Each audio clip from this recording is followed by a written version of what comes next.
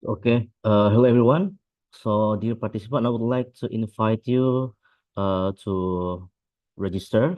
So we have already sent the link of registration on the chat So please fill the form so before we start our event today. So once again, I would like to invite all the participants who haven't registered yet for today. So please go to the chat icon and then fill the form for the registration. Thank you very much.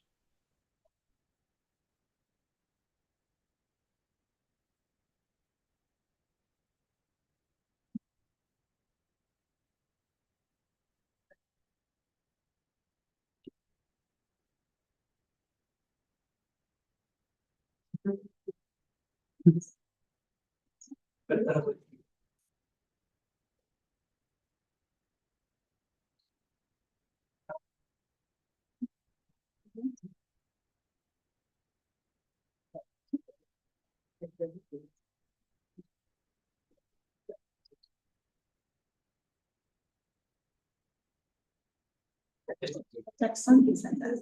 Apa sih itu sih? Jack ini di sana.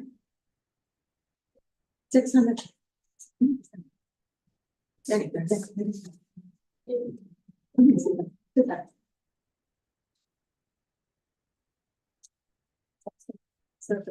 So again, I would like to invite all the participants to fill the registration link. So we have already sent the link on the chat. So thank you very much.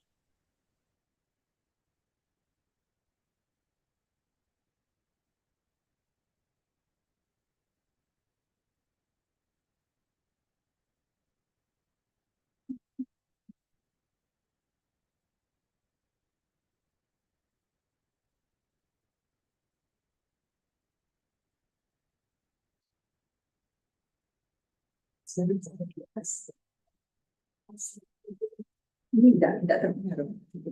Ditutup ini. Oh.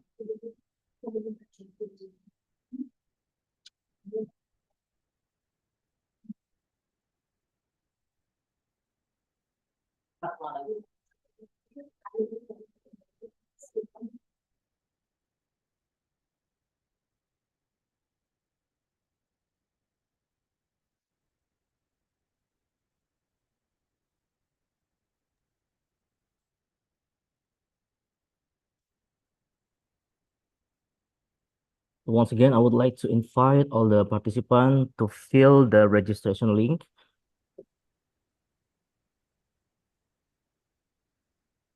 So we have already sent the link on the chat.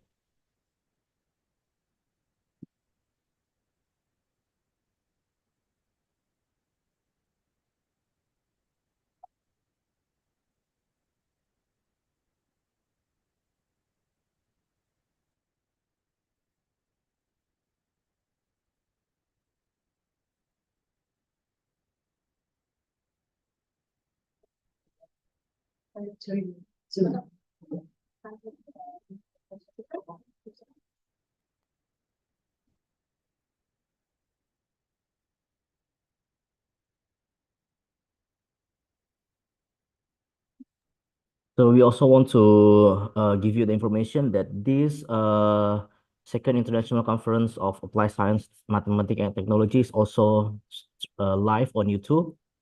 So for those who face any trouble during the Zoom session, you can just go check our YouTube channel. So the committee soon will send you the link of the live from the YouTube channel.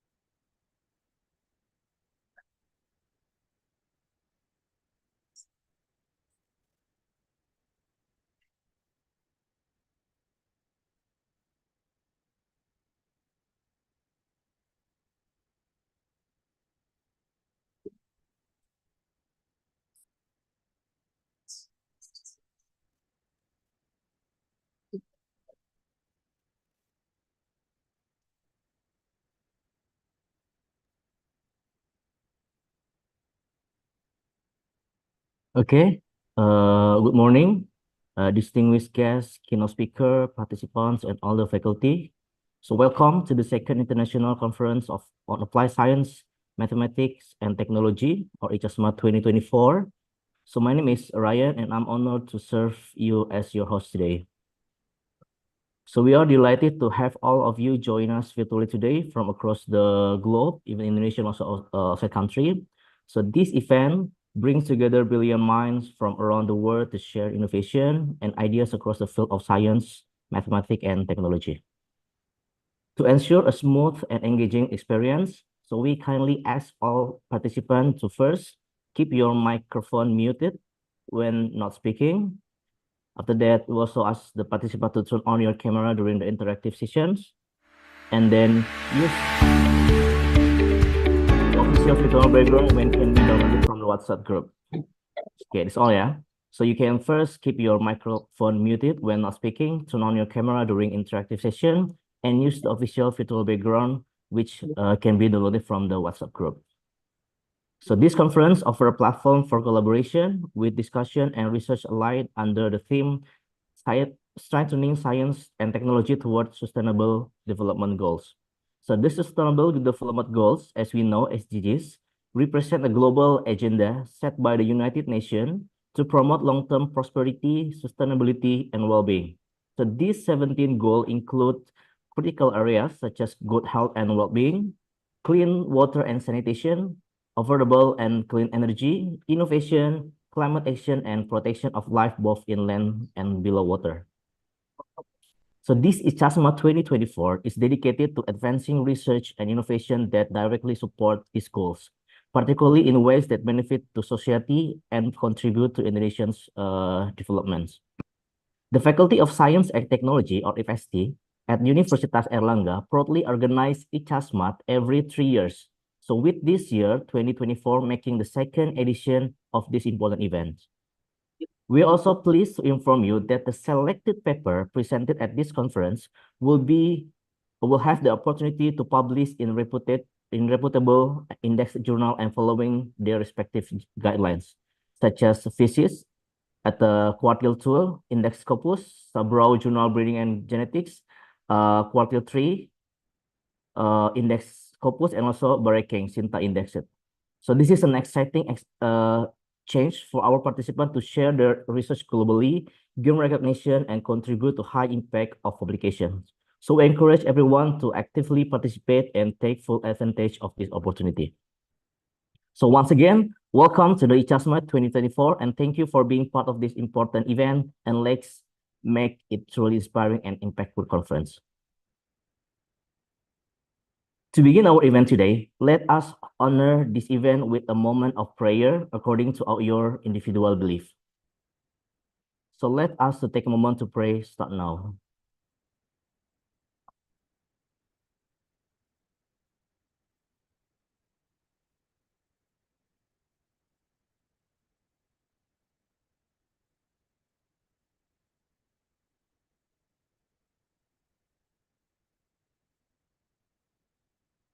Okay, thank you. And now, please remain stays as we are going to sing the Indonesian national anthem, Indonesia Raya, followed by the Airlangga University hymn. And as a sign of respect, I invite you to cross your hand over your chest, something like this, during this anthem, and please join in, listen carefully.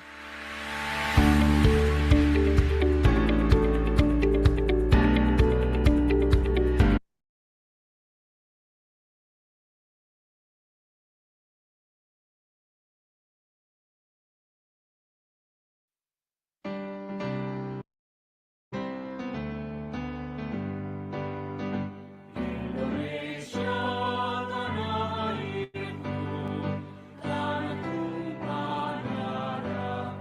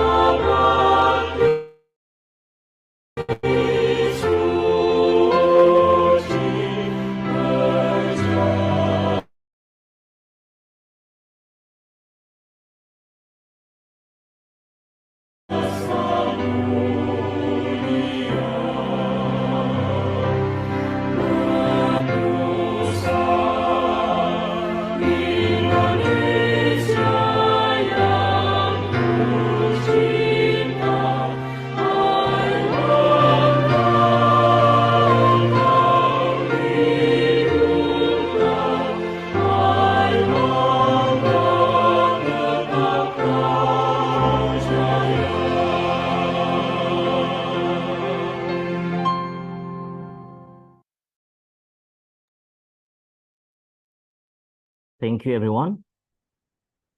So next, to officially open this event, I am honored to invite Professor Miratul Hasana, Dean of the Faculty of Science and Technology, Universitas Erlangga, to deliver her welcoming remarks. For the Professor Miratul Hasana, time is yours.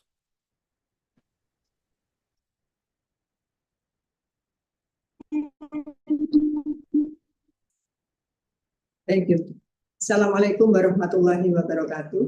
Waalaikumsalam warahmatullahi wabarakatuh. All Vice Dean of Faculty of Science and Technology Universitas Erlangga, distinguished keynote and invited speakers, researchers, academics, and all conference participants.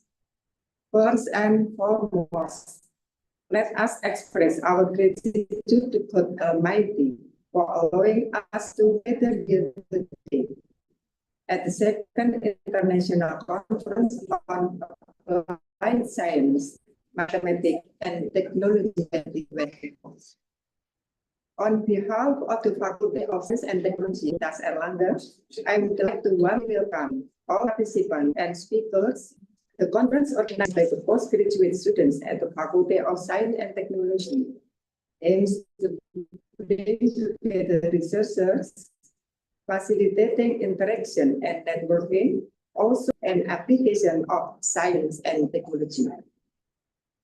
In line with the theme strengthening science and technology towards sustainable development goals, which is highly relevant to today's global challenges, speakers and participants of research and knowledge on the advancement and innovations in responding to challenges, to solve problems, and create a better future for mankind.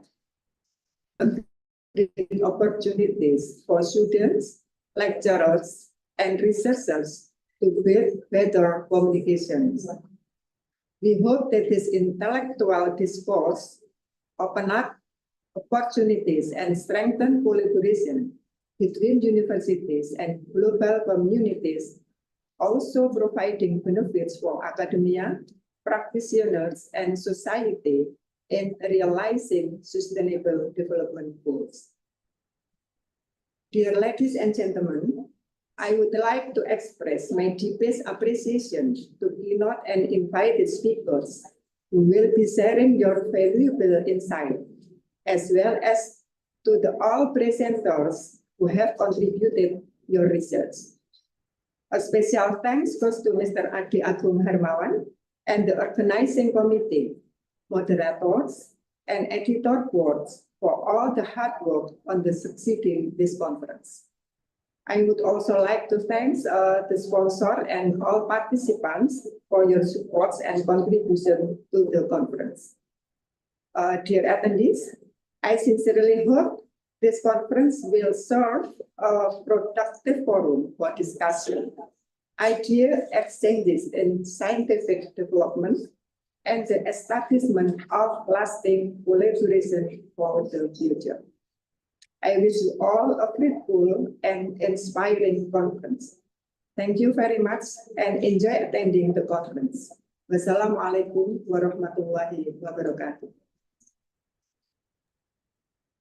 Waalaikumsalam warahmatullahi wabarakatuh. Thank you very much, Professor Miratul Hasanah, for the inspiring word and warm welcome. So next, I would like to invite Mr. Ade Agung Herawan as a chair of the conference to deliver his address. For the Mr. Ade Agung Herawan, time is yours. Thank you. Your Excellency, Prof. Dr. Miratul Hasanah, MSc, as Dean of Faculty of Science and Technology. Distinguished speaker and guests, and all participants in this webinar whom I deeply respect. Assalamualaikum warahmatullahi wabarakatuh.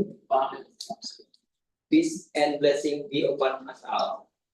Good morning and welcome to the second International Conference on Applied Science, Mathematics and Technology 2024. First of all, I would like to thank everyone for being here today. It is a great honor for us to host this conference and bring together so many talented people from around the world. Distinguished guests and participants, the theme of our conference is Science and Technology as Key Drivers, exploring innovation for realizing sustainable development goals.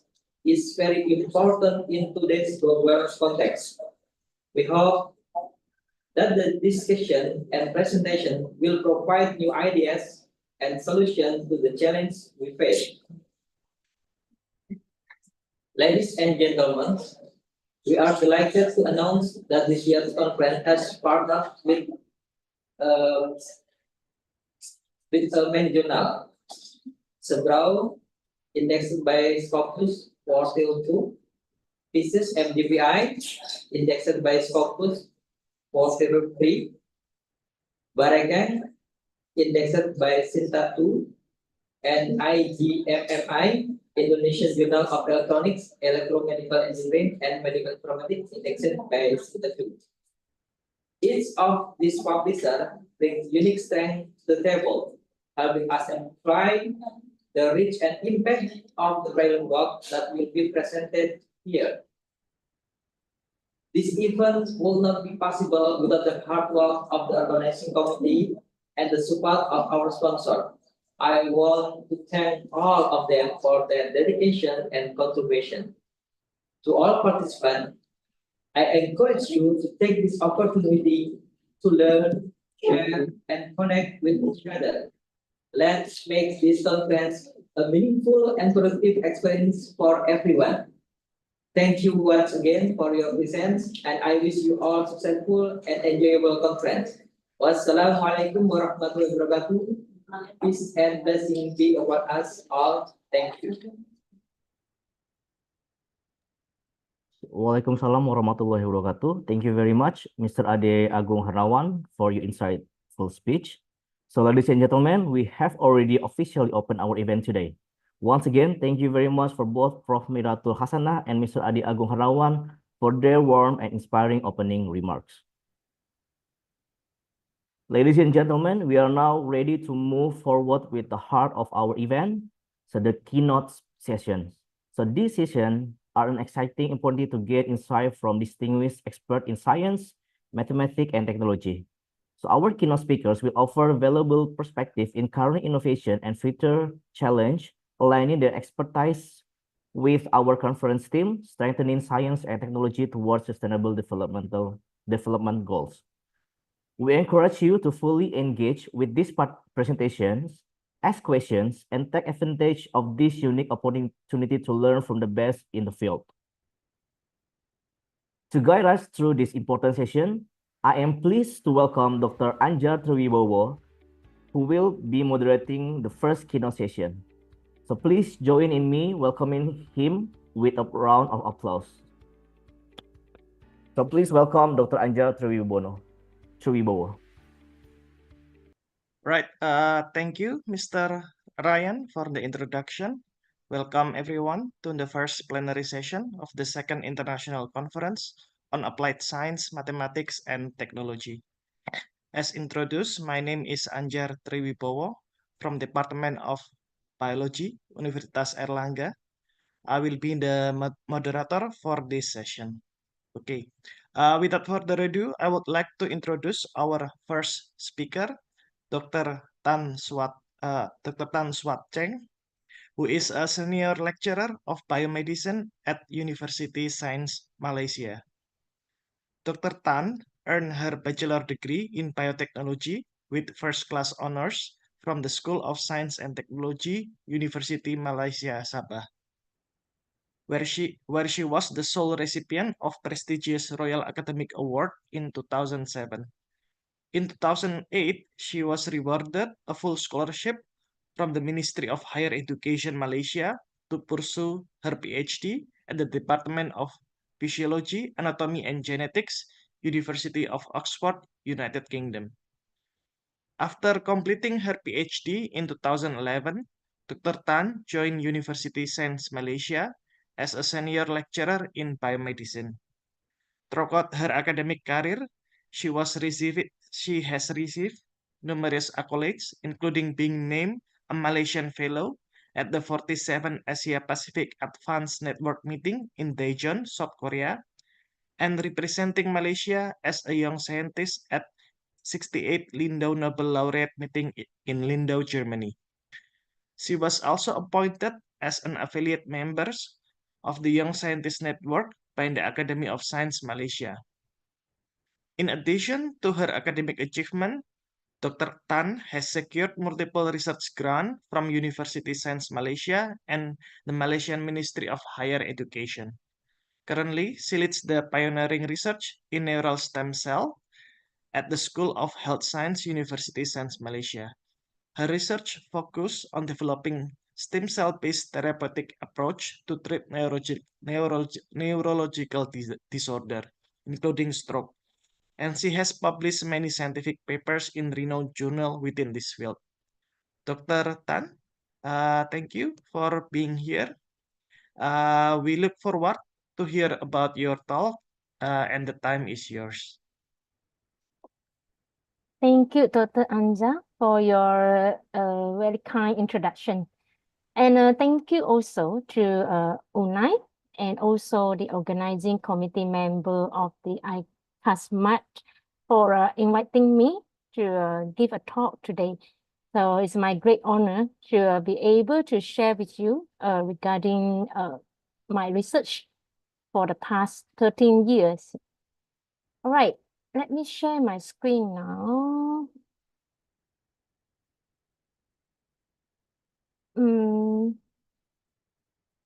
Can you see my slide? It still yes, we can see it now. Okay, change it to the presentation mode. Okay, because just now I look at the timetable, I thought now is a photo session time. So it's out of the surprise, I was called for the presentation. All right, let me off my screen. Okay. So good morning, everyone. Good morning to all the participants today and all the professor, doctor who joined on the conference today. So I am Dr. Tan, like Dr. Anja said just now. I came from Malaysia. I worked in University Science Malaysia. So today I would like to share with you a little bit about my research, which is regarding to use the neural stem cell precondition with a natural product, a derived compound known as bicaline, and to evaluate its function to induce the neurogenesis and brain remodeling in an endothelin 1 induced ischemic stroke model. So please, first of all, allow me to briefly introduce to you about the disease that I have been investigated since like for the past 13 years, which is the ischemic stroke. So ischemic stroke is a neurological disease. It's a cerebral artery-related disease that happens when a cerebral artery is occluded. It could be occluded by the blood clot or by the accumulation of plaque. So no matter what is the trigger causal factor, the end effect is when there is a total blockage of the blood flow through the blood vessel, it will cause the so-called ischemic stroke attack. So when we look at the molecular level, what happened after the onset of the ischemic stroke? So first thing first, what happened would be the decrease of ATP level in the brain tissue due to the very straightforward reason, which is the lack of glucose of oxygen due to the occlusion of the blood vessel. All right, so this is the metabolism of the cell under normal conditions. Like everyone know, the glucose will be uptaken by the cell, and then the cell will undergo the oxidative metabolism to produce ATP. So when there is an occlusion in the blood vessel that supply the oxygen and glucose to the brain cell, it will block or limit the uptake of the glucose into the cell. And also due to the insufficient of the oxygen, so the oxidative metabolism procedure also will be shut down. So the end effect will be the limited production of the ATP. So ATP is, everyone know, it is the energy molecule that could be used as an immediate energy resources for the cell. So what happened when there is lack of ATP? Of course, you could imagine that would be a loss of the physiological function of the cell or tissue will be affected. But what affected first would be the malfunction of the sodium potassium ion pump in the brain cell. Because this is the most important physiological function in the brain that control the generation of action potential in the brain cell. So what happened when this sodium potassium ion pump is not longer functioning? It will cause a very detrimental effect, which is the neuronal depolarization and the influx of the calcium. So this is how it happened on the cell membrane of a brain cell under a normal condition, where the sodium potassium ion pump is working well. It will control the ionic balance, in which it control the concentration of the sodium and potassium ion inside and outside of the cell. So this process, of course, requires the ATP. Yeah? So when there is not enough of the ATP, what happens is the sodium will be flushed into the cell, as well as the calcium, because the ion pump is not longer able to control their movement. So there will be a sudden flush of these two ions. So when this happens, it will cause a situation where we call it as the excitotoxicity. So this happens when the influx of the calcium ion causes the release of excess glutamate to the synaptic neuron. So this is the normal condition, what happens at the synaptic neuron. If everything is normal, the ion pump will control the influx and the exflux of the sodium, and the glutamate also will be controlled in a homeostasis stage. However, when the ion pump is no longer functioning, the glutamate will be also accumulated at this synaptic area. So when this glutamate is accumulated excessively at this synaptic neuron, it will cause the excitotoxicity, because glutamate itself is the neurotransmitter. It is a molecule that help to transmit the impulse through the synapse. So when it is excess of this glutamate, it will cause a situation known as the excitotoxicity. It's a toxic situation, excito because of the glutamate. So what happened after that? When there is toxicity happen in the brain cell, it will lead to a cascade of domino effect, which was started from the oxidative stress caused by the nitric oxide, as well as the reagent oxygen species, ROS.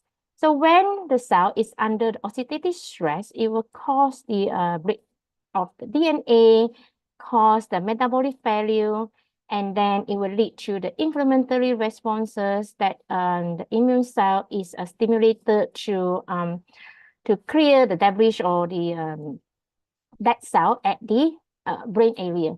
And then at the end, it will cause the brain cell and the blood tissue, blood vessels slowly degraded, and then breakdown of the blood-brain barrier, and then the cerebral edema, and then ultimately the cell death.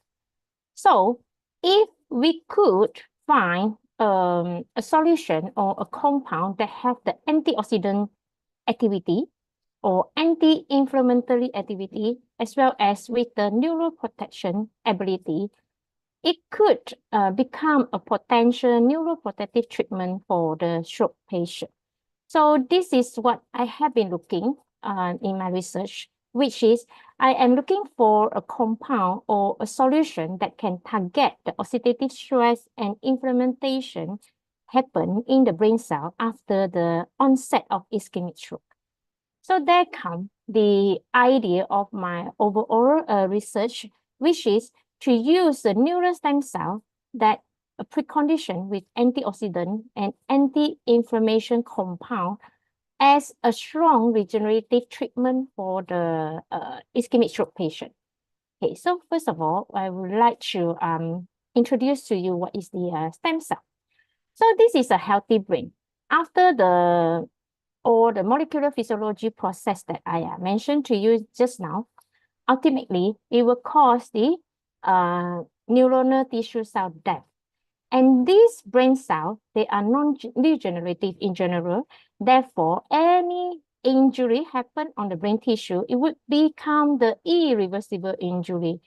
So the only way to replace all these dead or damaged brain cells is via the autologous cell transplantation therapy, because there is no way for the brain cell which is already damaged to regrow. Because the brain cell is unlike our skin cell, unlike our, our hair that will regrow, but the brain cells are non-regenerative. They will not regrow once they are dead or they are damaged. So the only way to replace them is via the transplantation of new cell, new healthy cell. So in the past decades, many different researchers are looking at many different cell type as resources to transplant into the ischemic stroke brain for the replacement. So in my lab, I look at the potential of a cell known as neural stem cell.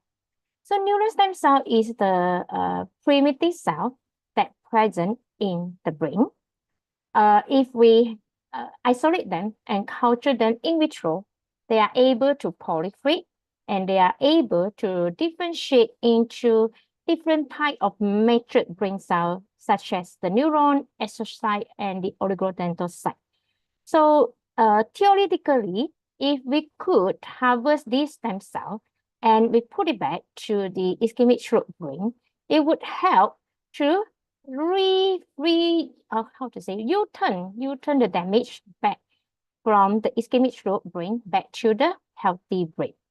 So, but in reality, these stem cells, although they're present in the brain, they just inactive. They are inactive. They don't do anything to help the patient or to repair the ischemic stroke brain, although they are there. So I have been wondering, so my research question is why these neural stem cells, they present inside the brain, they have the ability to grow and differentiate when we culture them in vitro. However, they just remain dormant or remain inactive when they are in vivo. So in my research, I actually harvested all these neural stem cells and I tried to enhance the neural stem cell therapeutic potential by preconditioning them. Okay, so what are the strategy of preconditioning? There are actually many different type of technology or strategy that we can use. Like, for example, you use the hypoxia strategy or cold incubation with any compound or drugs that could activate your targeting cell.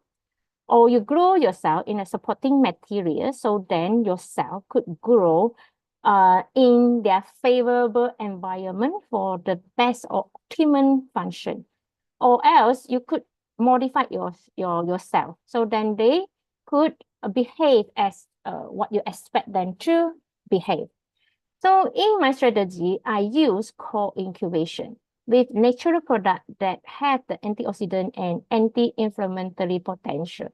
So again, why I focus on the antioxidant and the anti-inflammatory is, as I said just now, it's actually part of the molecular pathophysiological condition of the ischemic stroke cell.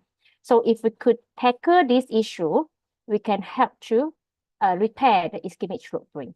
Therefore, I use the natural product that have the antioxidant and the anti-inflammatory potential. So, natural product have been used since have been traditionally used since many years, or 1,000 years ago. Yeah. So in the modern medicine nowadays, up to these references in 2019, and actually it's not surprised to see that that 25% of the modern pharmaceutical sales, the product, actually derive from the natural product resources. So nowadays, the natural product derived drugs or pharmaceutical product is not longer has been mistreated as just a supplementary medicine, supplementary product. Okay, some of the natural product have been used for the modern medicine. So therefore, I am interested to look into the natural product resources to search for the potential product or compound that could help to activate my targeted cell, which is the neural stem cell. So in the past few years, I have been screening from different plants. And today I would like to introduce to you one of the plants that I think have the highest potential to enhance the neural stem cell based treatment for the ischemic stroke. So this plant is known as Orosilan indicum. In Malaysia, we call it Beko. So this plant is actually very commonly found in many regions of Southeast Asia. I'm not sure whether you have seen this before in Indonesia, in Surabaya. I'm not sure, but if you have, welcome to share with me. Perhaps we could have some collaboration for this. Okay. So in Malaysia, the local population, especially the elderly population, they will eat the leaf and the fruits of this plant as a raw salad. So they just cut it, slice it, and then add it with onion and the coconut shred, and then eat it like a salad. So the older people always say this Beko is very good for your health. Okay, without realizing, actually, this plant have a neuroprotective compound known as the bicalin. So this bicalin can be easily extracted from many different parts of the plant. But in my study, I use the leaf. And this bicalin can be used to precondition the neural stem cell because the bicalin is the phytochemical under the flavonoid category with high antioxidant and anti-inflammatory potential. So therefore, okay, I use it for my study.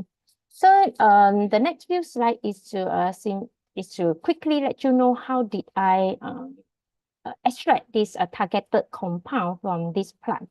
So we chose to use the leaf because the leaf is evergreen.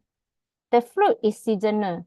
You have the season, like I think it's June to August, like very limited time in a year that we could get the fruit. Therefore, for research purpose, we chose to use the evergreen leaf so then we could have the plenty of resources all time in a year. So we collect the leaf and then we grind it into fine powder. Then we use a chocolate extractor with double solvent, which is the pyrethroid ether and the methanol, to extract the bicalin. Then we further fractionate the extract using methanol at different concentration. So then we try to identify and quantify the bicalin in each of our fraction. And we found that most of the bicalin is enriched in the last fraction. Sorry, this is a weight, yeah. But when we do the HPLC, we found that the bicalin enriched in the fraction 5, not in other fractions. So this you can see the fraction 1, fraction 2, fraction 3, fraction 4, there is no sign of bicalin. All the bicalin are present in fraction 5, the last one. So therefore, we use only the fraction 5 for our subsequent study. So first of all, I use the fraction 5, the bicalin enriched fraction, to treat the neural stem cell. And we found that fraction significantly increased the ability of the neural stem cell to differentiate into neuron. This is very exciting because this is what we want. We want to find a compound that can enhance the ability of the stem cell to become the matured, healthy, viable brain cell. One of it is the neuron.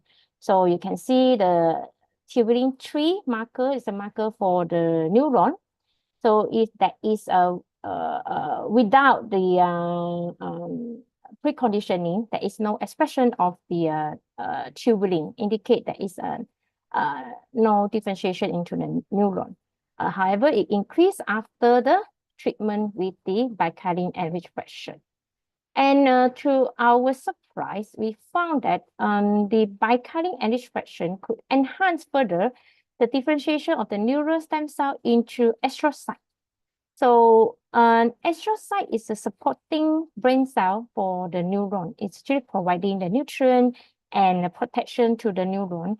So if the neural stem cell can also differentiate into the astrocyte, it would be a good indicator that this compound would able to enhance the therapeutic potential of the neural stem cell for the ischemic stroke. So after we had this preliminary molecular checking, we developed an in vitro ischemic stroke model using SPL scar block cell culture slide. So this slide, it had 2 compartments. So on one side, we put the stem cell. The other side, we put the neuronal cell that we cut the oxygen and we cut the glucose. So you can see for the ischemic stroke model, the cell are mostly the dead cell. This actually mimic the situation in the ischemic stroke brain, where most of the brain cell already damaged or dead. So at the other side, we put the stem cell. So for this set of study, we use the normal stem cell, the stem cell that without preconditioning with the bicalin. On the other side, we put the stem cell preconditioned with the bicalin. So then we record for 3 days to see the cell development. So for the stem cell that without the bicalin precondition, you can see that the cells just continue to grow and expand within their compartment. They will not move to the ischemic stroke model. So this situation is actually same like what happened in the brain, in which the endogenous neural stem cell, they just stay in their origin, stay in their niche. They will not migrate to the ischemic stroke area for the reparative mechanism. So when we look at the neural stem cell that have been treated with the bicalin, you will see that the stem cell, they migrate out. Do you see that all these stem cells, they grow and they move out from their compartment into the gap, and some, in fact, move into the ischemic stroke model. I repeat the video, yeah? So maybe you can target, and here you see some cells, they started to grow and move out. And the movement is one direction only, which is the stem cell move to the ischemic stroke model. We didn't see any of the neuron cell in the ischemic stroke model move out from their gap from their compartment into the gap. So that means the neural stem cell, they have the ability to migrate toward the ischemic area. So to illustrate it clearer, so we stained it with the ICC, and you can see that the control stem cell, there is no cell in the gap area. But the neural stem cell that have been treated with the bicalin, they move out and they occupy this gap. So if we zoom in, you can see actually some of the neural stem cells that started to form the neuroid outgrowth. So this is a good sign because the neuroid outgrowth is a sign of the neuronal cell, typical feature of the neuron cell. So it means that the neural stem cell migrate and they differentiate into the brain cell, which would be able to repair the ischemic stroke brain. So then we further into the animal model. So that one is on the cell, in vitro model. So then we move to the rat model. So we use the ET1. ET1 is endothelin 1. Endothelin 1 is actually a vasoconstrictor which would bind to the ET1 receptor present on blood vessel. And once they bound to the receptor, they will induce a constriction of the blood vessel. So it means it would like block the blood supply when they bound to the blood vessel because they constrict it, they narrowed it. So therefore, if we inject the endothelin 1, we will be able to induce ischemic stroke situation in the rat brain. So we use the stereotaxis to locate the middle cerebral artery, which is the main artery that supply the blood through the brain cell. So if we block this MCA, we would able to block the blood supply to many parts of the brain. So once we inject the ET1, in less than 2 minutes, we would already see the effect. So these are the typical behavior of the brain after the ischemic infarction. We will see the rat lost the balance of running and walking. They would suddenly fall down. It's a very rare to see a rat that cannot move smoothly. Rat always moves very fast and very quickly. But once we inject this endothelin 1 into their brain, they lost their ability of balance and walking. And some of the rat, they lost one side, like they cannot raise a contralateral 4 pound. You will see they have like one side of the body is not moving, not functioning.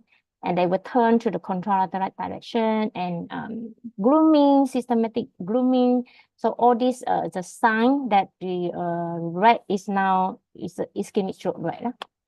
So then, after we confirm the rat is already been induced with the ischemic stroke, then we inject the neural stem cell. So this is the neural stem cell in the syringe.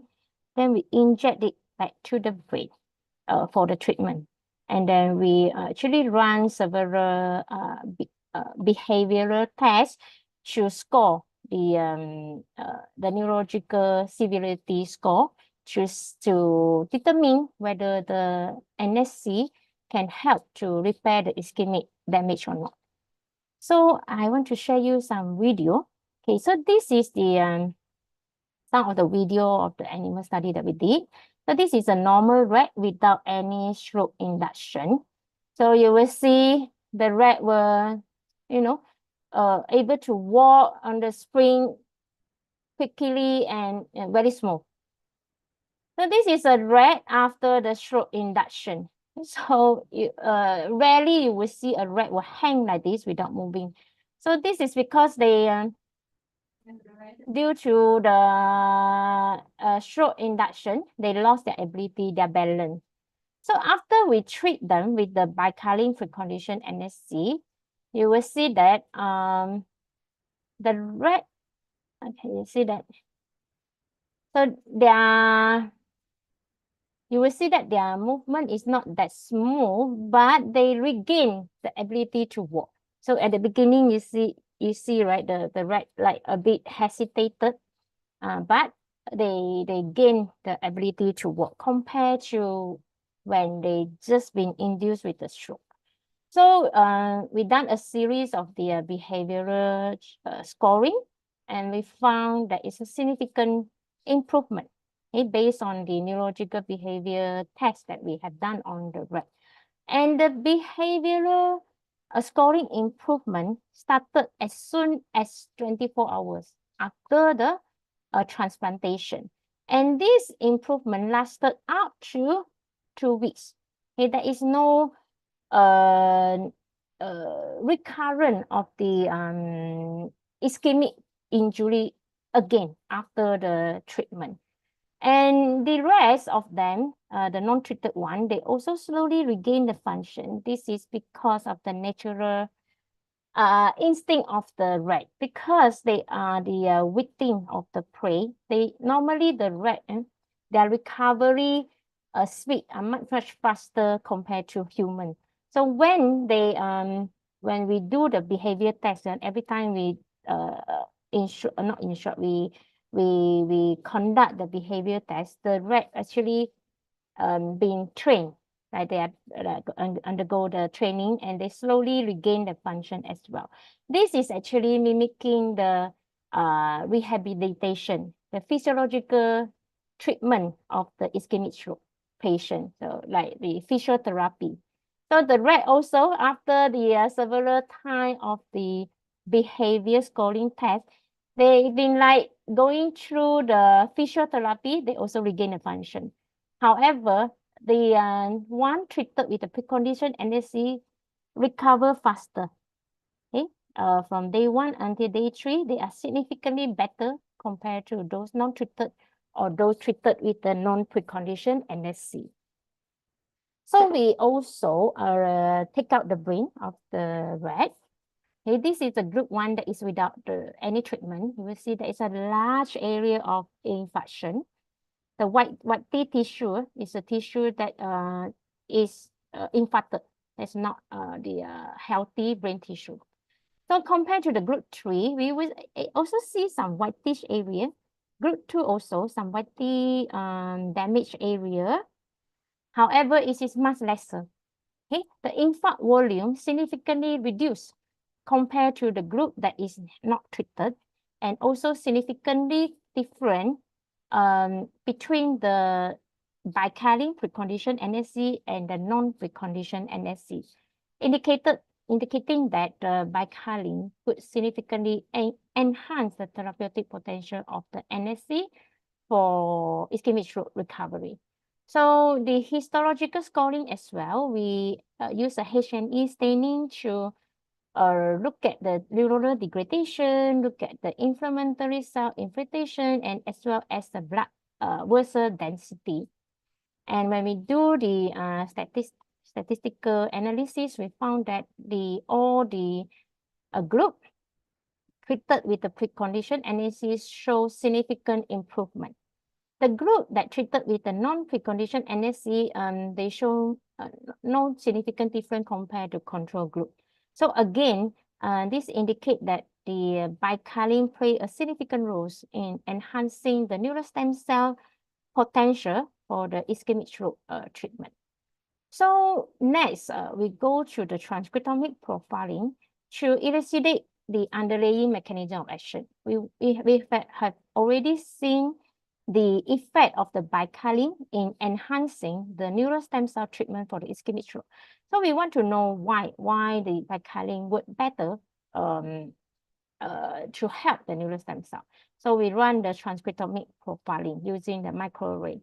So these are the differential expression gene, which is the genes that have been significantly upregulated and downregulated when we compare between the bicalene NSC compared with the normal NSC. This group is the bicalene NSC compared to the non-treated group, and this one is the normal NSC compared with the non-treated group. So when we look at the pair 1 and the pair 2, there are, based on the gene ontology enrichment analysis, we found that there's a lot of the brain-related biological process, cellular component, and the molecular function that have been significantly upregulated when in the group that have been treated with the bicalene preconditioned NSC. Therefore, this further support that our hypothesis that the bicalene do something. So compared to this pair tree, right, this is a group that without the bicalene. So we cannot see any enrichment, gene ontology enrichment that are related to the ischemic recovery, to the brain development, and so on. Yeah? So because this group have no bicalene precondition. So as for the KEGG pathway as well, we see there are many related pathway in the ischemic recovery. For example, like the CNAP signaling pathway, the beta cell receptor signaling pathway. These are all the pathways that would actually have significant roles in the reparative mechanism of the brain tissue. But when we look at the pair tree, the KEGG pathway analysis indicate that the pathway that have been significantly upregulated are not much related to the brain recovery. So then we also look at the top 10 upregulated and the downregulated gene in the group that have been preconditioned NSC versus a non-preconditioned NSC compared to the group that is preconditioned NSC versus a non-treated one. And we found that these two pair shows the same most downregulated gene to be the GABRA6. So this one, this GABRA6 could be the key player that help in the neurogenesis or in the behavioral score improvement in the ischemic stroke rat that treated with the preconditioned NSC. Therefore, this is our plan. Next is to further elucidate the role of the GABRA6 in the ischemic stroke recovery. All right, last slide. I would like to highlight some take-home message here. Number one is this presentation actually is to highlight the effect of the bicalene enriched fraction preconditioned NSC for the treatment of ischemic stroke. And we found that this bicalene enriched preconditioned NSC could significantly improve the neurological damage in the rat, and it could reduce the infarct volume in the rat and help to improve the neurodegradation, cell inflammation, and the increase of the angiogenesis effect in the ischemic stroke rat. And the next thing we would do is to further investigate the roles of the GABRA6 in regulating the ischemic stroke recovery by the bicalene preconditioned NSC. That's all my presentation. I would like to acknowledge my collaborator, my student, and the funding for my research. And these are the references that I use for my presentation. And thank you very much for your attention. Thank you, Dr. Tan, for the wonderful talk about the potential treatment of ischemic stroke using preconditioned neural stem cell. Yeah, before we go to discussion, I would like to inform all of the participants, if you have any questions for Dr. Tan, you can write it down in the chat feature of Zoom, or you can also ask the question directly to Dr. Tan. So now I would like to invite questions from the conference participant for Dr. Tan. Maybe to start with, if I may, to ask some questions. Yeah. Sure. Okay. Yeah. So it's very interesting to see because I'm a plant scientist, but I'm sure that the differentiation of neural stem cell is a very complex process involving many genes and many internal regulation of the genes. So it's really wonderful to see that the treatment of natural product like bicalene can direct differentiation of the stem cell. So, do you think that the effect of the bicalin on the differentiation of stem cell is a multigenic process that affecting many different process in the stem cell, like the potassium and calcium balance and the antioxidant activity, or like you said, maybe it's a very specific process where it's can bind directly to GABRA6 and and don't regulate GABRA6. And that's the first questions. The second question is, have you tried with other flavonoid that have similar properties with bicalin? That I mean, like, this is a very complex and specific effect of bicalin because of its structure, or or it is more like a general effect of flavonoid family in the neural stem cell. Yeah, okay, Thank you, thank you, Dr. Dr. Anja, Tan. for your question. It's a very good question. We also had the same question. Therefore, for your question number one, yeah, we also have the same question. Therefore, we ought to run the transcriptomic profiling because the transcriptomic profiling enable us to actually look at all the overall gene expression because we really want to see what gene downregulated, what gene are upregulated, to give the end effect that we observe on the rat and via the behavioral scoring, via the histological scoring, and so on. Yeah.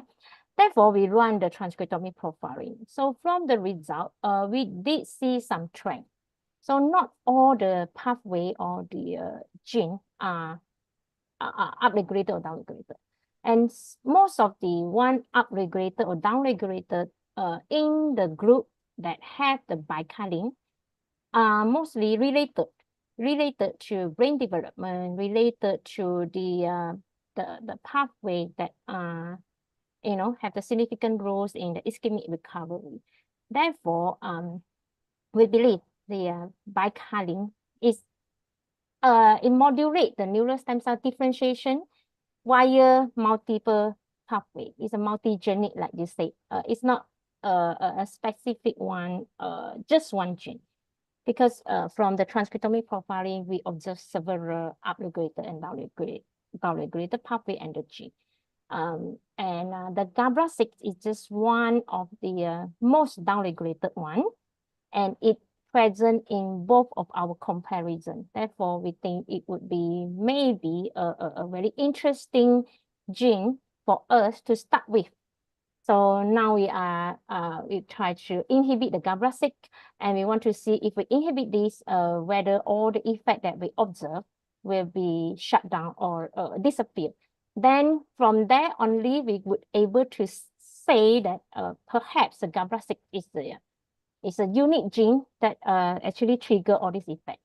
If we turn down the GABRA6 and we're still able to see some recovery, that means there would be some other road for the recovery. So for this part of study, we are still investigating. So I hope that answer your question number one. So come to your question number two, how about other flavonoid? It could be that could be a potential. So I am actually the cell biologist, stem cell biology. So when I started my study, I actually talked to my colleagues and I asked them, those colleagues with the natural product background or maybe the plant scientists like Dr. Anja, I asked them, do you have any good plant, good compound that you can recommend to me? Because I'm not the plant scientist, yeah, I'm not the natural product scientist. So I got several plants. So I think I started with 4 or 5. Then the bicalin turned out to be the best one. Therefore, I dig in further using this bicalin. So bicalin is a flavonoid compound, and our extract is a bicalin enriched fraction. It is not a pure fraction, yeah. So it could be the synergetic effect of different compound in the fraction that pre-rolls.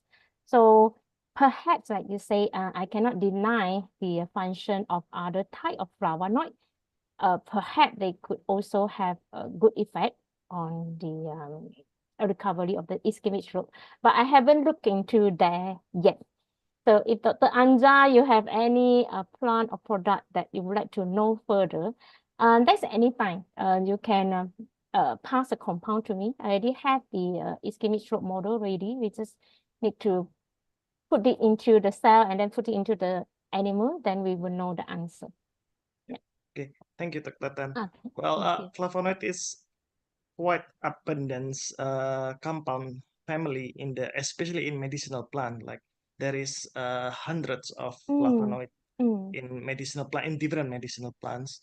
But I guess we need to find flavonoid that have similar structure or similar properties with bicalin. Not all flavonoid Yeah, maybe yeah. have the same effect. Maybe that's where to start with, to see the structure Yes, and yes, yes, to yes. see which flavonoid that have similar structure with bicalin.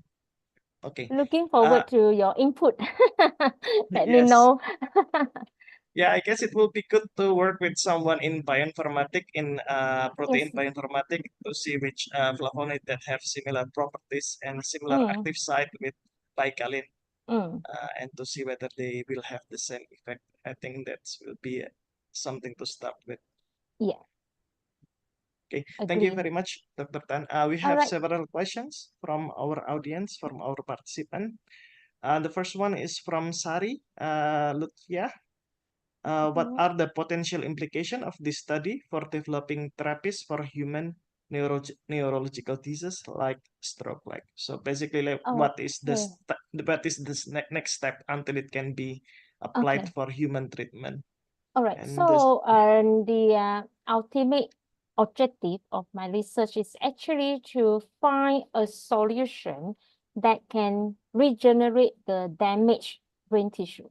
Because like I mentioned in my slide just now, the brain is post-mitotic organ. So once the brain cell achieve the maturity in the adult brain, yeah, the neurogenesis is very, very limited.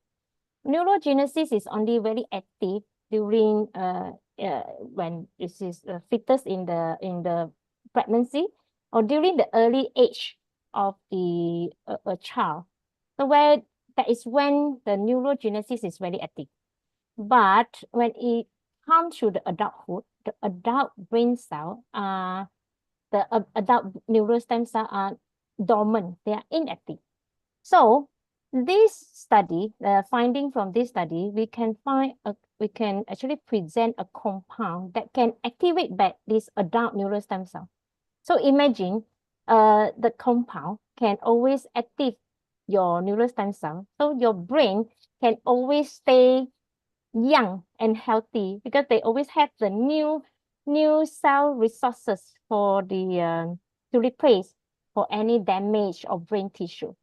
Can you imagine that our skin, when we have a wound on the skin, that after several days, you will get a new skin back? That's because the epithelial stem cell, they can regenerate every 14 days. So imagine if your neural stem cell also have the ability, to regenerate. So we can have a very active neurogenesis. So there is no problem already for the ischemic stroke patient. Yeah. So that is a potential implication. Yeah, implication is actually the side effect of it. You want to say potential significant or potential implication. Implication is side effect. Let me see from the other perspective. What are the implications? Sometimes people say, okay, implication most serious side effect of the cell transplantation is we implant the cell back into the patient, yeah, hoping that this cell will only grow and differentiate into the cell we want.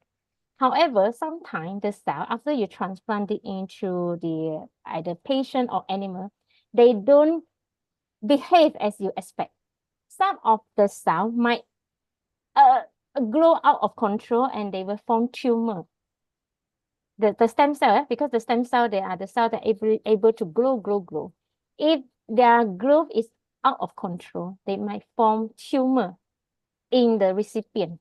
So that would be one of the side effect of the such cell-based treatment. Yeah. Okay. All right. Yeah. Another question. Miss Sari, is that answering your questions? Yes, thank you so much for Okay. for detailed answer. Okay.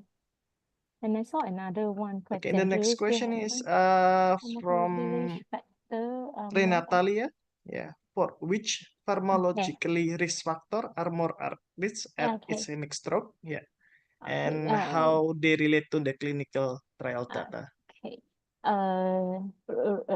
Miss with Natalia, yeah, very good Renatalia. question. Yeah. Yeah, that's because you reckon there's different type of stroke actually. So stroke is a disease as a situation where there is out the blood supply to the brain is interrupted. Okay, but there are many different reasons that can cause the interruption.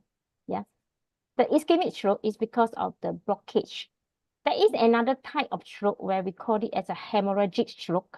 It's because of the burst of the blood vessel.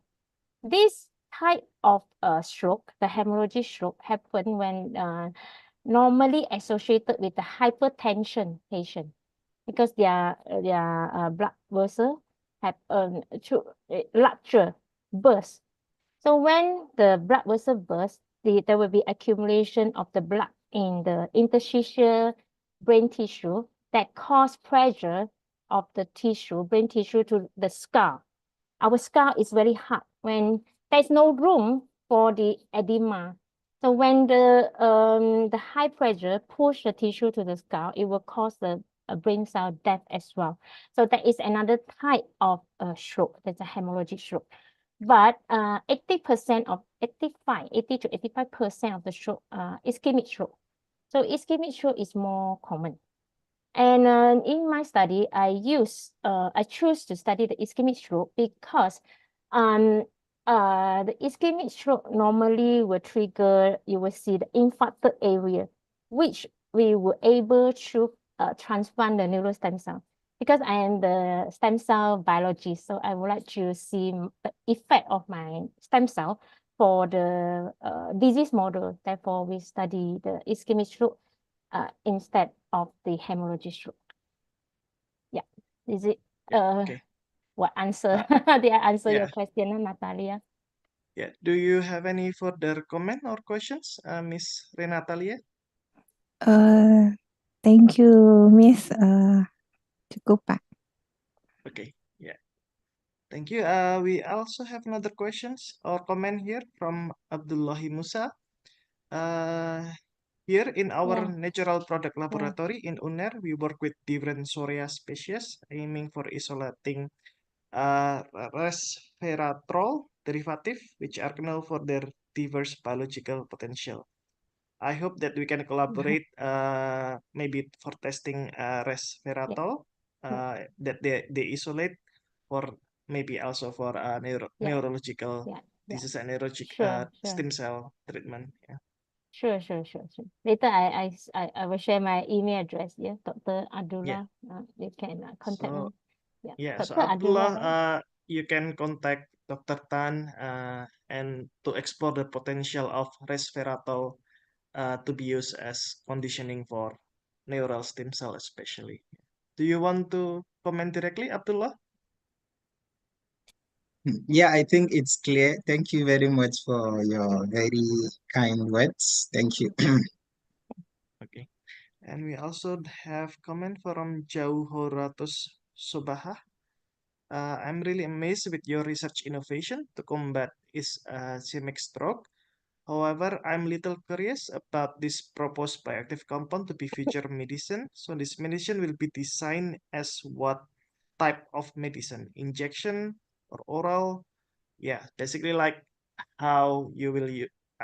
Are you only can use it as for preconditioning neural stem cell, or you can use it in other different form? Okay, a very good question because it would actually is a future direction of my lab design because when we do research related to the natural product, our ultimate goal is so then we can commercialize the product, right?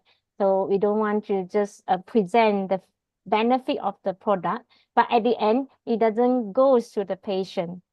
However, from the research, we want to translate into the clinical. That is a long path, right? Dr. Anja, you agree that we have to first, if we want to commercialize, to use it and to synthesize or to package our natural product into the pharmaceutical drug that can be used for clinical purpose, there are several stages that we have to go through. Yeah, the clinical trial, phase 1 until phase 4. And then throughout all these phases, you have to check the toxicity, the side effect of the compound from the preclinical model, which is a rat, until human volunteer, and then only can be officially use it for the clinical purpose.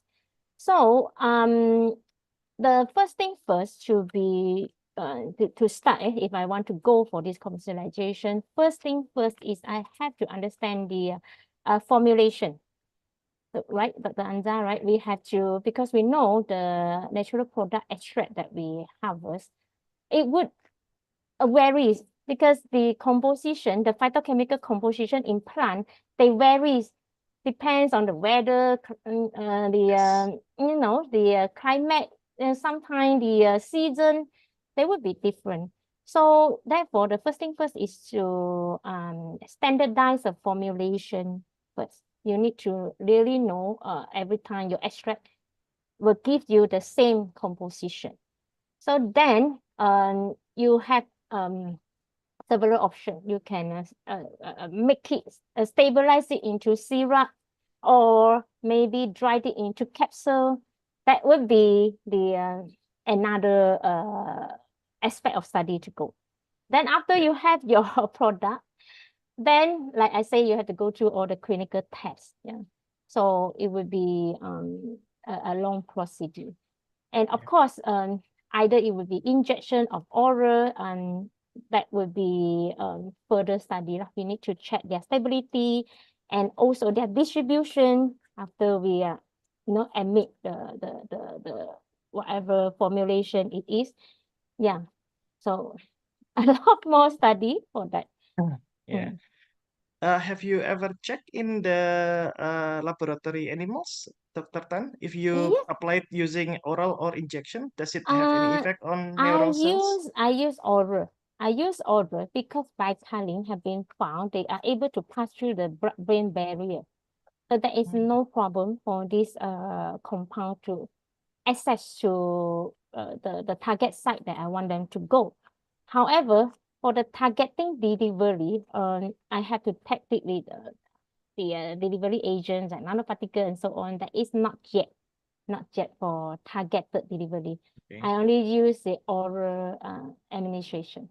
But there is indication that you give it orally, it still can go to the site of action. I didn't track the distribution, but they give the effect, positive effect, Okay, direct that's feeding of wonderful. the bicalin.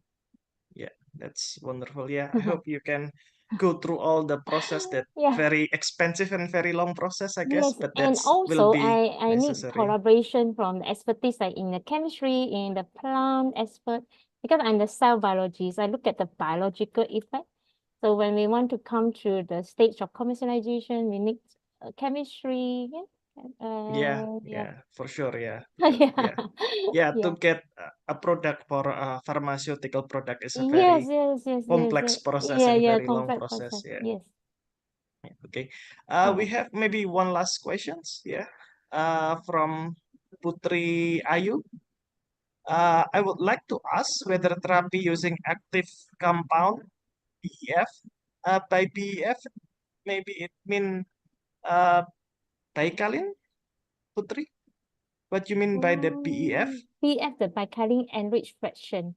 Ah, This okay. shows that Putri pay attention to my slide. Yeah. Sorry, I'm not Very really paying good, attention. Putri. Okay, so it's basically Baikalin. Yeah. Okay. can be used preventively without any side effect and reducing the risk of ischemic Okay. stroke. Okay, VEF, we have already done the toxicology profiling based on the OECD standard. I'm not sure in Indonesia, do you apply OECD method? It's a organization, economy, I can't remember the full name. It is organization, if you, it's composed of different country. So if you want to sell your product in that country, you must pass this requirement. Okay. So in Malaysia is one of the participating members in this OECD, and most of the developed country also in that organization. So every product that you want to commercialize to their country, you may make sure your product complies to that requirement. So therefore, when we want to present our toxicological study, we have to comply to that requirement. So this compound, I have already done it using rat, following the OECD guideline requirement. And there is no significant toxicity related effect, product related toxicity effect.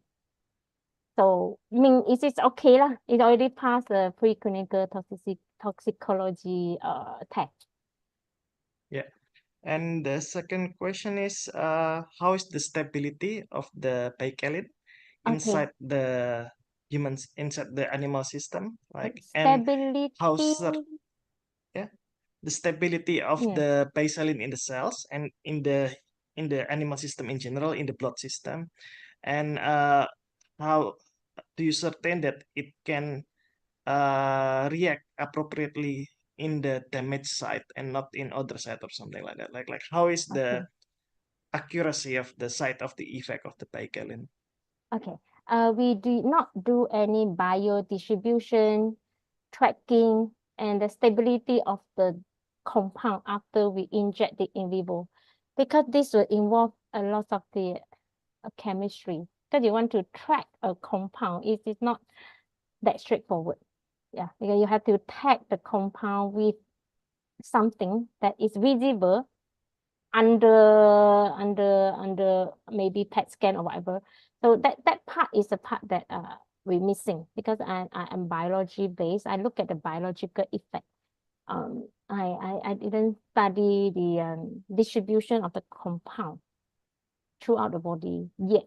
Yeah, and the stability, which is so the chemistry part, that is a part that I am missing. Yeah. Yeah. Hopefully anyone can collaborate. Yeah. Yes, yeah.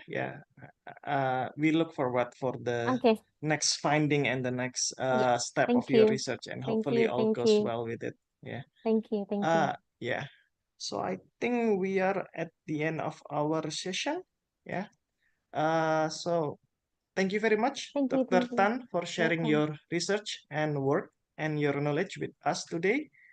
Welcome. I would like to invite all participants to give our best appreciation to Dr. Tan.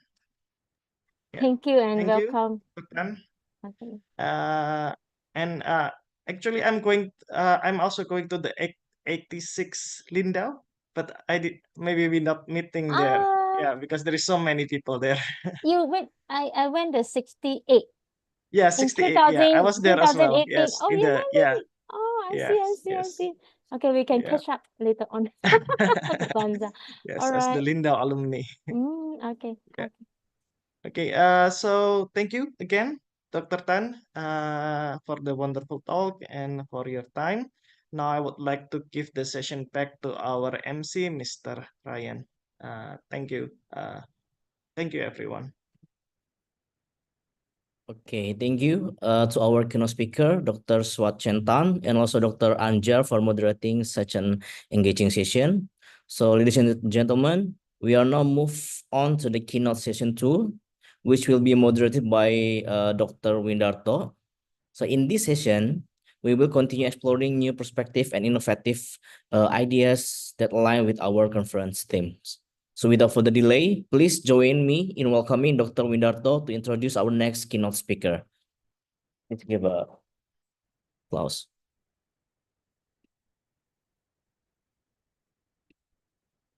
So Dr. Win, are you here?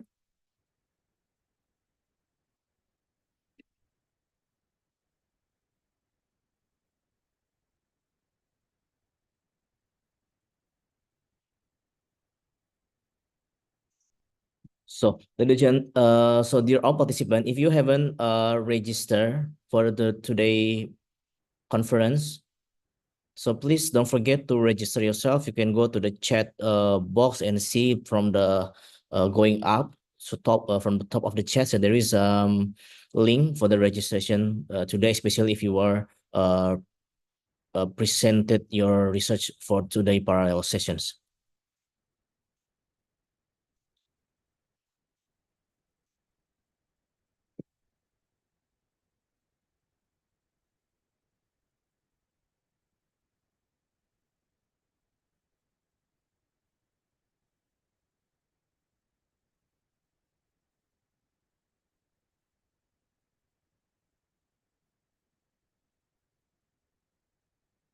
Okay, before we going start to the next session, I would like to invite again our first keynote speaker, Dr. Swat Cheng Tang, because we're going to give the certificate. And I would love also to invite Dr. Anjar to give the certificate to the Dr.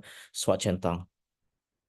So this is the certificate for the keynote speakers. Okay, Dr. Tan, thank you very much for your time and for sharing your work with us today. Because this is online, we cannot present it to you directly, but probably in the committee can arrange it to send it to Sure, USM. sure, can. Or a soft Yeah, okay. copy will do. Yeah. Yeah, okay. Yes, thank you very Thank much, you Dr. very much. Tan. Yes, thank you, Mr. Rian. Okay, thank you, Dr. Anjar, for your time, and also congratulations for the Dr. Tan for receiving the keynote speaker certificate.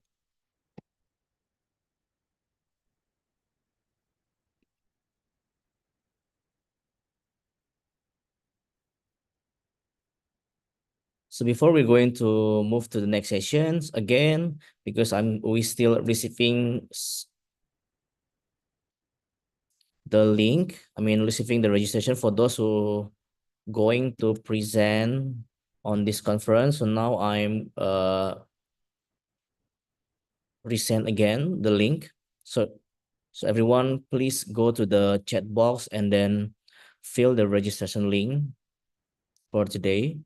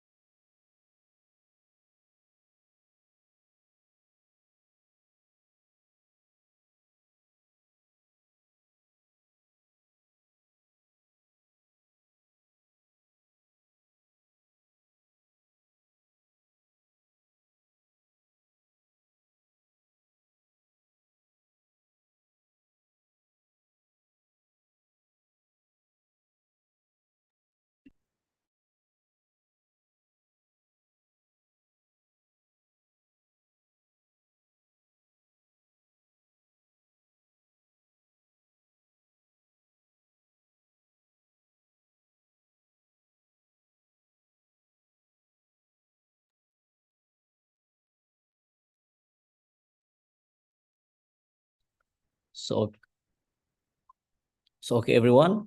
Welcome back again to our second international conference on applied science, mathematics, and technology. So we are sorry for the delay due to the several technical problems. So we have to fix it first, then until we come back again. So we are going to continue again to the next plenary sessions.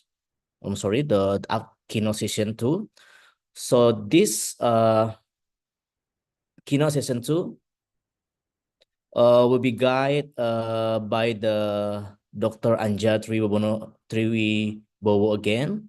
So now I would like to invite again Dr. Anja Triwibowo as a moderator for the next session. For the Dr. Anja Triwibowo, time is yours. Right. Thank you. Thank you, Mr. Rian. Yeah. So welcome again, all of our participants and esteemed guests and speakers. So now we will start with the second session of plenary session. Let me start with introducing our second speaker for today, Professor Hadi Susanto. So Professor Hadi Susanto is Associate Chair and Professor and Associate Chair for Graduate Studies Mathematics at Khalifa University, Uni Emirates Arab. So Professor Hadi Susanto was born and grew up in Lumajang, East Java, province of Indonesia. He got his bachelor degree from Institut Teknologi Bandung in Indonesia, and then he studied his master and PhD in applied mathematics at University of Twente, the Netherlands. He was then a visiting assistant professor in mathematics at the University of Massachusetts Amherst, lecturer in applied mathematics at the University of Nottingham, senior lecturer in applied mathematics, and then professor of applied mathematics at the University of Essex. And then he joined Khalifa University in 2020 as associate chair for graduate studies in mathematics. He is also adjunct or honorary professor in the Department of Mathematics, Institut Teknologi Bandung, and Institut Teknologi Sumatera, and member of ITB Advisory Board. He currently serves as associate editor of the AMA Journal of Applied Mathematics, published by Oxford University Press. He also became associate editor at Optical and Quantum Electronics, published by Springer Nature, and also associate editor at Frontiers in Photonics, Nonlinear Optics section, and Communication in Biomathematical Science, published by Indonesian Biomathematical Society. Prof. Hadi, we are honored and happy to have you here. Are you ready for your talk and presentation? Yes, inshallah. Okay, thank you very much, Prof. Hadi, for being here and for your time. We apologize for the technical difficulties before during the conference, and we looking forward for your talk and presentation. Prof. Hadi, the time is yours. Thank you.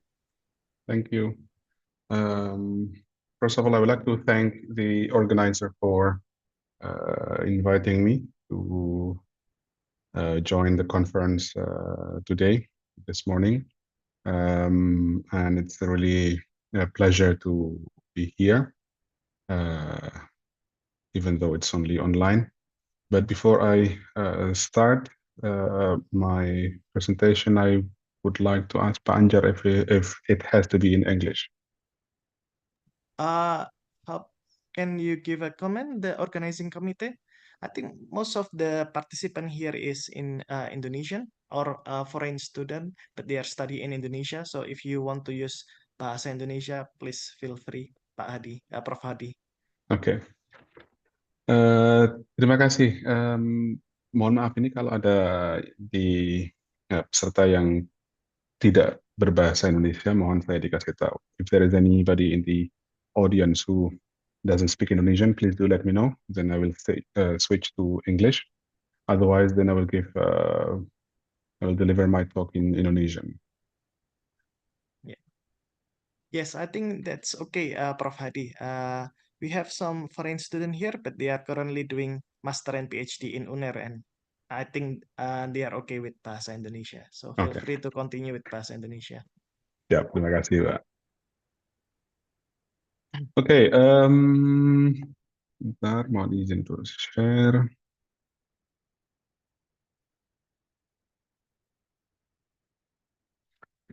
Oke, jadi saya akan menyampaikan em, sharing bagian dari riset yang saya kerjakan. Dan karena audiens yang sangat diverse, yang dengan background yang sangat luas di konferensi ini, jadi saya akan banyak menghilangkan detail teknis matematikanya dan akan banyak menampilkan gambar-gambar. Harapan saya akan merasa presentasi saya berhasil kalau di akhir presentasi Bapak, Ibu, Mas, dan Mbak sekalian menangkap idenya saja. Gitu. Paling tidak idenya tertangkap, tidak harus detailnya. Kalau detailnya nanti kita bisa berdiskusi di kesempatan yang lain. Mohon maaf, ini saya terlambat mengirimkan materi topik presentasi ke panitia. Tapi mudah-mudahan tidak mengurangi eh, informasi yang saya sampaikan. Eh, Topik yang yang akan saya sampaikan itu sebagian dari riset saya tentang yang disebut dengan rock waves. Em, ini gambar dari rock waves. Kalau em, di water waves, rock waves dari namanya itu gelombang yang besar, itu disebut juga rock waves, disebut juga extreme waves, disebut juga freak waves atau monster wave. Jadi banyak nama yang semuanya mengacu ke gelombang di laut lepas yang tinggi, yang tingginya itu melebihi rata-rata eh, gelombang di laut itu. Dan kalau di laut lepas itu kurang lebih ketinggiannya bisa mencapai 30 meter. Jadi ada dua unsur gelombang itu disebut rock waves atau freak waves. Yang pertama adalah dia tinggi 30 meter dan kurang lebih sekitar 30 meter dan secara statistik itu jarang terjadi. Jadi yang kalau misalkan kita naik perahu misalkan dari mana ke mana gitu misalkan terus di tengah laut itu di tengah selat itu misalkan kita terombang-ambing terus merasa nopo mual dan takut dan sebagainya itu belum termasuk rock waves. Jadi rock waves itu seperti dalam gambar itu bisa menghancurkan benda-benda di lepas pantai. Ini beberapa contoh foto yang bisa dilihat di internet yang rusak karena terjadinya rock wave. Ini karena ketinggiannya. Ini misalkan tahun 34 ini ilustrasi 45 ini ada foto misalkan 74 ini ada kapal pesiar kalau tidak salah. Nah, terkait dengan statistically rare gitu, bahwa secara statistik itu jarang terjadi. Pengukuran pertama yang menunjukkan itu yang ini terkenal kalau terjadi water waves itu di maaf di ini yang disebut dengan Dropner ini juga kalau tidak salah ini disebut dengan Christmas wave juga karena eh, terjadinya pengukuran ini di bulan Desember. Ini kita lihat pengukuran dari apa, Dropner itu apa ya ada di Dropner itu ada anjungan pengeboran gitu. Nah, terus mereka itu juga mengukur ketinggian gelombang air lautnya yang menghantam anjungan lepas pantai itu. Dan ini kita lihat ada, maaf sebentar, pointernya saya ganti. Nah, ini ada gelombang yang tinggi sekali dan bisa muncul secara tiba-tiba. Jadi sebelumnya itu nggak ada gelombang yang sangat tinggi itu tiba-tiba muncul saja satu. Nah, kemudian kalau kita melakukan box counting semacam itu, kalau H ini adalah ketinggiannya, jadi rata-rata itu umumnya di sekitar ini, sekitar ketinggian katakan 2 meter, Tapi ada yang bisa sangat tinggi sekali, melebihi rata-rata, dan itu sangat jarang terjadi. Tapi bisa terjadi. Nah, sekalinya terjadi, itu akan menghancurkan objek lepas pantai. Dan ini tidak hanya di masa lalu saja. Ini contoh kejadian baru-baru saja, relatif baru, sekitar 2 tahun yang lalu. Jadi ada kapal pesiar yang baru saja meninggalkan pelabuhan, tapi tidak jauh mereka harus kembali lagi karena tiba-tiba dihantam oleh rogue wave ini. Bahkan ada passengernya yang meninggal. Nah, sekarang pertanyaannya adalah bagaimana bisa muncul gelombang raksasa itu. Bahkan dia disebut juga sebagai gelombang, ada yang mengistilahkan itu gelombang ghost wave gitu, gelombang hantu gitu, karena dia bisa muncul secara tiba-tiba, terus kemudian juga hilang secara tiba-tiba. Nah, karena secara statistik itu jarang terjadi, penelitiannya agak susah untuk bisa menjelaskan terjadinya rogue waves. Nah, karena itu ini kita ada yang dipercaya, jadi ada kesepakatan bahwa until now gitu, there is no unique mechanism for ocean rock wave formation. Jadi ada banyak teori bagaimana si rock waves ini terjadi. Nah, salah satu upaya untuk bisa menjelaskan rock waves itu adalah mencari analog dari gelombang air tadi yang memunculkan rock waves itu dengan sistem lain yang bisa memunculkan rock waves juga. Tapi bisa kita buat di laboratorium misalkan. Nah, salah satu persamaan, ini kalau di matematika, salah satu persamaan yang umum dipakai saat ini menjadi semacam test bed gitu, sebagai semacam laboratorium untuk mengamati terjadinya rock waves itu adalah yang disebut dengan persamaan nonlinear Schrödinger equation. Jadi persamaan Schrödinger tidak linear. Nah, ini persamaannya seperti ini. Mohon maaf notasi yang dipakai oleh kawan-kawan di fisika. Ini adalah imaginary number, square root of -1. Terus psi-nya ini kalau di optik dia modulus psi itu adalah intensitas yang kita lihat. Jadi kalau psi ini adalah medan magnet misalkan, kita lihat atau cahaya misalkan. Jadi yang kita lihat gelap terangnya itu adalah modulus dari si psi ini. Okay. Jadi persamaan untuk si psi ini ada turunan terhadap psi ini adalah turunan terhadap waktu sebetulnya. Jadi turunan pertama terhadap waktu, terus kemudian ada turunan kedua terhadap space, terhadap ruang, dan ini suku tidak linearnya. Ya. Persamaan ini bisa diturunkan selain untuk menjelaskan memodelkan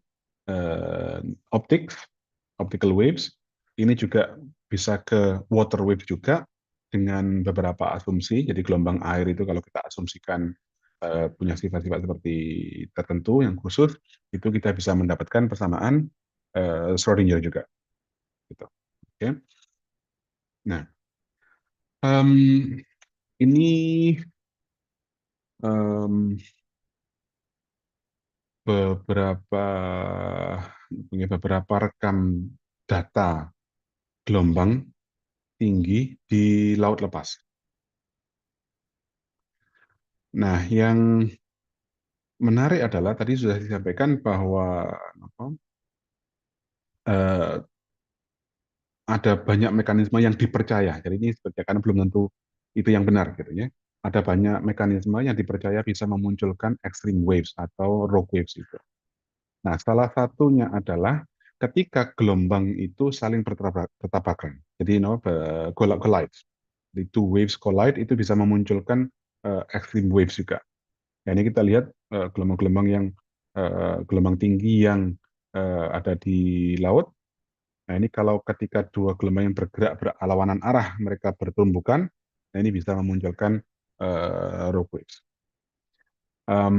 Dan pertanyaannya adalah seberapa bagus model kita tadi, Schrödinger equation tadi dalam menjelaskan fenomena terjadinya rogue waves ini.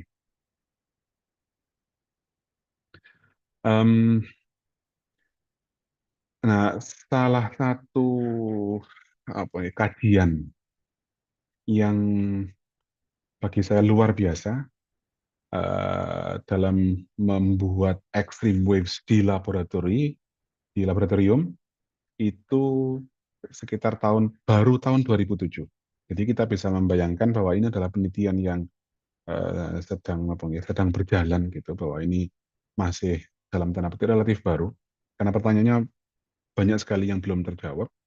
Ini eksperimen pertama yang berhasil membuat rogue waves atau extreme waves di laboratorium, dan itu di optik, nonlinear optik. Jadi menggunakan gelombang cahaya begitulah untuk memodelkan. Jadi bukan cahaya sih sebenarnya, ya optical devices gitu.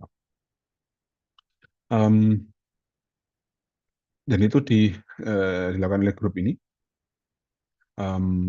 Mereka berhasil menunjukkan adanya gelombang dengan amplitudo yang tinggi dan juga berhasil menghitung secara statistik kemunculan gelombang tinggi itu sangat jarang.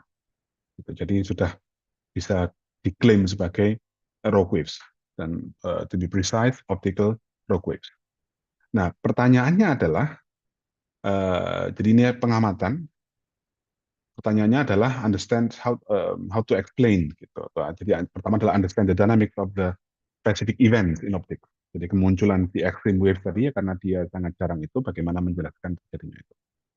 And then explore different classes of nonlinear localized waves. Jadi ada banyak gelombang yang bisa muncul.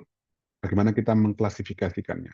Dan yang tiga adalah can studies in optics really provide insight into ocean waves? Nah, ini studinya kan di optik, di laboratorium. Seberapa jauh hasil eksperimen di laboratorium itu menjelaskan kejadian asli di laut lepas. Nah, ini beberapa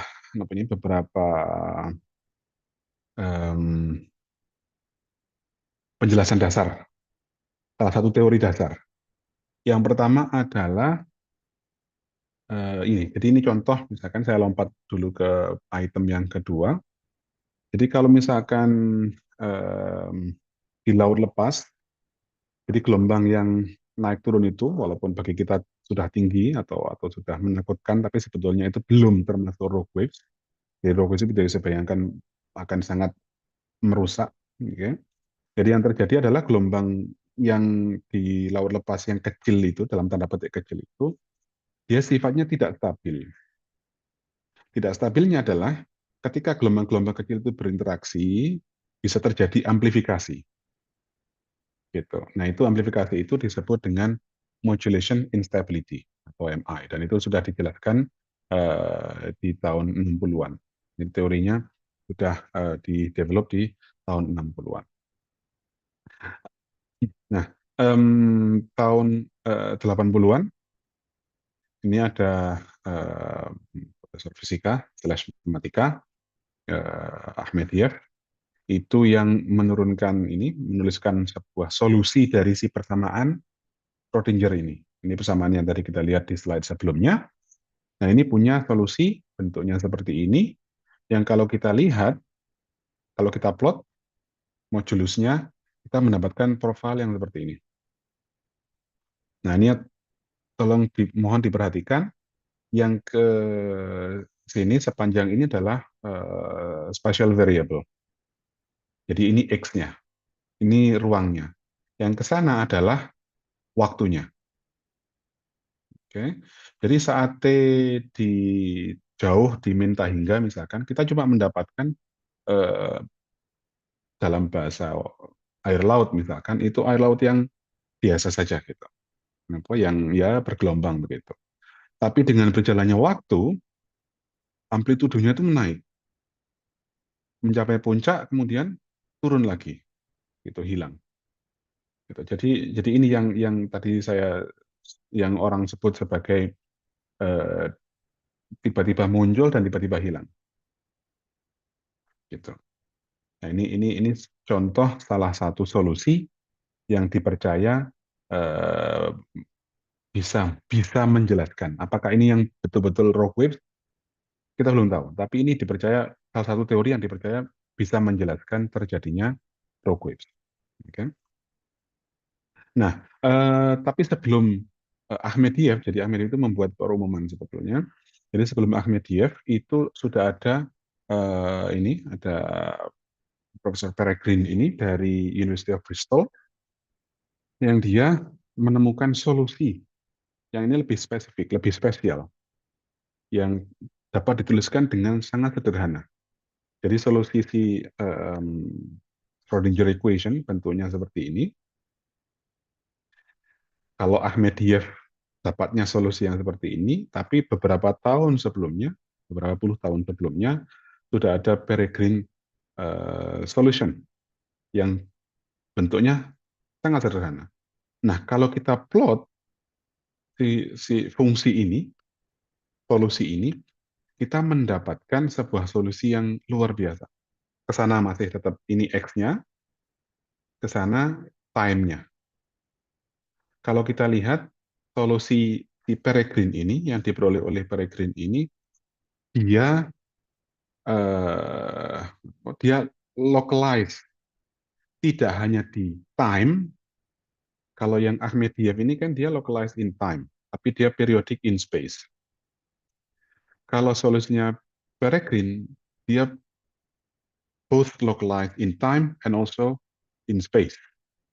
Dan sebetulnya kalau si A ini menuju ke satu limit, jadi jarak antara dua puncak itu is getting farther and farther, and then in the limit of A tends to half, the distance is infinity, and then we obtain ini si Peregrine breather ini atau Peregrine soliton.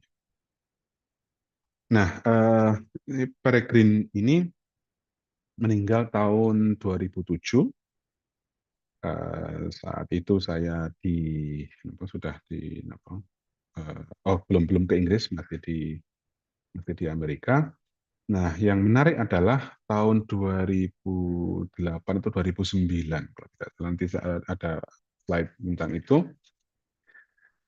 Jadi sampai dia meninggal, di Peregrine soliton ini hanya teori saja, hanya solusi yang oke, saja solution exist di NLF, tapi hanya sebatas teori. Nah, beberapa tahun setelah dia meninggal, orang bisa membuat eksperimennya di laboratorium. Yang pertama tentu saja Jalali tadi di optical rock waves itu, dan itu capaian yang luar biasa. Dan ada yang eksperimen di gelombang air, masih di laboratorium tapi menggunakan air.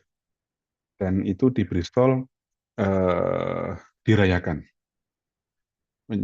Eksperimen itu dirayakan, walaupun eksperimennya bukan di Bristol, di tempat lain di Australia, tapi pencapaian bahwa akhirnya Peregrine soliton, Peregrine solution itu berhasil dibuat di laboratorium itu dirayakan di Bristol.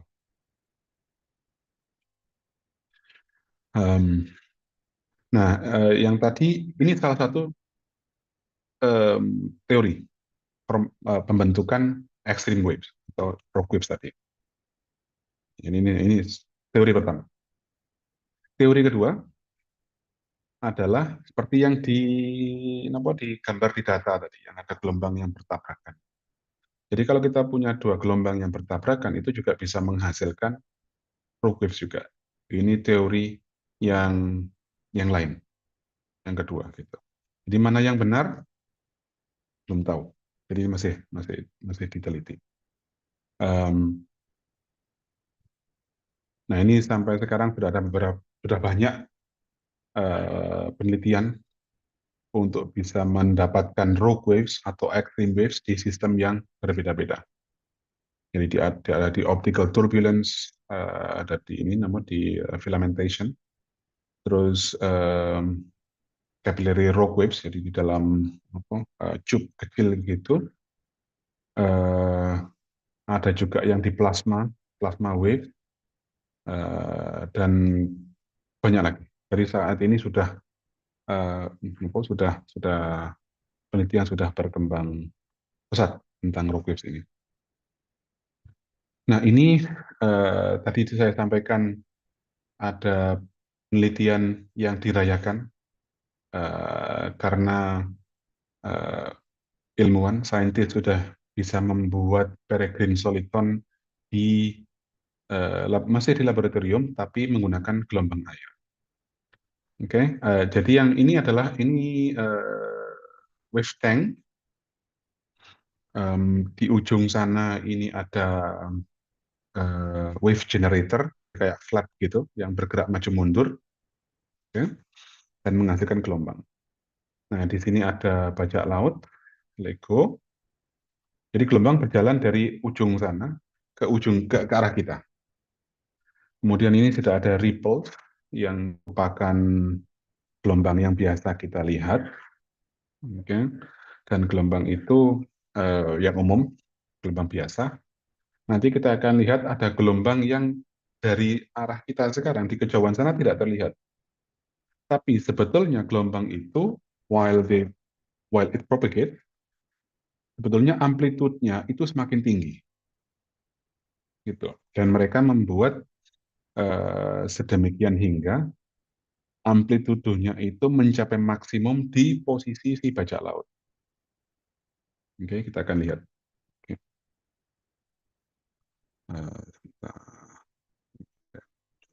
Pointer. Jadi harus saya ganti dulu. Oke.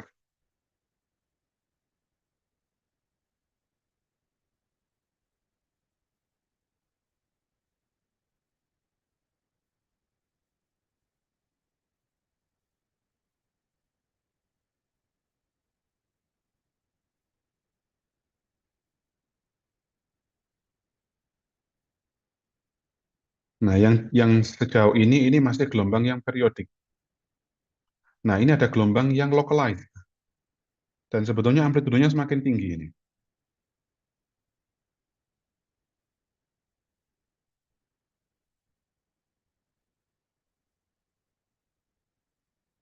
Nah, tadi itu gelombang yang menjatuhkan si bajak laut itulah rogue waves yang merupakan peregrine soliton yang berhasil dibuat di laboratorium.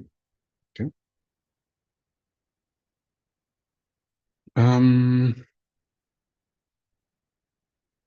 Pak Anjar, saya masih ada waktu atau sudah bisa dilanjutkan dengan Iya, tanya masih jawab? ada waktu 10 sampai 15 menit, monggo.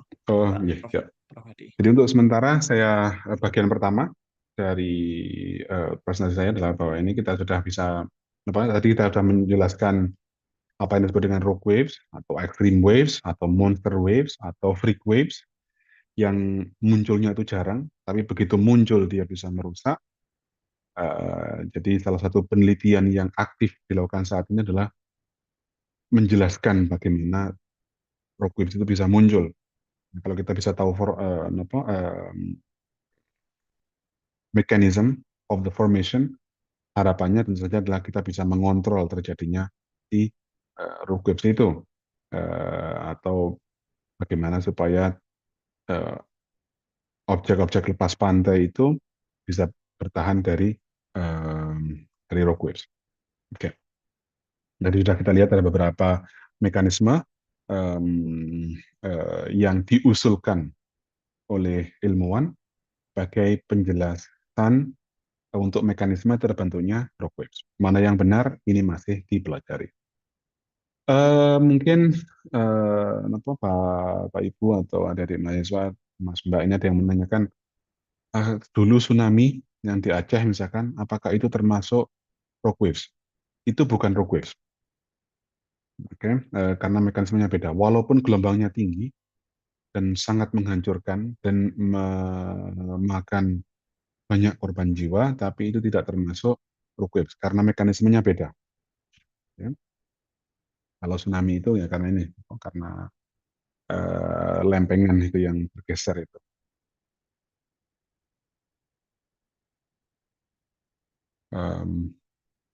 Bentar, saya ini aja. Jadi ini salah satu contoh apa ya referensi yang bisa dipakai yang menunjukkan bahwa ini topik yang sedang dipelajari di gelombang ini, sesuatu topik yang sedang hot dan ini masih diperdebatkan. Jadi usulan dari satu pihak bahwa ini adalah terjadi dalam mekanisme terjadinya rock waves, yang pihak lain mengatakan tidak demikian dan seterusnya. Ini contohnya di European Physical Journal ini ada special topics khusus tentang rock waves. Nah, kita bisa lihat judulnya adalah Discussion and Debate, Rock Waves Towards a Unifying Concept. Jadi konsepnya seperti apa yang terjadinya mekanismenya itu belum sepakat. Ya, ini di sisa sekitar 10 menit saya akan melanjutkan dengan apa yang di grup kami kerjakan sebagai gambaran singkat saja. Hmm.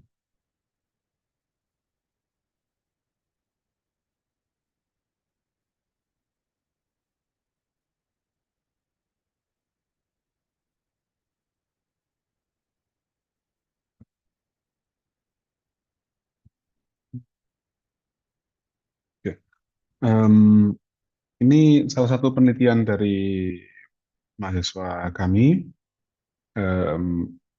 dengan memanfaatkan machine learning, artificial intelligence yang sekarang sedang ngetren, bisa tidak kita memprediksi apakah sebuah initial condition itu akan menghasilkan rock waves atau tidak, gitu. Dan langsung kita lewati saja, ini sama dengan yang tadi, sama dengan yang tadi. Nah, machine learning yang kami pakai itu kami memilih reservoir computing yang merupakan salah satu bagian dari Eco State Networks. Bagi Bapak Ibu yang bekerja di machine learning pasti sudah paham. Bagi yang belum, idenya adalah kita membuat sebuah pemetaan. Ini. Jadi, kita sedang membuat pemetaan.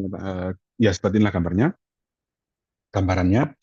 Jadi kita punya state. Jadi kita punya time series data yang kita sebut dengan XJ. Kita punya kita mau membuat prediksi yang kita sebut dengan YJ. Yang kita inginkan adalah, oh maaf, bukan XJ, tapi UJ. Jadi kita punya data UJ, time series, dan kita mau membuat prediksi Y hat, Y hat ini, yang harapannya adalah Y hat ini akan mengaproksimasi si UJ. Oke. Tanpa kita tahu, kita mengasumsikan kita tidak tahu UJ ini didapatkan dari mana, dari persamaan apa, dari model seperti apa. Gitu. Dan kita perlu membuat training tentu saja. Jadi yang dicari adalah mencari F ini sama G, mencari F sama G sehingga Y hat itu dekat dengan U. Jadi prediksi kita dekat dengan U. Kita lewati saja. Nah, kita ambil si F-nya itu adalah tangent hyperbolik seperti ini. Kemudian Y-nya itu adalah si WO ini output multiplied with XJ. Oke. Nah, yang kita maksimalkan, yang kita mau mencari, bukan kita maksimalkan, yang kita minimalkan adalah error ini. Jadi kita mencari matriks output ini, matriks W ini, sehingga si objektifnya terminimalkan. Gitu. Nah, ini jadi misalkan saya punya data dari 0 sampai 10 menit, punya data time series. Kita mencari matriks output ini. Setelah ketemu matriks output ini, kita memprediksi dari 10 menit sampai 20 menit ke depan. Tanpa tahu dari 0 sampai 10 menit ini didapatnya dari mana. Gitu. Jadi mau membuat prediksi seperti itu. Nah, matematikanya penjelasannya gimana? Nah, ini pakai aljabar linear elementer. Jadi dari kita mengasumsikan dari 10 menit sampai ke 20 menit, time series yang akan kita prediksi itu dia berada di bahasa matematikanya vector space yang dibangun dari 0 sampai 10 menit. Gitu. Sehingga kalau kalau kalau si time series yang akan kita prediksi itu di dalam vector space-nya ini, maka kalau si matrix output-nya benar, seharusnya kita bisa mendapatkan prediksi yang bagus. Oke, langsung saja. Ini yang sama tadi. Bentar, ini prediksi. Jadi sudah di training, kita sudah mencari W output, kita sudah mendapatkan W output. Nah, kita mau memprediksi. Di gambar garis biru, garis merahnya, pinknya ini adalah data yang kita mau prediksi. Kemudian hasil dari machine learning itu yang biru. Ini sekarang kita lihat perbandingannya.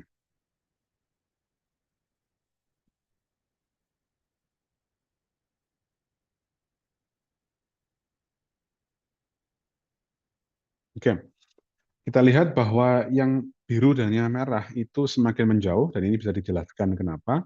Tapi yang menarik, menurut kami, bagi kami sangat menarik adalah bahwa yang biru itu bisa menangkap dinamika dari yang merah. Jadi dari tidak ada, kemudian muncul, kemudian hilang lagi, itu bisa tertangkap dengan baik oleh yang biru.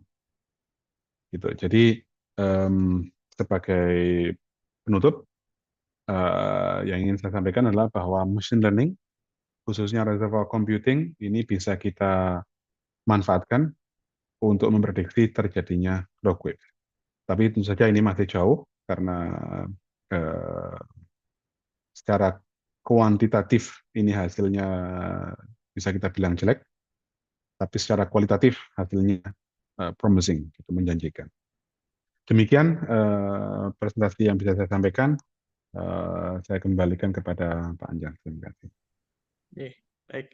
Terima kasih Prof. Hadi atas materinya mengenai penggunaan mathematical modeling dan machine learning untuk memprediksi rock wave ya di ocean. Ya, sangat menarik Prof. Hadi. Saya sebagai orang bukan di matematika, di biologi, dan juga sedikit-sedikit bisa memahami urgensinya dan aplikasinya. Baik. Now we open questions from the participant. You can ask Prof. Hadi directly, or you can write down your questions in the chat. You can ask in English or also in Bahasa Indonesia. So, Thank you, we have... Pak Anjar. Boleh Yeah, saya, yeah. Yeah, monggo. Bu. saya bertanya dalam bahasa Indonesia saja ya. Yeah, Oke, silahkan. Yeah. Perkenalkan Prof. Hadi, saya Ibu Dr. Nur Hamidah, saya KPSS 2 Matematika UNER, dan konsentrasi saya Statistical Modeling in Life Science.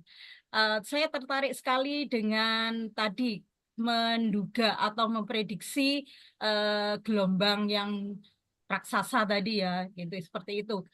Nah, kebetulan ya ini saya S1 saya matematik, dan saya dulu skripsi saya itu persamaan gelombang non-linear Klein-Gordon yang ada sinus U plus cos U itu. Jadi skripsi saya itu dulu. Saya dari alumni S1 Matematika UNER gitu. Tapi setelah S2, S3 saya mengambil konsentrasi ke statistical modeling gitu. Nah, saya tadi tertarik dengan ya kita mungkin bisa berkolaborasi ya ke depannya, itu kaitannya memprediksi tadi. Kalau kami di statistik itu kan ada outcome ya atau respon yang independen. dependent variable. Nah, saya tadi ingin kalau sepintas tadi saya lihat itu kan ada X dan ada T ya mungkin ya, ada waktu kan karena untuk prediksi kan ya waktu. Nah, X-nya itu apa ya, Prof Hadi ya? Untuk variabel X-nya tadi itu. Nggih, Monggo matur Prof nuwun. Hadi bisa Iya, langsung. bener. Nggih, Iya. siap. X-nya space, Bu, ruang, Bu.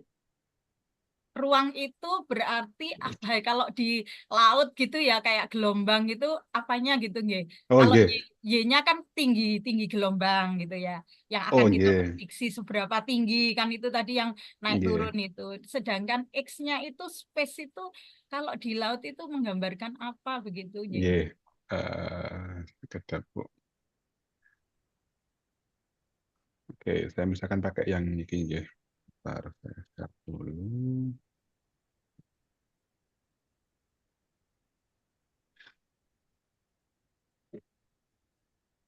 Nah, niki misalkan pakai gambar niki, Bu, nggih. Nggih. Ini sebentar saya ganti juga pointernya. Ini sebetulnya X ke sana, Y ke sana. Jadi Jadi kayak ini itu tinggi atau apa ya? Tinggi gelombang. Y-nya nih, X dan Y-nya itu ruangnya, Bu. Ruang itu dimensi 3. Kan Berarti ini dimensi 2, dimensi dimensi 2, 2. betul, dimensi 3, karena Oke. yang vertikalnya itu si modulus psinya. Oh, modulus itu apa Pak? Mohon maaf ya. Ininya Nggih, dari gelombang itu apanya gitu ya? siap. Apa Niki amplitudo atau apa? amplitudo, betul, nggih. Jadi amplitudonya itu yang Amplitudo. vertikal. Oh, jadi Nah, terus nggih. amplitudo itu gelombang, kemudian yang X, Y-nya itu space itu ruang itu gimana? Kalau gambarannya kalau di laut gitu ya, apakah panjang lautnya atau pantainya, terus ataukah mungkin Y-nya itu ke arah sana itu apa kedalaman ke lautnya atau bagaimana begitu? Nggih, siap. Betul, Bu. Jadi kalau misalkan di laut lepas, Nggih. itu permukaannya nggih, gelombangnya di permukaan gitu. Berarti gelombang ini bergantung terhadap X dan Y Nggih. karena dia di 2 dimensi. Jadi Hmm. kedalamannya itu Z kita abaikan misalkan. Iya. Berarti tinggal X sama Y. X, Y. Nah, Oh, terus si gelombangnya kan naik turun terhadap waktu. iya. Berarti si Iya. gelombang ini amplitudo ini bergantung terhadap X, Y, dan waktu, Waktu. dan T. Begitu ya, ya, ya. Oke. Oke. Nah, kalau secara real data itu tadi kan penelitian apa ya istilahnya di lab ya, Oke. belum dilakukan penelitian secara ini, apa real data gitu. Misalkan ngambil data dari NASA atau mungkin dari mana gitu, nggak ada, Prof. Oke. Sudah ada beberapa data yang di Oke. lapangan, tapi memang Oke. agak susah karena secara statistik ini jarang terjadi. Oh, Nah, jarang nggih. terjadi. Nah, yang Jadi hanya, terkenal, nggih. oke. Yang terkenal niki, data lapangan niki, Bu. Oh, ya, ya, ya, ya. Ini yang terkenal Oke. niki. Dan ini Itu kita ya, lihat bisa, munculnya sekali aja gitu, susah iya, iya. mendapatkannya. Itu Tapi begitu diakses, muncul merusak. iya. Diaksesnya di mana ya data itu bisa diakses, Prof? Di niki Bu, di internet di apa? Di Kaggle atau yang bisa diakses mungkin saya bisa apa melihat gimana sih anu variabel-variabel yang ada di data tersebut begitu. Nggih, saat ini saya tidak ingat di mana mencarinya, nanti saya Begitu ngani Bu ya. ya. Iya, iya, Mungkin apa baik. bisa nanti saya Iya, tanyakan iya, mahasiswa baik. saya lebih lebih ini Ya, apa nanti sih saya bisa mohon izin barangkali kan Bu Cici tahu nomor ya nggih, panjenengan nggih. nggih, Kita nggih. bisa apa saling ini. Kalau saya sekarang ini Pak Prof Hadi itu mengestimasi, memprediksi bukan suhu permukaan bumi gitu. Tadi Hmm, itu menggunakan estimatornya deret Fourier dengan pembobot penelais. Jadi deret Fourier yang biasa tapi terboboti. Kalau saya lihat tadi sepintas itu tadi kan ada equation yang ada plus sesuatu kan. Itu mungkin pembobotnya. Jadi selain mean square error atau goodness of it-nya dari hmm, meminimumkan apa tadi? Bukan ini nggih, kayaknya nggih, yang setelahnya satunya, tadi itu ya. nggih, nggih, Itu sebentar. juga ditambahi sesuatu yaitu pembobot atau penalti begitu. Ya, kebetulan kalau saya sekarang yang prediksi suhu permukaan bumi gitu, yang dengan estimator deret Fourier penalti, ada terboboti lah intinya, istilahnya seperti itu. Nah itu yang belakang itu Prof, Nggih, yang nggih, bawah ini ya, ini nggih, beta nggih. plus W-nya itu kan pembobot ya.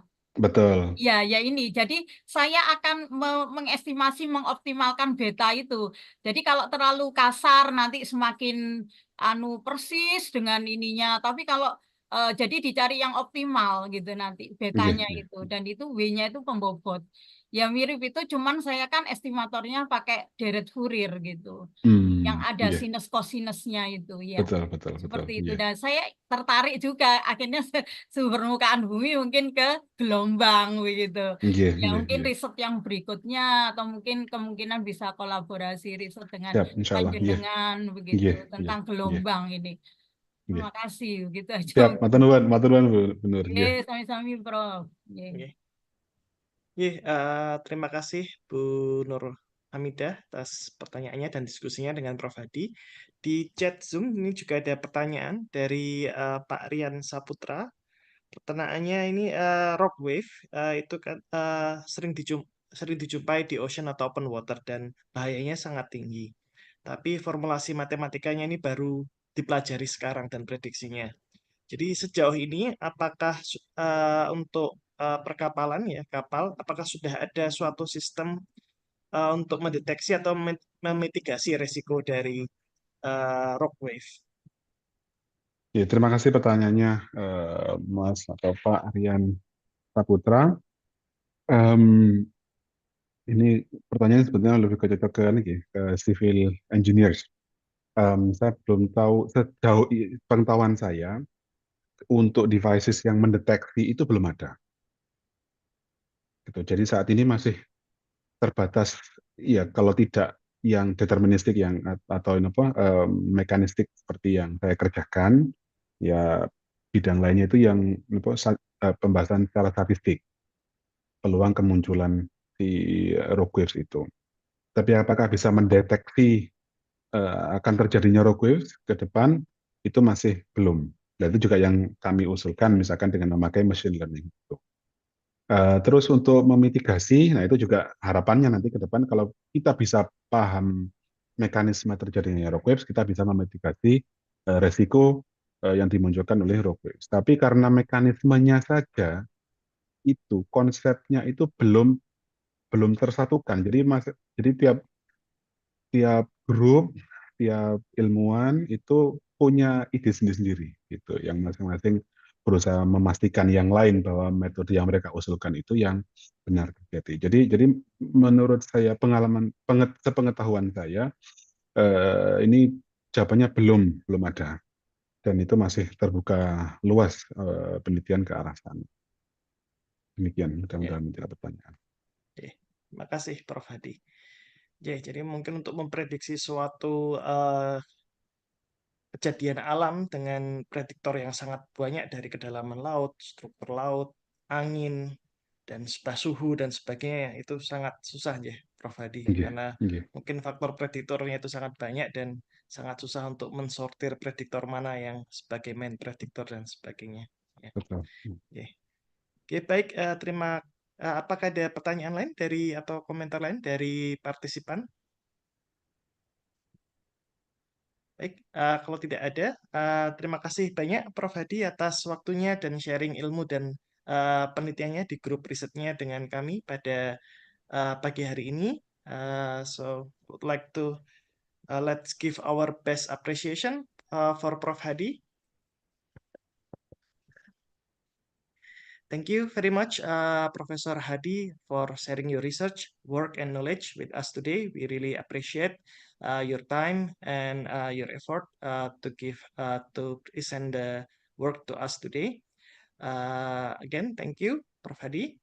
And now I would like to give the sessions back to our MC, Mr. Rian. Okay, thank you very much to our keynote speaker, Prof. Hadi, and also to Dr. Anjar for moderating such an engaging session. So the next, I would like also again to invite Professor Hadi and also Dr. Anjar because we're going to give the certificate to Professor Hadi.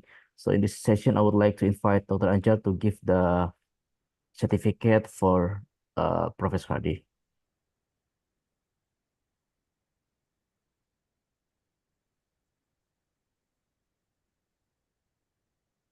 So we wait the certificate to show up on the screen.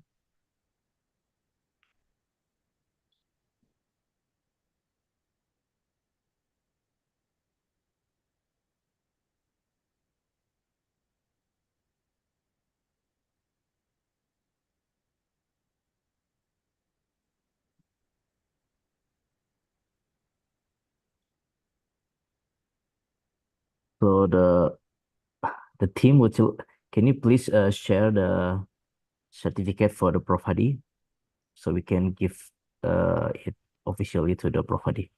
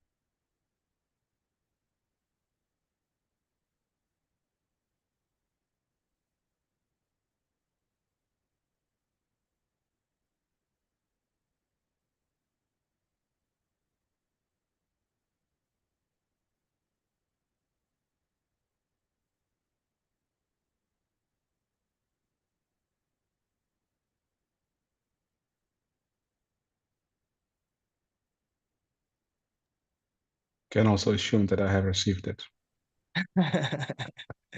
Yes. Yeah, if there is, okay.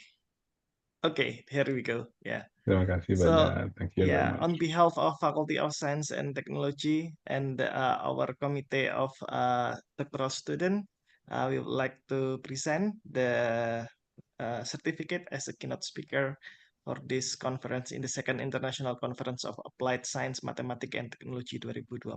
Terima kasih banyak Prof. Hadi Terima atas kasih. presentasi dan waktunya, Jeh. Terima kasih Pak Anjar, Karena Harian. konferensinya online ini disampaikan online, Jeh. Prof. Hadi nanti kami kirimkan ke email Prof. Hadi. Ya, nuwun. Ya, terima kasih. Yes, I will give the session back to our MC. Okay, thank you very much, Dr. Anjar. Congratulations for Dr. Hadi for receiving the certificate for being a keynote speaker for this conference. Okay, ladies and gentlemen, I believe you still have some energy to say because we're going to have the next keynote sessions. It's keynote session 3, which will be moderated by Dr. Windarto. So in this session, we will continue again to explore more new perspective and innovative idea that align with our preference themes. So without further delay, please join me in welcoming Dr. Windarto to introduce our next keynote speaker. For the Dr. Windarto, time is yours.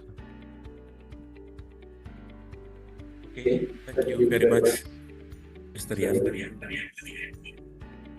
In the third session, we have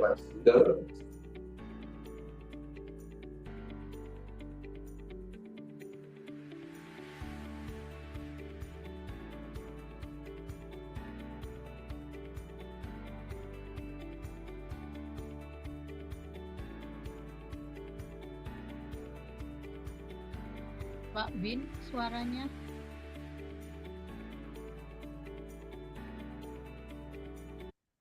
Mute. Pak Bin, mute. I'm sorry.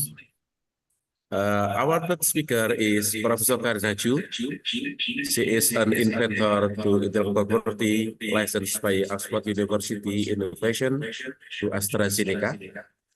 And Professor Karnaju also program in factory.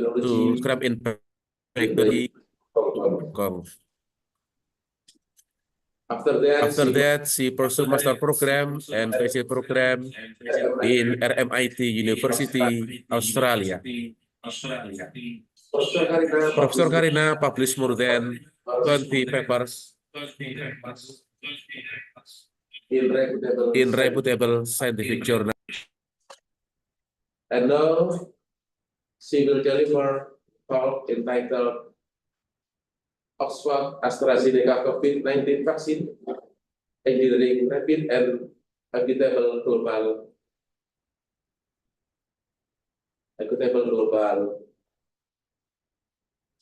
access. For Professor Karina, time is yours. Okay, thank you, Dr. Windato. And I will like to share my slides. I think I have to send a request to send. Okay, let's share.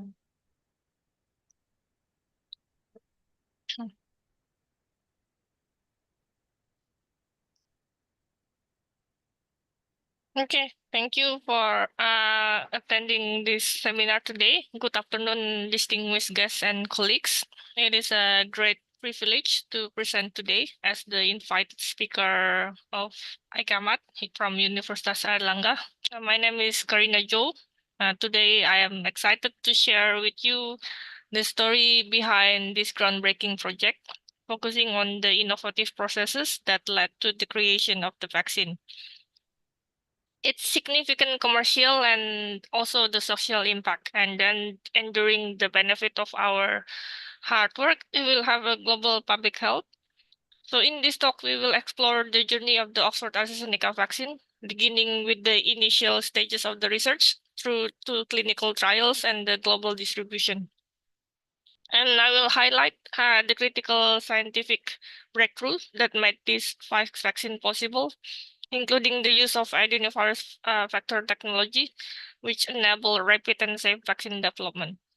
So moreover, I will address the commercial strategy behind our effort to ensure the equitable access to the vaccine, particularly in the low and middle income countries.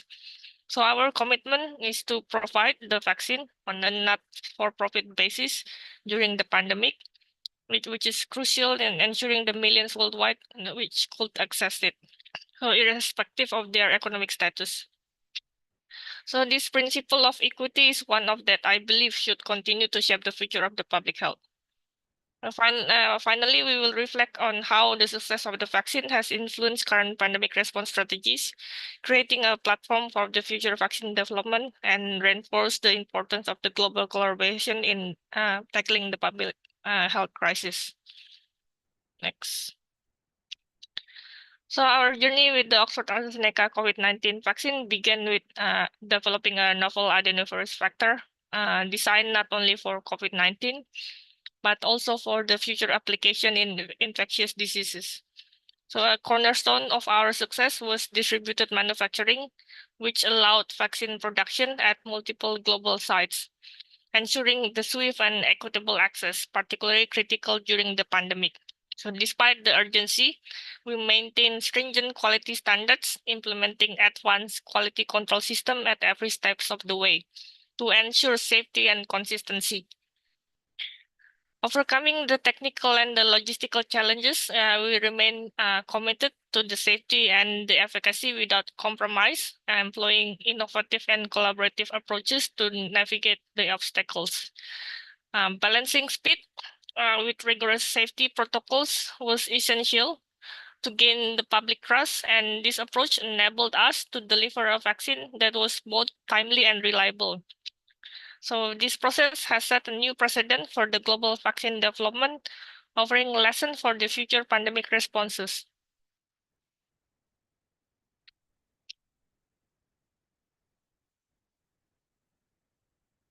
So the AstraZeneca vaccine reached an extraordinary milestone. We produced over 3 billion doses of the COVID-19 vaccine by early 2022. So this achievement is especially remarkable given the short time frame in which the vaccine was developed and manufactured. So it is also important to highlight that the majority of the AstraZeneca's vaccine doses has been distributed to low and middle income countries.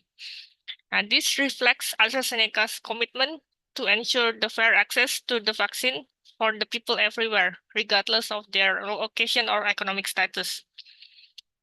The AstraZeneca vaccine program was operated on a non-profit basis, generating over $10 billion in revenue This success demonstrates that a non-profit approach can still yield significant commercial outcomes while prioritizing global health needs. So these models allow us to focus on the widespread production and distribution of the vaccine without being driven solely by the profit margins. It has proven to be a crucial factor in the global fight against the pandemic. It is worth noting that both our vaccine and Johnson & Johnson use adenovirus vector in their vaccines, but the production numbers reveals a significant difference. So our vaccine has far exceeded the Johnson & Johnson output, producing over 3.2 billion doses compared to the less than 500 million from J&J. So one of the key factors driving our higher production is the geographically distributed manufacturing strategy, particularly in the developing countries. This approach enables faster and more efficient vaccine production, significantly increasing accessibility and availability worldwide. Today, I want to outline the remarkable scientific impact of the vaccine in combating the COVID-19 pandemic. So there's a comprehensive study by the Imperial College and Affinity revealed that the Oxford vaccine saved more than 6 million lives globally in 2021 alone. So these numbers are not just statistics, they represent millions of individuals, families, and communities spared from the devastating effects of the COVID-19. So the Oxford vaccine has emerged as an unsung hero in the global fight against the pandemic, playing a crucial role in saving lives and protecting public health. So behind this extraordinary achievement lies an inspiring story of the scientists and the researchers who work tirelessly to develop the vaccine in an unprecedentedly short period. So their perseverance and dedication in the face of the global health crisis are truly commendable. Moreover, the success of the Oxford vaccine would not have been possible without the essential role of the frontline workers around the world and their relentless efforts to deliver the vaccine to billions of the people. So the impact of the Oxford vaccine extends far beyond saving lives. It has helped ease the burden of the overwhelmed healthcare system, enabled faster economic recovery, and offered hope for a brighter future. So the widespread of use of the vaccine has contributed to reducing severe cases of COVID-19 and hospitalization rates, so thereby relieving the pressure of the health system previously stretched to their limit. So this has allowed medical resources to be redirected towards treating other diseases and facilitated a faster path to the economic recovery. So Oxford vaccine has given hope to control the pandemic, and as a global immunity levels rise, the risk of virus transmission decreases, paving the way for a return to normalcy and sustained economic recovery.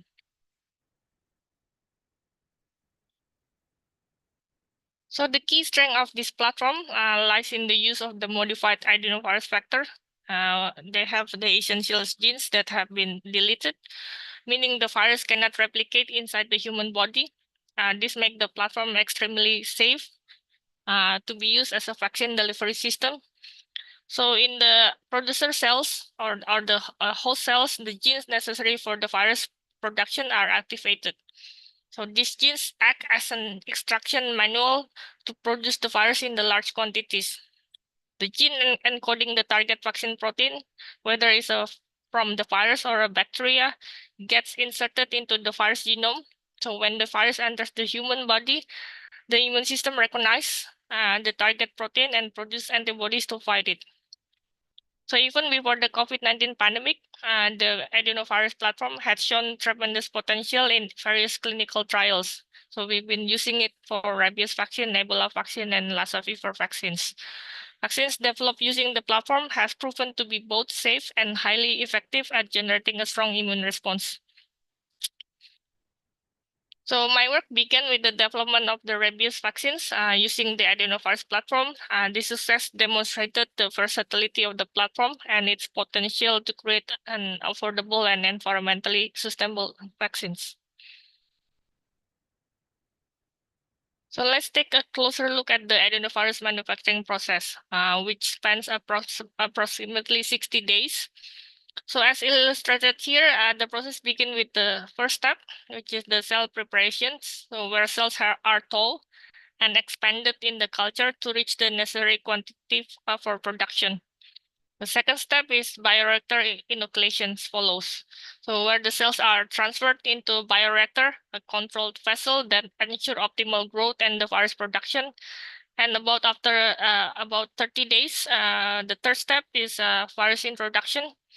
So the adenovirus, which acts as the vaccine factor, is introduced into the cells, and then the virus infects the cell, prompting them to produce more adenovirus particle. The next step is harvesting and the purification, which comes next, where the cells are harvested, and then the virus is purified and to prepare it for the formulation into the final vaccine products. Lastly, the last step is the quality control testing, which ensures that the vaccine undergoes rigorous testing to confirm its safety, purity, and efficacy before release into the public. So throughout this process, each step is closely monitored to maintain the highest standard of the quality and safety, ensuring that the final vaccines meets all the regulatory requirements. So let's take a look at this slide, which explains how the technology transfer is integrated into the overall vaccine development program. So it is important to note that this is not a linear process. While I explain it sequentially, product development and the technology transfer do not occur one after the other. So many CMC or chemistry manufacturing and control activities run in the parallel with the clinical trials and the regulatory effort. In fact, many activities are initiated with some degree of risk, so without having all the complete data from the preceding steps. So from a public health perspective, it's neither feasible nor justifiable to wait until the entire process is fully characterized before moving on to the technology transfer. So then the process to process performance qualification, and finally to the commercial manufacturing.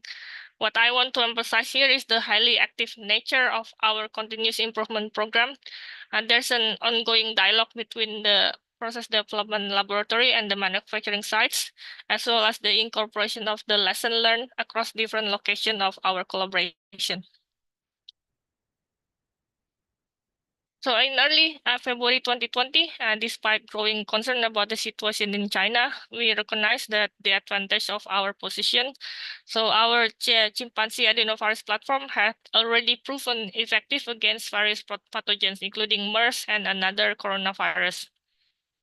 This technology has shown promising results in the primate studies and the phase 1 clinical trials, positioning us with a solid clinical testing platform. So in addition to this, our institute, the Jenner Institute, previous success in running the first Ebola vaccine trial further bolstered our confidence alongside the efficient ethical and regulatory environment in the UK, so which allowed for accelerated processes. So another key advantage was our internal good manufacturing practice pilot manufacturing facility, which enabled us to rapidly conduct small-scale trials for the new vaccines. However, our biggest challenge lay in the scaling up production. So while we had the means to manufacture the vaccines on a small scale, producing at the level needed to meet the global demand was another story. So if the clinical trials yielded positive result, we faced the reality of not having a sufficient capacity to produce enough doses for the distribution. So scaling up from our pre-pandemic production capacity of about 1,000 doses to 1 billion doses, a 6 order of magnitude increase was far beyond our initial capability. So for the context, Tony Fauci estimate on February 26 that the timeline for developing the Moderna RNA vaccine in collaboration with NIH was at least 1 year. So this give us an indication of the immense logistical and scientific hurdle ahead of us, as well as the urgency of finding solution to increase our production capacity rapidly. So before I joined the team, they had already developed a robust small-scale GMP production process several years ago, as summarized in the paper by Fedosiuk. This paper highlighted that the process was designed to work for adenovirus delivering antigen from the previous unknown pathogen and to be easily transferred to larger manufacturing facilities. So one of the main strengths of the earlier process was the use of antigen suppressing cells. which made the process more efficient. It also outlined the standardized unit operation that could be adopted by any facility with basic bioprocessing competency. The focus was on the simplicity and the transferability to ensure that the vaccine production could be scaled in low and middle income countries, especially in response to the emerging pathogens. However, the limitations was that the production scale was capped at 3 liters, with a volumetric productivity of only 500 doses per liter. The innovation we introduced differ from this earlier method, notably by using a low MOI or multiplicity of infection in the upstream stage, which conserved the viral seed stock used in the production. We also eliminated the first purification process, which is the TFF, tangential flow filtration, that requires a large volume of buffer, high capacity pump, and the large filters. This step had become a significant bottleneck in our manufacturing process. So removing this process streamlined the operation and enhance overall the efficiency of our process. So in early 2020, there were significant difference in the productivity and the scalability of the COVID-19 vaccine platform. At the time, the Oxford vaccine using a conventional approach had a production capacity around 500 doses per liter.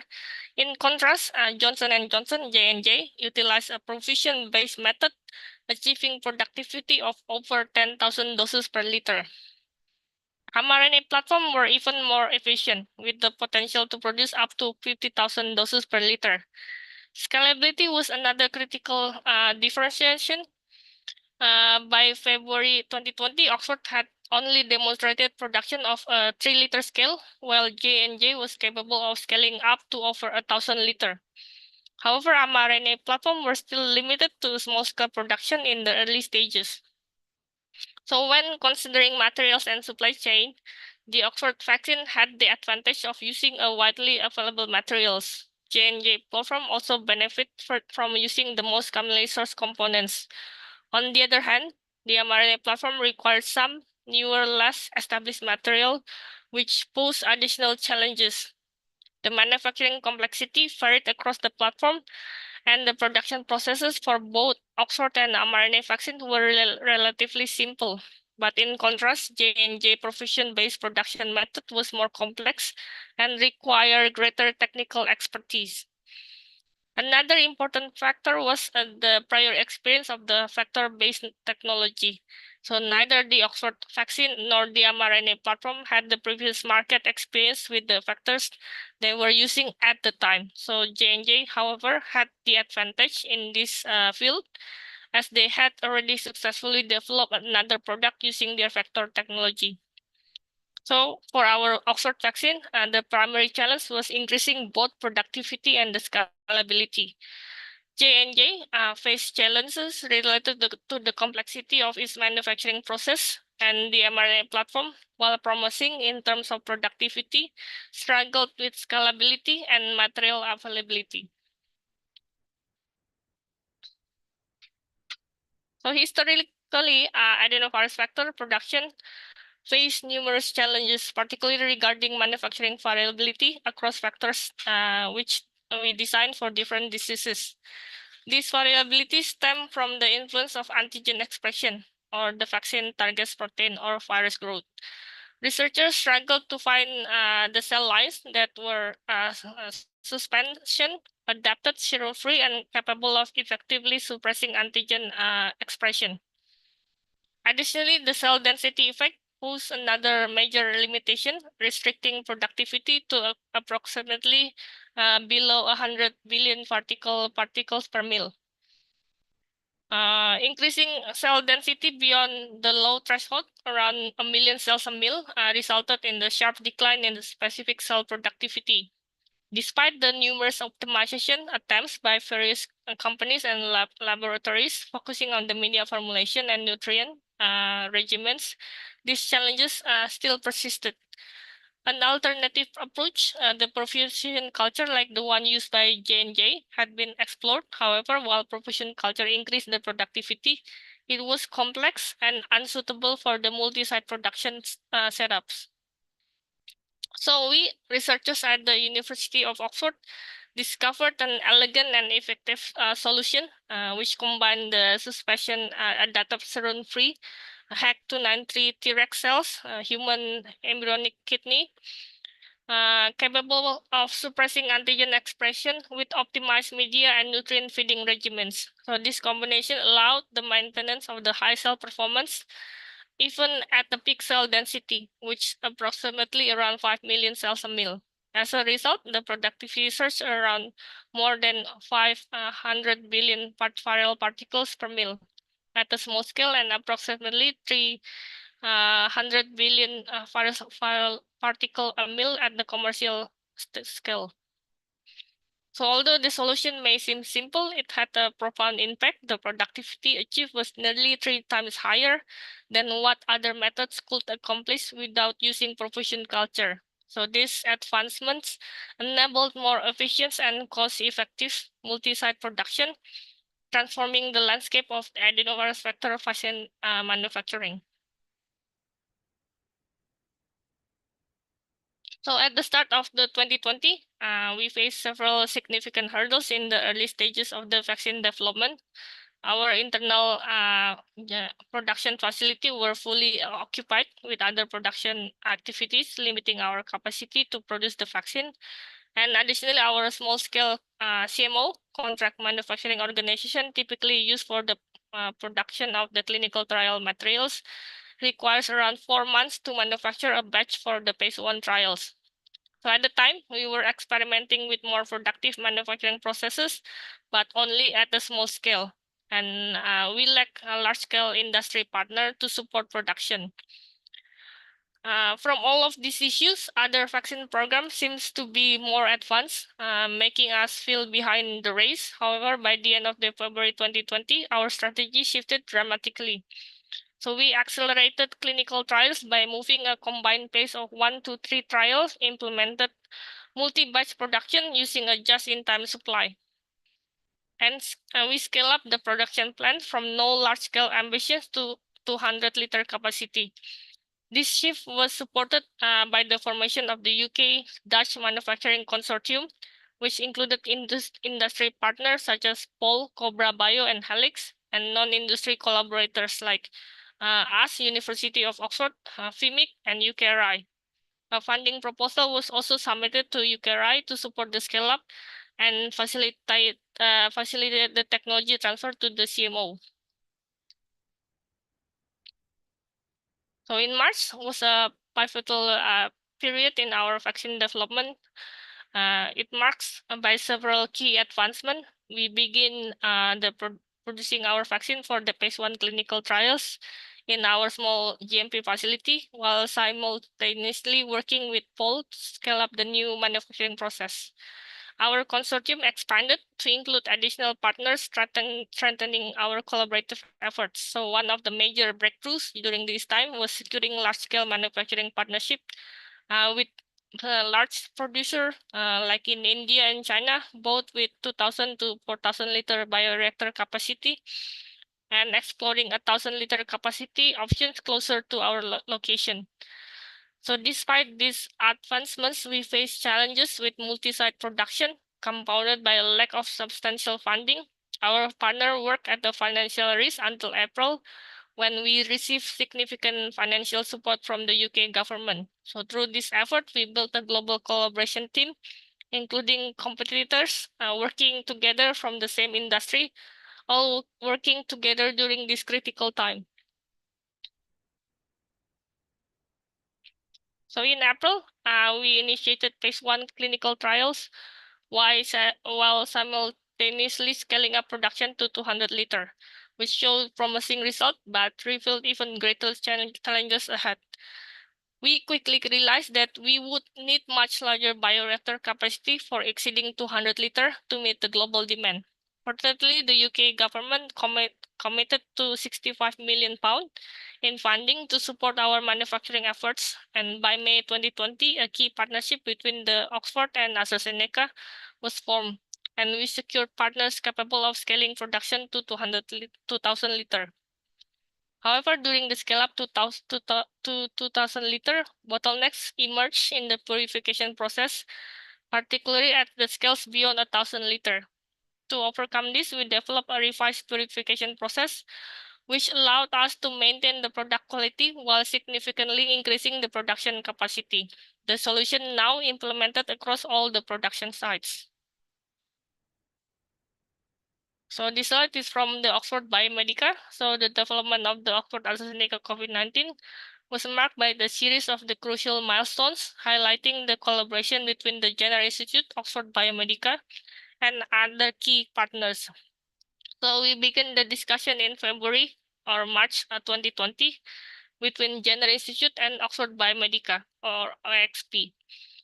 We focus on the development of the adenovirus-based vaccine platform, and by April, Oxford Biomedica officially joined the UK-Dutch consortium, submitting a funding proposal to the UK Manufacturing Innovation Centre, or FIMIC. The goal is to accelerate the development of the vaccine. So from April to August 2020, there is an intensive vaccine development across the University of Oxford, AstraZeneca, and Oxford Biomedica, which cover the vaccine production.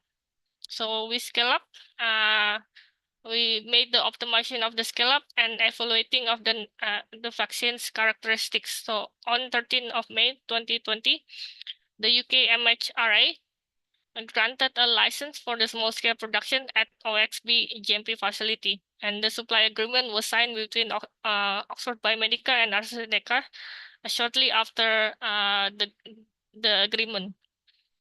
So by June, OXB and FIMIC signed a 5-year collaboration agreement, and in August, the first 1,000-liter bioreactor was delivered to Oxford Biomedica facility. And finally, between 28 September and 1st October 2020, the health regulator in UK, MHRA, granted a license for the large-scale production, and the first 1,000-liter batch was immediately produced. So this timeline underscores the rapid collaboration between the research institutions and also the vaccine consortium and the pharmaceutical companies, which enable the swift development and the large-scale production of the vaccines. So the preparation for the mass production of the vaccine at the Oxford Biomedica facility presented a series of challenges. The first one is the standard equipment that conform to the GMP standard. So hundreds of the new pieces of the equipment meeting the GMP standard had to be procured and integrated into the production workflow. And the facility was equipped with the new bioreactor technology that had never been used before. So the production capacity was scaled up dramatically from 200 liter to 1,000 liter. So at this stage, the production process description was not yet finalized, meaning they had to remain flexible to accommodate changes in the materials unit for operation and the process parameters through the strict change of the control procedures. So standardizing the production process became the top priority. The 3 contract development and manufacture organization, which is Cobra, Helix, and Oxford Biomedica, were all set to use the same process to ensure the global consistency and the quality of the vaccine. And the scaling up of the production also impacted the staffing needs. So Oxford Biomedica required a significant increase in the new personnel. There's a shift pattern and the batch production schedules, which require to be adjusted to maintain both quality and the productivity. Despite these challenges, Oxford Biomedica was committed to overcome all of these problems and ensuring an efficient controlled production of the vaccines. So scaling up COVID-19 vaccine production was a critical element in meeting global demand, and Oxford Biomedica facility was targeted to reach a production capacity of 1,000 liter with the potential to further scale up to 4,000 liter. And then there are several challenges arise as we work towards this goal. While the vaccine production process developed at the lab scale showed a promising result in terms of viral yield and the critical quality attribute, or CQA. It had never been tested at the larger scale, and evaluations conducted at 50 and 200 liter scale at Paul and Oxford biomedical facility, although successful outside of the GMP environment, revealed a shortcoming in the process characteristic and the material supply. So all of these problems presented barriers to the mass production in response to the global pandemic. So the relative low viral amplification factor in the initial process required a high multiplicity of infection. So we need more virus to produce more virus. So this high MY necessitated the production of the large quantity of the sweet virus to support the downstream production at the larger scale. So this in turn increased the number of the seed virus batches required, adding to the testing burden and the potential of the inconsistency. So to address this challenge of viral amplification, the team in AstraZeneca, Oxford Biomedica, and Oxford evaluated the process option that use a lower MY, which could help reduce the strain of the seed virus production. And there's challenges in the downstream production, which is the purification process. Post-cell lysis was identified as a major bottleneck. So the large quantities of buffer and membranes require pose significant challenges.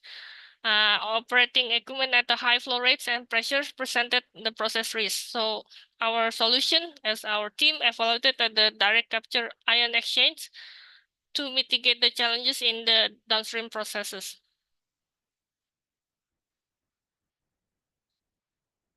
So this slide illustrates the evolution of our manufacturing process, a result of collaboration within the consortium. So while a high multiplicity of infection was initially effective at infecting more cells, it requires a significantly higher number of production batches and overall increase the seed virus usage. So this poses a potential limit on production capacity due to the availability of the master virus seeds. The process 4 emerged as the breakthrough to overcome these challenges. So by using a much lower MY, around 0.1, process 4 was able to double vaccine productivity while maintaining equivalent product quality. So additionally, the number of required production batches was drastically reduced and the usage of the seed virus dropped by over 200-fold. So this innovation eliminated the need of constant seed virus production and significantly increased the virus amplification factor from 240 to 60,000. So the use of the low MY in process 4 brought several positive impacts, including increased production efficiency, significantly saving in seed virus usage, and on overall boost the production capacity. Process 4 is now recognized as the first low MY adenovirus cell culture process in the pharmaceutical industry, marking a significant breakthrough in enabling large-scale COVID-19 vaccine production. So one of the key challenges we faced with the process 3 was the low concentration of the vaccine product, which hindered the large-scale production. So this slide will explore how process 4 tackled this issue through the innovation in the purification stage. So in the earlier process, after the cell lysis and clarification, the low product concentration led to an increased volume of the solution that needed to be processed. This in turn required a larger storage and the transport containers, driving up the shipping costs. The process 4 introduced a significant innovation in the purification stage to address these bottlenecks. So by implementing the TFF, the tangential flow filtration, with a 3-fold increase in the capacity, we were able to process larger volume without compromising yield or product quality. Additionally, the elimination of the initial TFF stage and the 5-fold reduction in elution volume streamlined the workflow and enhanced production efficiency.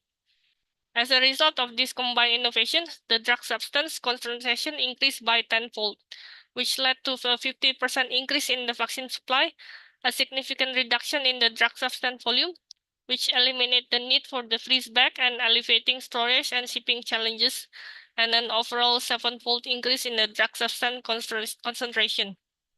So this boost in the product concentration through purification innovation in process 4 enabled more efficient vaccine production, reduced storage and shipping costs, and significantly increased global vaccine supply. And these advancements were crucial in the production of over more than 3 billion doses of the COVID-19 vaccine. So this slide showcases the incredible achievement in establishing vaccine production facilities at the Serum Institute of India. In a remarkably short time frame, within just 4 months, SII built and operationalized its vaccine production facility, which included the rapid installation of 500-liter and 4,000-liter bioreactors, suspension mixing unit, SU mixers, and a comprehensive suite of equipment to meet the good manufacturing practice standard. So by the end of April 2021, the facility completed its first GMP-compliant vaccine batch, marking the official commencement of the COVID-19 vaccine production at SII. This rapid setup and compliance with the stringent GMP standard highlights the dedication and close collaboration of the teams involved. And the successful of installation and the production mark critical steps in SII's significant contribution to the global supply of the COVID-19 vaccines, ensuring the timely access to the vaccine worldwide. So in the urgent context of the pandemic, we adopted a prioritized approach to the most critical elements of the good manufacturing practice to ensure the patient safety and the quality of our COVID-19 vaccine. This ambitious strategy successfully enabled the production of over 200 million approved doses. And that's the summary of the prioritized elements, which is the strict change control of the pre-qualification production batches or pre-PPQ, the continuous temperature monitoring during the shipment, the installation qualification and the operational qualification, effective cleaning and sanitation programs, and the comprehensive batch release data review, and as well as the analytical comparison result review. And finally, the risk assessment for the process changes. So by prioritizing these critical GMP elements, Serum Institute of India were able to produce a safe and effective COVID-19 vaccines more safely. And this approach was a vital step in addressing the pandemic and saving countless lives. So the successful distribution of over 3.2 billion doses of the COVID-19 vaccine is the testament to the remarkable collaboration with the regulatory authorities worldwide. So we delivered to more than 189 countries worldwide. This slide highlights the key strategies that supported this achievement, which is we employed a concurrent and prospective validation approach based on the quality risk management. And we established the proactive and robust partnership with the global regulatory authorities such as World Health Organization. And the global challenge management team was formed to assess and approve changes within 24 hours when necessary. So we streamlined the process and eliminated the unnecessary approvals. And we enhanced the efficiency of the vaccine distribution. So the careful validation strategy, the strong partnership with the regulatory authorities, and effective change of management were very crucial factors in the global distribution of the COVID-19 vaccines. And our close collaboration with the regulatory bodies worldwide played a vital role in ensuring the safety, efficacy, and availability of the vaccine for billions of people. So the technology developed for the production of the AstraZeneca COVID-19 vaccine has far-reaching potential benefits for the future. This slide discuss the several key opportunities in the future. So we aim for this technology that has proven to be effective in emergency situations. For the instance, at the collaboration between Serum Institute of India and Oxford University Consortium was able to deliver the vaccine doses for the Ebola response in Uganda in just 81 days in 2022. And Oxford University is currently developing a faster production process to address disease outbreaks. This new technology could enable the production of 1 billion vaccine doses within 130 days of identifying the genetic target, compared to the 540 days required for the COVID-19 vaccines to be produced in 1 billion doses. It also includes technology packages, regulatory guidance, and the quality framework, which aim at manufacturing in low and middle income countries with funding from CEPI, Coalition for Epidemic Preparedness Innovations. So the technology is not limited to only COVID-19. The vaccine was manufactured for other diseases such as MERS, Lassa fever, Nipah virus, Crimean Congo hemorrhagic fever, and Junin virus are currently being produced using the similar technology by Oxford Biomedica.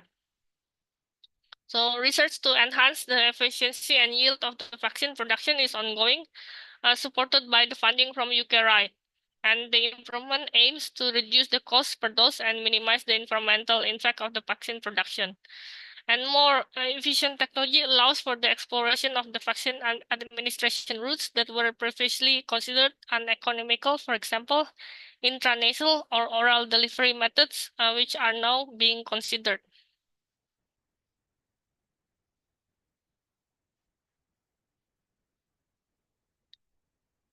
So in conclusion, this talk summarized the achievement in the production of AstraZeneca COVID-19 vaccine, and several key factors contributed to this success, such as the upstream technology developed by Oxford University resulted in the high productivity using a simple batch system, and the use of the low multiplicity of infection during the upstream phase allowed for efficient production of the virus seeds, marking a significant breakthrough in the vaccine production. And the purification stage employed direct loading of the clarified lysates into the anion exchange columns, enhancing the efficiency of the system. And the entire production process utilized readily available single-use materials and equipment, ensuring the flexibility and the ease of the implementation. And the process development, technology transfer, and facility expansion occurred concurrently during the pandemic. And this strategy enabled rapid vaccine production. Vaccine production involves a consortium that works collaboratively, leveraging expertise and resources from multiple parties. The vaccine production was distributed globally with centralized coordination and strict quality oversight, ensuring the widespread availability. And over 3 billion doses of vaccine have been produced. It is estimated that more than 6 million lives have been saved by these vaccines, and the vaccine sales generated revenue of exceeding of 10 billion USD. The production of AstraZeneca COVID-19 vaccine is a success story rooted in the innovation, efficiency, and the global collaborations. And the approaches implemented in this vaccine production can serve as a valuable lesson for addressing the future health challenge. So the journey of being involved in this program has been truly remarkable. The success would not have been possible without the hard work and exceptional collaboration of our incredible teams. I would like to extend my deepest gratitude to Oxford University and to AstraZeneca for their leadership and expertise in the manufacturing process, and also to Paul, Helix, Oxford Biomedica, SII, VMIC, and Cobra Bio for their dedication to the development and the production of the vaccine worldwide. This close teamwork and collaborative spirit has saved millions of lives. Thank you. I will welcome any questions. Thank you very much, Professor Karina, for the nice presentation. And we arrive at the question and answer.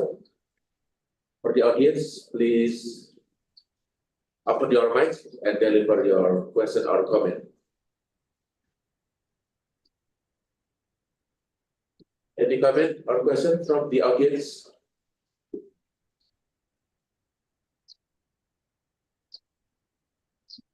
Okay, let me give one question for Professor Karina. Okay. How do the AstraZeneca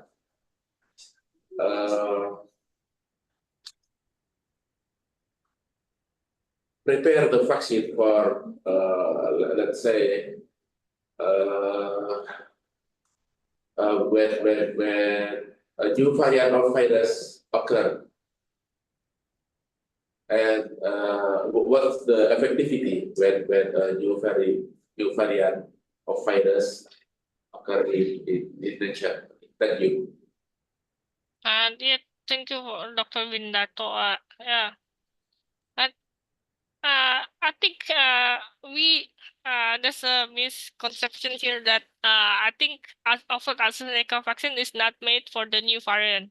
We distributed the vaccines to control the pandemic. So the goal is to control the pandemic, and after the pandemic declared as an endemic, they did not update their vaccine. So it's already been left to the other in pharmaceutical industry to update the vaccine, because we no longer think that it is necessary to compete with the other pharmaceutical industry that want to produce the vaccine for profit. So the goal of AstraZeneca vaccine is to control the pandemic, and then they distribute it without profit during the pandemic. So after that, they decided to tackle other kinds of disease such as like Lassa fever, the Nipah, rabies, and so on, that is still ongoing in the world. So yeah, they did not think that it is necessary to develop a new kind of COVID variant vaccine. Okay. Thank you for the answer. Is there any comment or question from the audience? I can also take the questions in Indonesian. I don't know. Yeah. You can for the audience, you can also deliver in bahasa Indonesia. Yeah.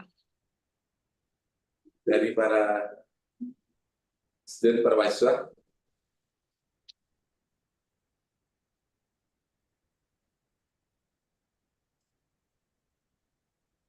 Profesor Karina. Yep. Let me deliver in bahasa Indonesia. Sedikit yang saya ketahui ada tipe RNA dan DNA vaksin. Ini mohon informasi bagaimana mana yang lebih efektif antara tipe DNA dan RNA vaksin tersebut. Ya, terima kasih. Ya, terima kasih Dr. Windarto. Ya, sebenarnya ada banyak tipe-tipe vaksin teknologi. Salah satunya ada mRNA dan DNA vaksin. Tapi yang menurut saya lebih efektif adalah yang tipe mRNA vaksin, karena sudah terbukti untuk efikasinya lebih tinggi dan sudah ada beberapa vaksin ya, salah satunya adalah COVID-19 yang sudah disetujui oleh Badan Kesehatan. Sedangkan tidak ada sekarang DNA vaksin yang setelah disetujui oleh Badan Kesehatan, karena efikasinya tidak mencapai target dari yang sudah ditetapkan oleh Badan Kesehatan. Jadi mungkin efikasinya di bawah 50% ya. Kenapa? Karena mungkin DNA vaksin belum mendapatkan partner seperti mRNA. Jadi mRNA harus digunakan dengan lipid nanopartikel. Jadi ini adalah transfection reagent yang bisa membawa RNA ke dalam sel sehingga bisa ditranslasi menjadi mentranslasi menjadi antigen dari target tersebut, sehingga imun kita bisa melawan antigen tersebut. Jadi sebagai contoh lah, mimicking the infection. Sedangkan DNA tidak memiliki partner seperti lipid nanopartikel. Jadi selama kita membawa DNA ke dalam tubuh, bukannya bisa masuk ke dalam sel kita, tetapi DNA malah terdegradasi atau dihilangkan oleh imun sistem kita sendiri. Jadi ya, yang menurut saya sih mRNA lebih terbukti khasiatnya, tetapi DNA masih memiliki potensi kalau kita bisa mengembangkan salah satu transfection reagent seperti lipid nanopartikel yang cocok digunakan dengan DNA. Seperti itu, Pak. Okay. Thank you. Terima kasih, Profesor Hendra. There is one other question from Jauharatus Sobahah. I want to know how AstraZeneca make sure that the vaccine is safe for long-term effect for the human body. Ya, terima kasih Pak. Nggak tahu namanya siapa yang bertanya, tapi terima kasih atas pertanyaannya. Iya, kayak vaksin AstraZeneca Oxford menggunakan teknologi viral vector, dan kita sudah gunakan di uji klinis dan sudah ada yang banyak yang disetujui oleh Badan Kesehatan. Jadi kita sudah selalu monitor safety dan efikasinya di masyarakat. Dan untuk dalam jangka yang waktu lama kita sudah monitor lebih dari 20 tahun ya kita tidak melihat adanya masalah kesehatan dalam jangka panjang karena memang vaksinnya didesain untuk ada di dalam tubuh secara sementara file vektornya. Sedangkan kalau uh, imunitasnya akan ada dalam jangka panjang tergantung dari memori B sel kita. Jadi tergantung imun sistem kita sendiri. Jadi kalau memang imun sistem kita kuat, jadi memiliki memori B sel yang kuat, maka kekebalannya akan bertahan di tubuh kita dalam jangka panjang. Tetapi vaksinnya tidak didesain untuk uh, stay atau berada di dalam tubuh kita dalam jangka waktu yang lama, karena kita tidak mengintegrasikan DNA ke dalam genom kita sendiri. Jadi seperti common cold virus. Jadi setelah menginfeksi, setelah simptomnya selesai ya, mereka vaksinnya harusnya tidak ada di dalam tubuh kita lagi. Jadi hanya meninggalkan imunnya saja terhadap COVID-19. Tetapi vaksinnya akan hilang sendiri di dalam tubuh kita. Dan hasilnya tidak akan ada efek jangka panjang dari vaksin tersebut. Oke, terima kasih Profesor Karina. Ada komentar? Ada kali terakhir pas question. Comment? Oke, saya kira terima kasih Prof. Karina for the talk. Can we give big applause to Profesor Karina for the nice presentation? And then I give the control time to the MC, Mr. Rihan. Okay, thank you very much, Dr. Windarto, for the presentation. For the moderating our keynote speaker session 3. And also thank you very much, Professor Karina, for your time and your presentations. So next, I would like again to invite Dr. Windarto and also Professor Karina, because we are going to give a certificate for Professor Karina. So in here, I would like to ask Dr. Windarto to formally give the certificate to Professor Karina. On behalf of the committee, let me give the certificate to Professor Karina. Thank you very much, Professor Karina, for Terima the kasih. presentation. Terima kasih. Terima kasih sudah mengundang saya. Mudah-mudahan kita bisa ketemu lagi di conference selanjutnya. Oke, terima kasih Profesor Karina. Okay. Okay, thank you very much, Professor Karina. Thank you very much, Dr. Windarto. Hope to see you again in the next event or next conference from the Universitas Erlangga. Okay, everyone. I think I understand that we are feel tired because we started our event from early morning at 8 a.m. So it's time for break times. So then we know that this event we have already listened to 3 different of speakers with their remarkable presentation and to our moderator for their excellent facilitations. So ladies and gentlemen, we will now take a break before the parallel sessions begin. So please be back at 12:20 before the first of parallel sessions. So here we have break time until 12:20 and we will start our event at 12:30, setengah satu ya. Jadi so then we hope that we will back like 10 minutes before the parallel session starts. So as your information, the committee will send you the detailed information regarding the parallel sessions and which room is available. So in next parallel session, we will have 4 different rooms with the different topics. So we hope that the participant can join based on your interest of the topic. Okay, so see you again at 12:20. So we will inform you again what kind of session in each room. Okay, thank you. See you at 12:20 and enjoy your break.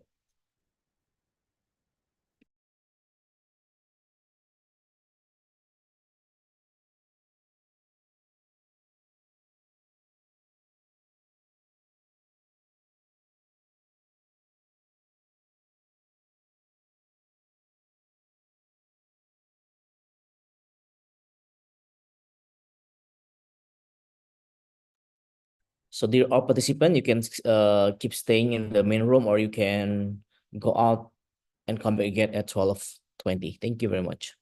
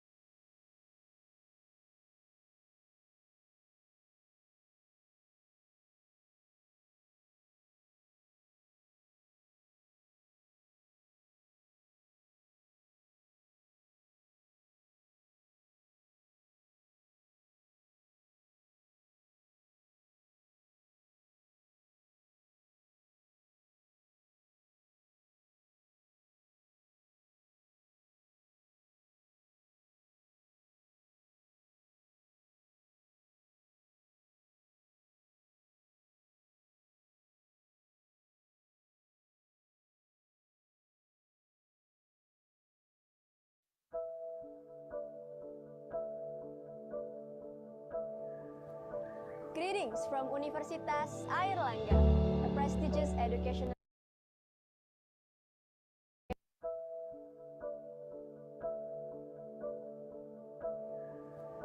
Greetings from Universitas Airlangga, a prestigious educational hub in Indonesia that thrives on academic brilliance and pioneering research.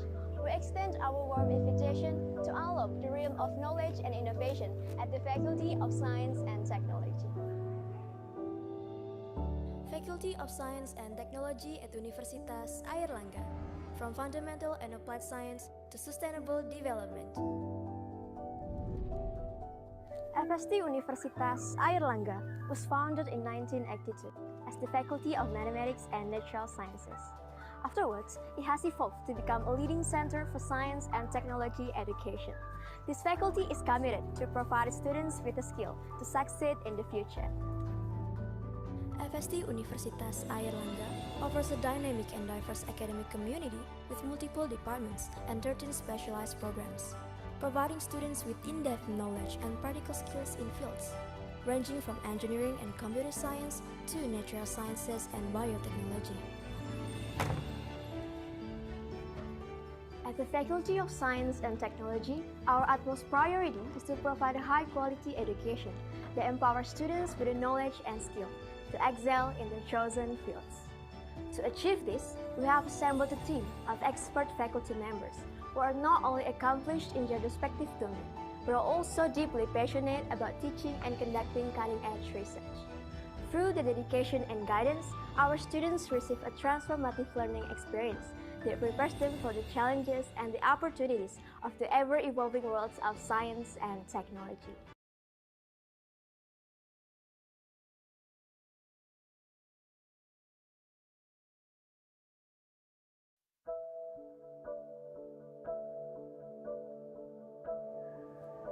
Greetings from Universitas Airlangga, a prestigious educational hub in Indonesia that thrives on academic brilliance and pioneering research. We extend our warm invitation to unlock the realm of knowledge and innovation at the Faculty of Science and Technology. Faculty of Science and Technology at Universitas Airlangga, from fundamental and applied science to sustainable development. FST Universitas Airlangga was founded in 1982 as the Faculty of Mathematics and Natural Sciences. Afterwards, it has evolved to become a leading center for science and technology education. This faculty is committed to provide students with the skill to succeed in the future. FST Universitas Airlangga offers a dynamic and diverse academic community with multiple departments and 13 specialized programs, providing students with in-depth knowledge and practical skills in fields ranging from engineering and computer science to natural sciences and biotechnology. At the Faculty of Science and Technology, our utmost priority is to provide a high-quality education that empowers students with the knowledge and skill to excel in their chosen fields.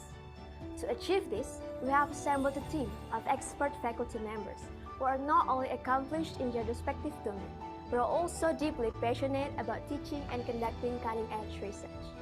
Through the dedication and guidance, our students receive a transformative learning experience that prepares them for the challenges and the opportunities of the ever-evolving worlds of science and technology.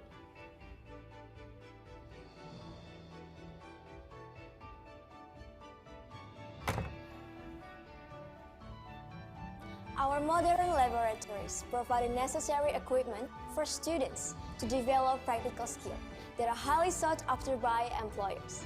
Additionally, we foster a supportive and inclusive environment where students can thrive, ensuring they are well prepared for future challenges. We foster a culture of research and development in the fields of science and technology by offering diverse research activities. Students are actively encouraged to participate in groundbreaking research endeavors that address practical challenges faced in the real world. Beyond academics, we strongly promote engagement in student activities.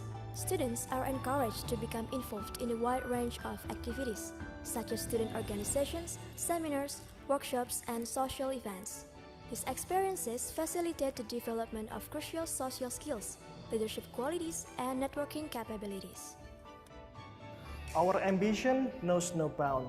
We are transforming education into a global innovation hub, cultivating leaders who pioneer solutions for humanity challenges. Industry collaborations, internship, and cutting-edge technology empower our graduates to excel worldwide. Partnering with prestigious institutions globally, we drive interdisciplinary research and exchange programs. Together, we'll push the boundaries of science and technology, leaving an enduring impact on our society. The Faculty of Science and Technology at Universitas Airlangga has produced many graduates who have gone on to become leaders and innovators in their respective fields. These graduates have held prominent positions in industry, government, and academia, and their work has had a lasting impact on the world through their groundbreaking research and innovative solutions. Whether you dream of becoming a pioneering scientist, a tech innovator, or an engineering trailblazer, the Faculty of Science and Technology at Universitas Airlangga is the perfect place to turn your aspirations into reality. By nurturing and empowering future leaders in various scientific and technological fields, the faculty contributes to the growth of cutting-edge industries that address society's pressing challenges. Faculty of Science and Technology Universitas Airlangga, the best science with morality.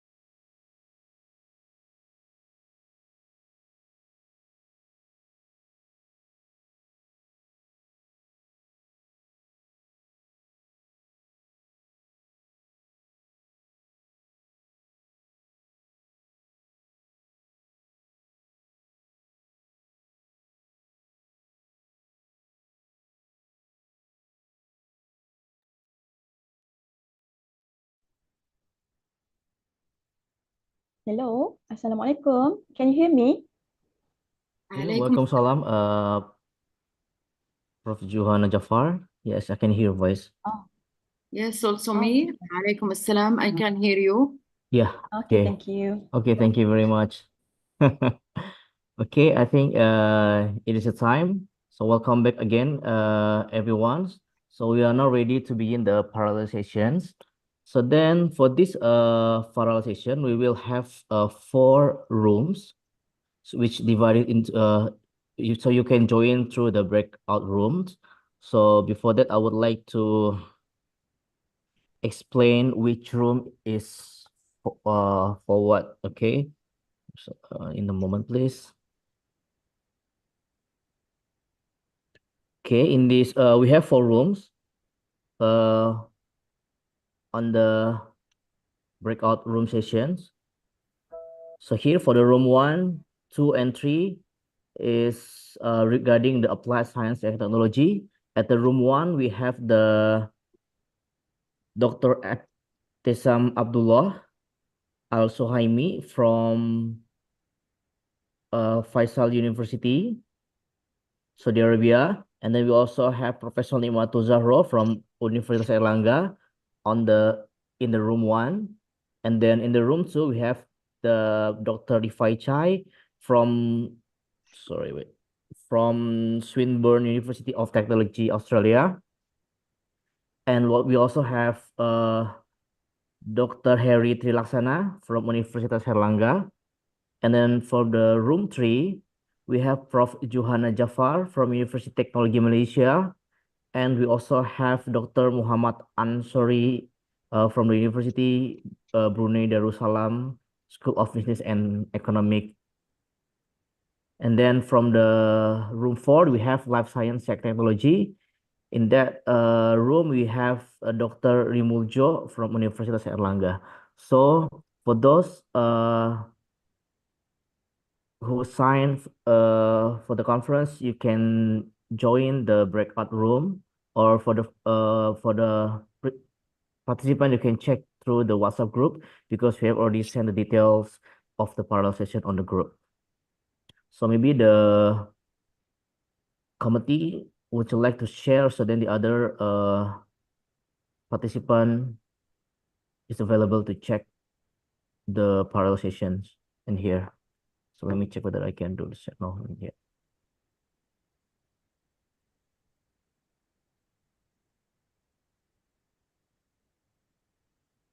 Okay. Again, I would like to invite all the keynote speakers to join the breakout room. For the Dr. Ebtisam Abdullah and also Prof. Nikmatul Zahro, please join to the room 1. And then for the Dr. Rifai Chai and Dr. Harry Trilaksana, please join to the room 2. And then for the Prof. Johanna Jafar and Dr. Muhammad Ansori, please join to room 3. And for the Dr. Rimuljo, please join to the room 4. Thank you. How me as Ibtisam, Saudi Arabia, how I can join number 1? What's the bottom I have to click?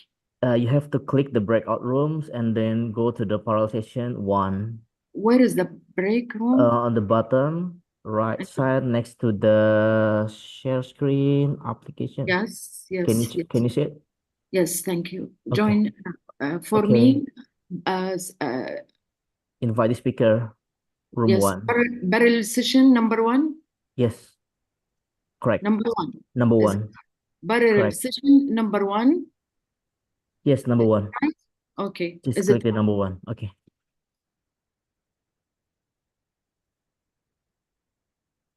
Okay, thank you very much. And we also invite the other speakers. They invite the speaker to join the breakout room. Also in here. So for those who have some question, you can come back to the main room and raise some question if you found any difficulty during this conference.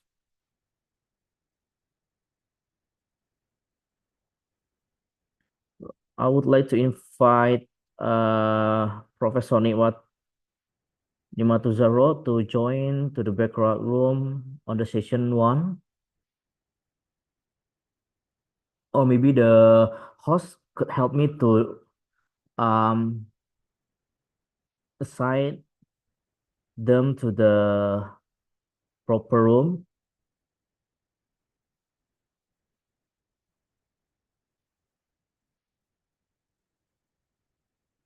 So please help me to assign Professor Nimatuzaro to room session 1.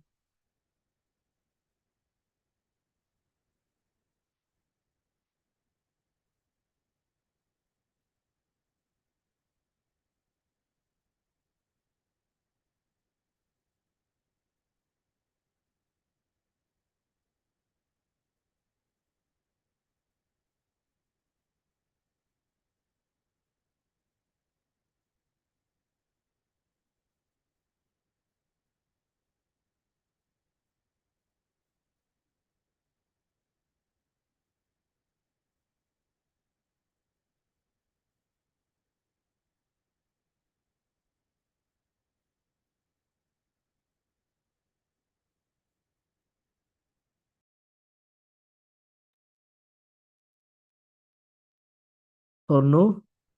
So who's the host here? The FST owner who managing the FST owner. Would you like to assign Professor Nimatuzaro to the session 1?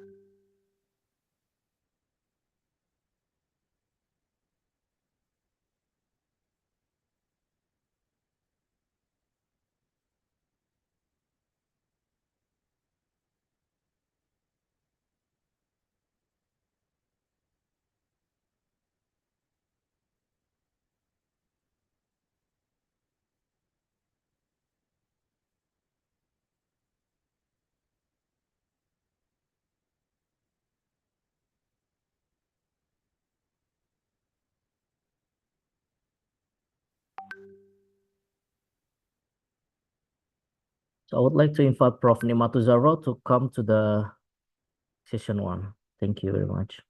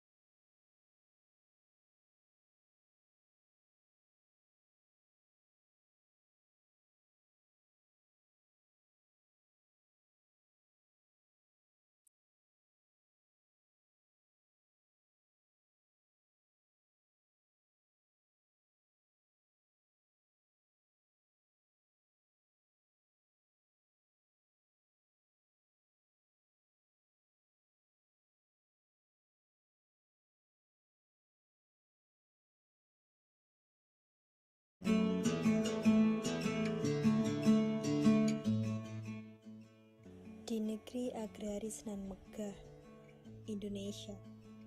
Ada kehidupan yang terjalin erat dengan kegiatan pertanian.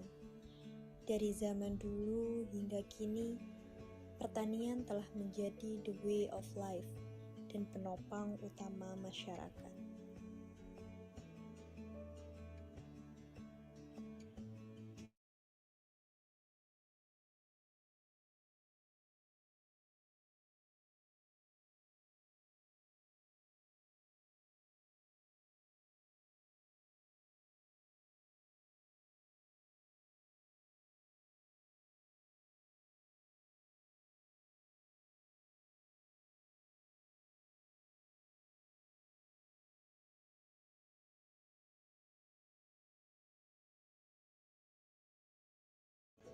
Dan devisa bagi negara. Namun tak hanya itu, pertanian juga menjadi pilar utama dalam mencapai tujuan besar bersama, Sustainable Development Goals atau SDGs. Di dalamnya terdapat harapan besar seperti mengakhiri kelaparan, mencapai ketahanan pangan, memperbaiki nutrisi, dan mewujudkan pertanian yang lestari.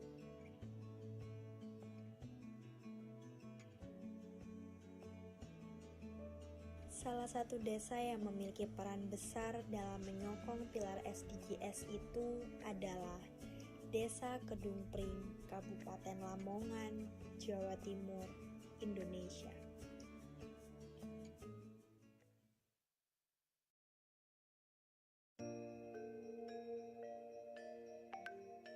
Desa Kedung Pring adalah desa yang termasuk dalam wilayah Kecamatan Kedung Pring, Kabupaten Lamongan, Provinsi Jawa Timur.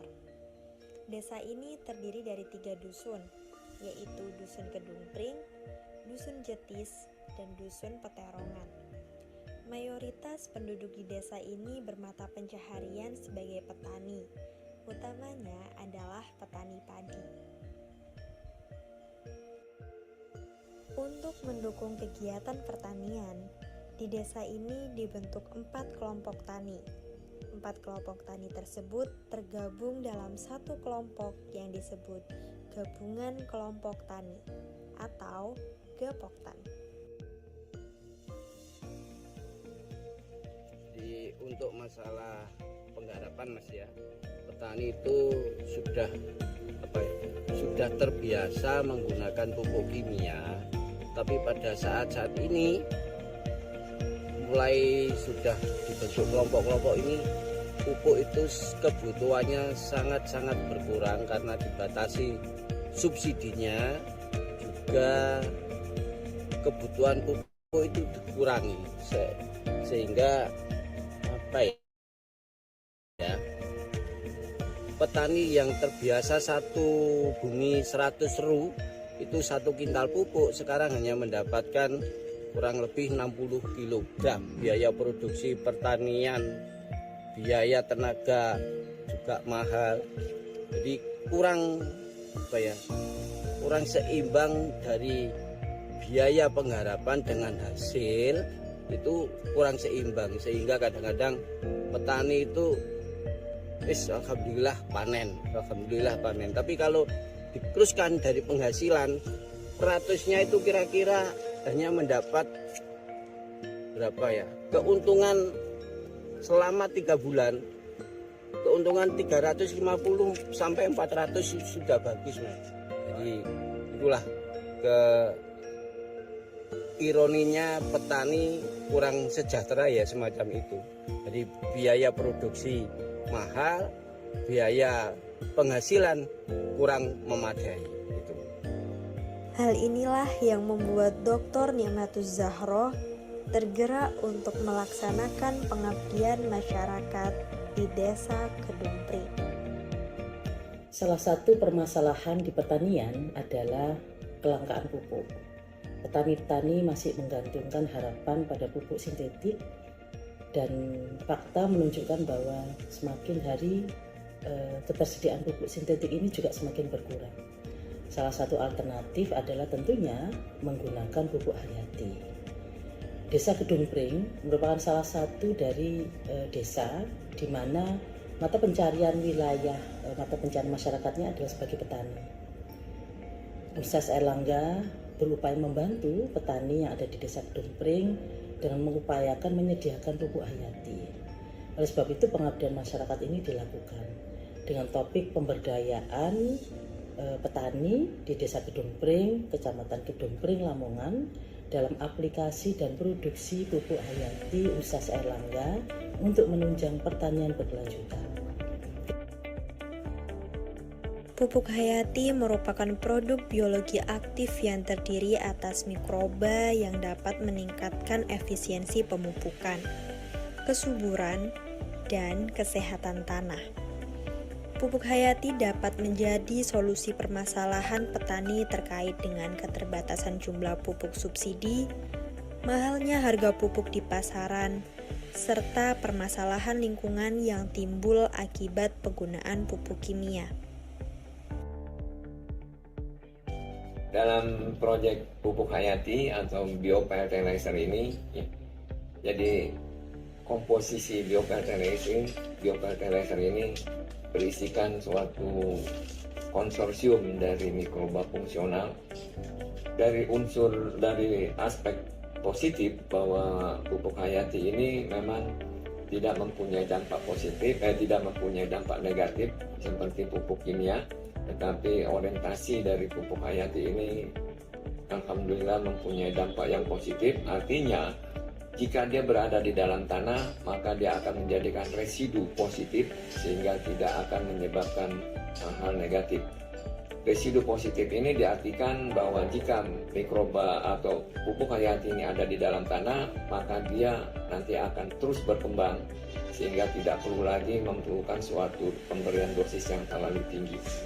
Kemudian kalau kita lihat di sini, harga dari pupuk hayati ini biasanya di kios-kios tani ini harganya cukup mahal dan tidak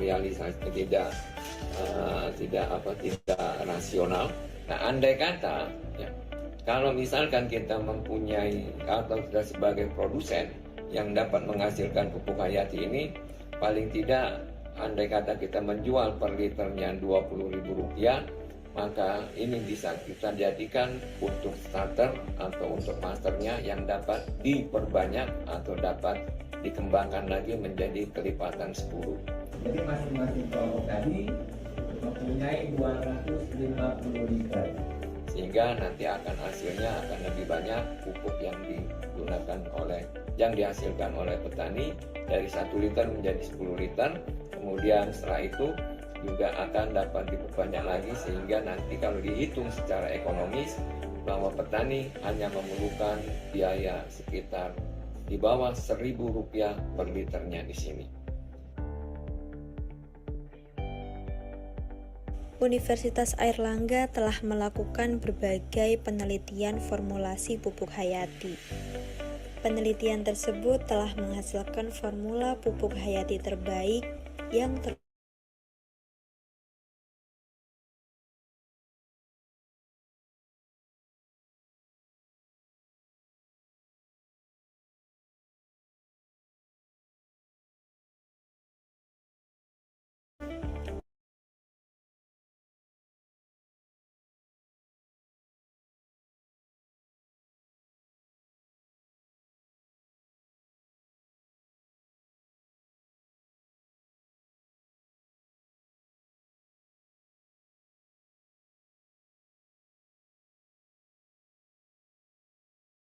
Apa itu pupuk hayati? Berikutnya adalah kita mengadakan pelatihan kepada kader-kader perwakilan dari Gapoktan di Desa Kedung Pring untuk mengenalkan pada mereka bagaimana cara membuat pupuk hayati. Tentunya berikutnya adalah bagaimana masyarakat bisa mengujikan produk yang dia buat untuk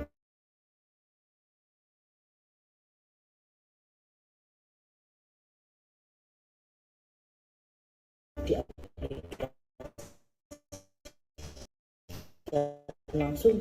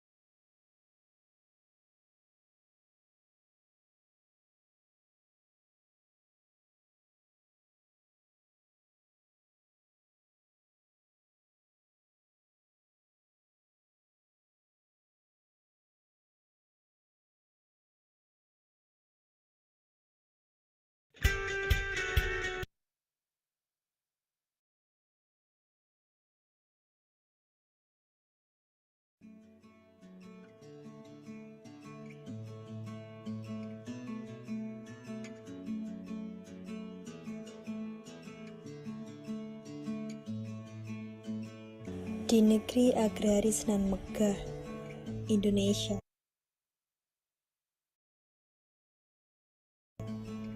ada kehidupan yang terjalin erat dengan kegiatan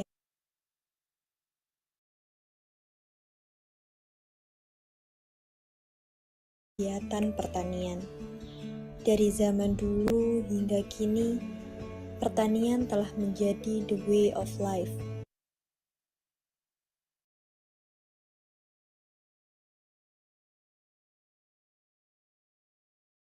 Dan penopang utama masyarakat.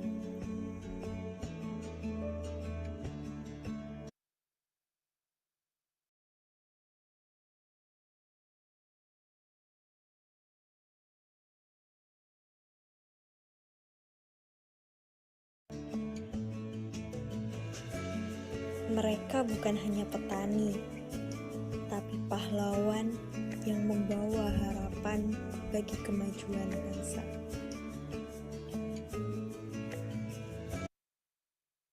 Pertanian bukan sekedar mengolah tanah, tapi membuka jalan bagi pembangunan nasional. Melalui kontribusinya, mengalirkan lapangan kerja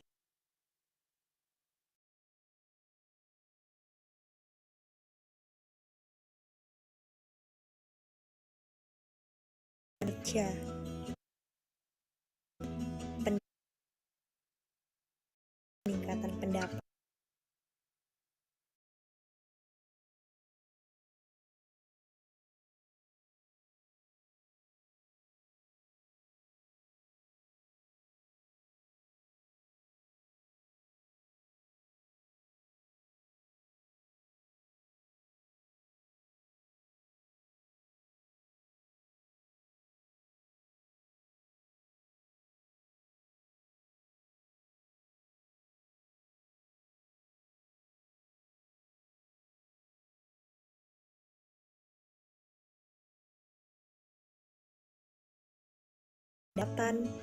dan devisa bagi negara.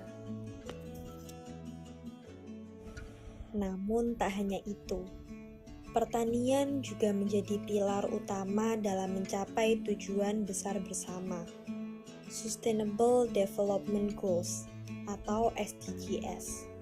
Di dalamnya terdapat harapan besar seperti mengakhiri kelaparan, mencapai ketahanan pangan, memperbaiki nutrisi, dan mewujudkan pertanian yang lestari.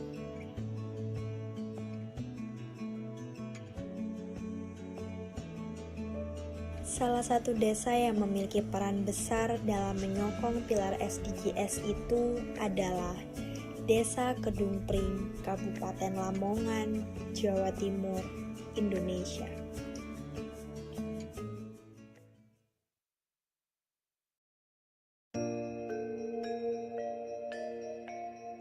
Desa Kedung Pring adalah desa yang termasuk dalam wilayah Kecamatan Kedung Pring, Kabupaten Lamongan, Provinsi Jawa Timur. Desa ini terdiri dari 3 dusun, yaitu Dusun Kedung Pring, Dusun Jetis, dan Dusun Peterongan. Mayoritas penduduk di desa ini bermata pencaharian sebagai petani, utamanya adalah petani padi. Untuk mendukung kegiatan pertanian, di desa ini dibentuk 4 kelompok tani. 4 kelompok tani tersebut tergabung dalam satu kelompok yang disebut Gabungan Kelompok Tani atau Gapoktan. Untuk masalah penggarapan Mas ya, petani itu sudah terbiasa menggunakan pupuk kimia, tapi pada saat ini mulai sudah dibentuk kelompok-kelompok ini, pupuk itu kebutuhannya sangat-sangat berkurang karena dibatasi subsidinya, juga kebutuhan pupuk itu dikurangi, sehingga petani yang terbiasa satu bumi 100 ru itu 1 kintal pupuk sekarang hanya mendapatkan kurang lebih 60 kg. Biaya produksi pertanian, biaya tenaga juga mahal. Jadi kurang seimbang dari biaya penggarapan dengan hasil itu kurang seimbang, sehingga kadang-kadang petani itu alhamdulillah panen. Tapi kalau diteruskan dari penghasilan 100-nya itu kira-kira hanya mendapat berapa ya? Keuntungan selama 3 bulan, keuntungan 350 sampai 400 sudah bagus, Mas. Jadi itulah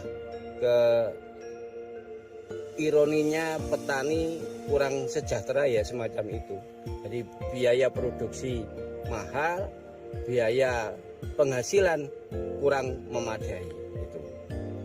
Hal inilah yang membuat Dr. Nikmatuz Zahroh tergerak untuk melaksanakan pengabdian masyarakat di Desa Kedung Pring. Salah satu permasalahan di pertanian adalah kelangkaan pupuk.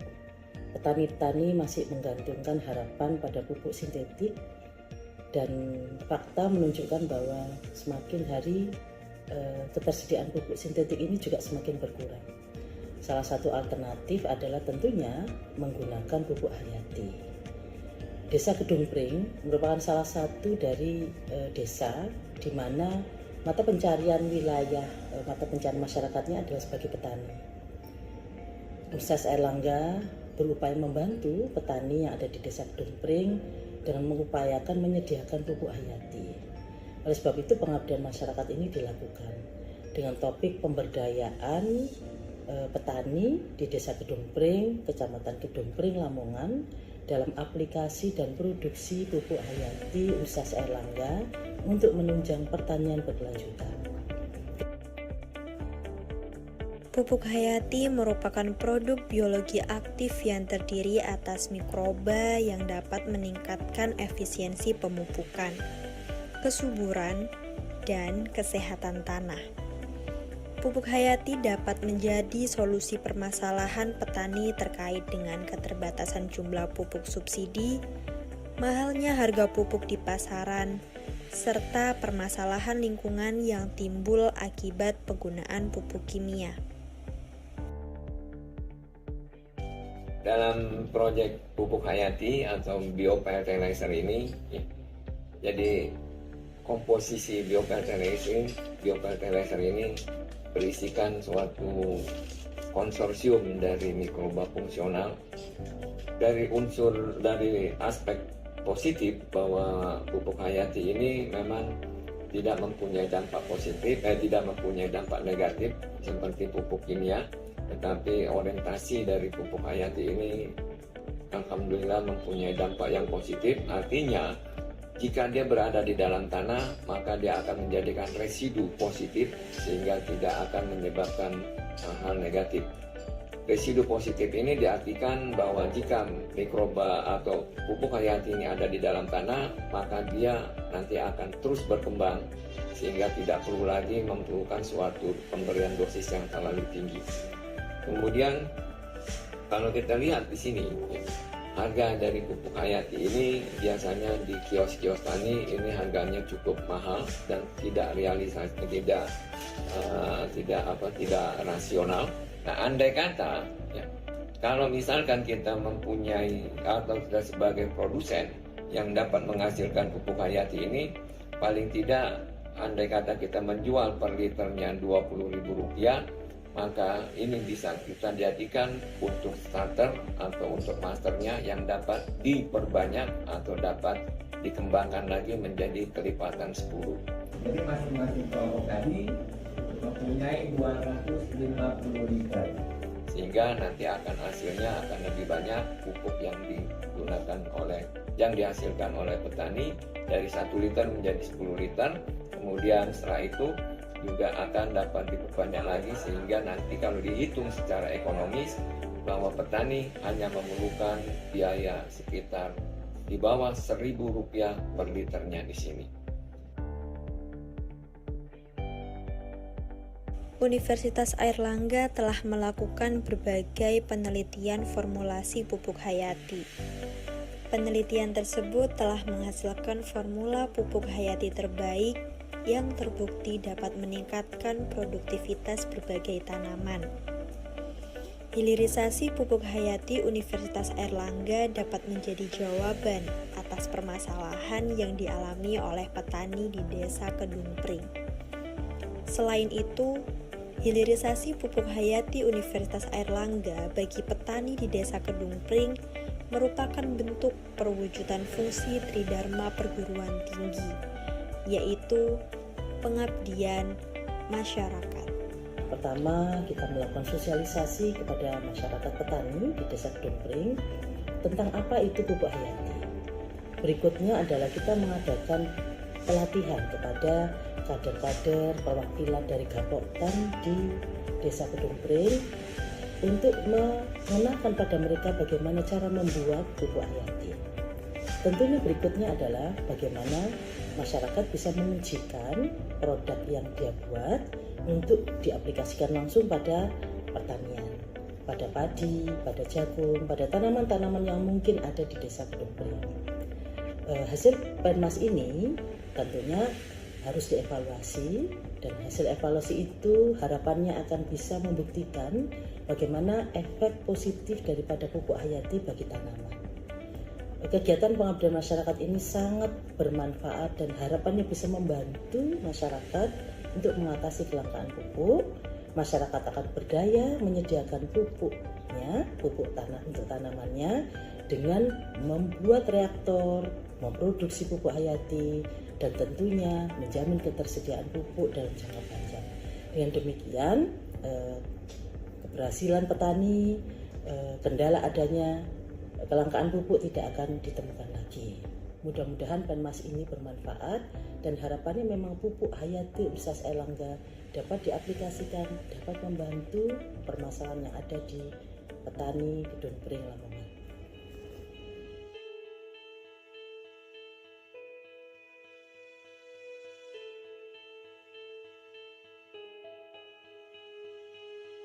Karek gawe iku ana reaktore diisi banyu, mari diisi banyu dikene molase, mari molase dikene bibit iku mau, bibit teko nggone unar iku mau, terus langsung banyune dibeki, diaduk sampai berapa pirang-pirang dino. Sudah ada yang mencoba, Pak Sairi itu kalau pupuk kimia itu mendapatkan 9 kuintal per ratusnya per 1.400 meter persegi itu Pak Sairi sudah mencoba mendapat 9 kintal. Kalau pupuk organik yang dari bantuan dari UNER itu yang dikelola oleh sponsor dari Bapak dosen Bapak Agus itu mendapat 8 kintal. Tapi biayanya alhamdulillah memang agak murah. Dimanfaati ya mengurangi itu teko pupuk kimia sing dadi enak ora patek akeh menggunakno kimia tukune kan uga akeh tukune kimia iso gawe dhewe ngono teko pupuk hayati ku iso gawe dhewe dadine kan luwih ringan biaya operasional kan luwih ringan itu kan. Nah, mudah-mudahan dari bantuan dari Bapak Agus dari UNER Surabaya ini dengan Gubernur nanti bisa bermanfaat untuk petani kita, yaitu Gapoktan Tani Abadi Desa Kedung Pring, Kecamatan Kedung Pring, Kabupaten Lamongan, Jawa Timur. Mudah-mudahan kedepannya lebih bagus untuk meningkatkan kesejahteraan petani kita. Tengah tingginya penggunaan pupuk kimia, hadirlah dalam wujud pengabdian masyarakat terhadap pupuk hayati berbasis mikroba. Pada awalnya, pupuk semacam itu adalah hal asing bagi warga. Namun, melalui serangkaian pelatihan dan sesi edukasi, warga berhasil merangkai benang-benang pemahaman tentang manfaat pupuk hayati ini. Tidak hanya sekedar teori, mereka juga diajak untuk merasakan langsung proses pembuatan serta aplikasi pupuk berbasis mikroba di lahan pertanian mereka sendiri.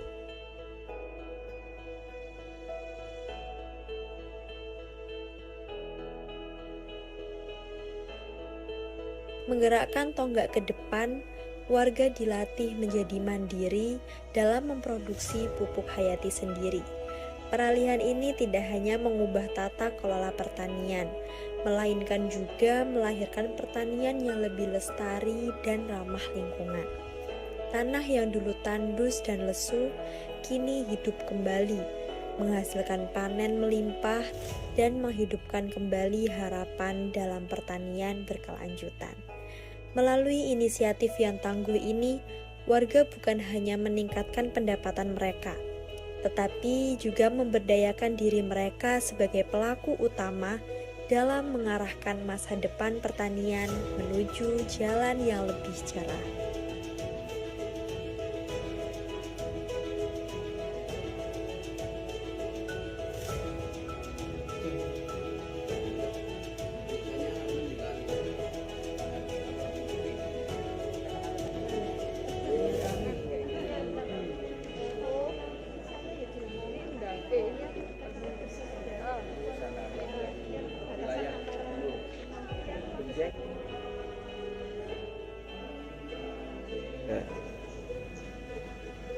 Kemudian sejak 500 juta kita membeli Nah, Anda pernah minum pada dalam pembuatan PPAS. Kami sampaikan terima kasih. Minta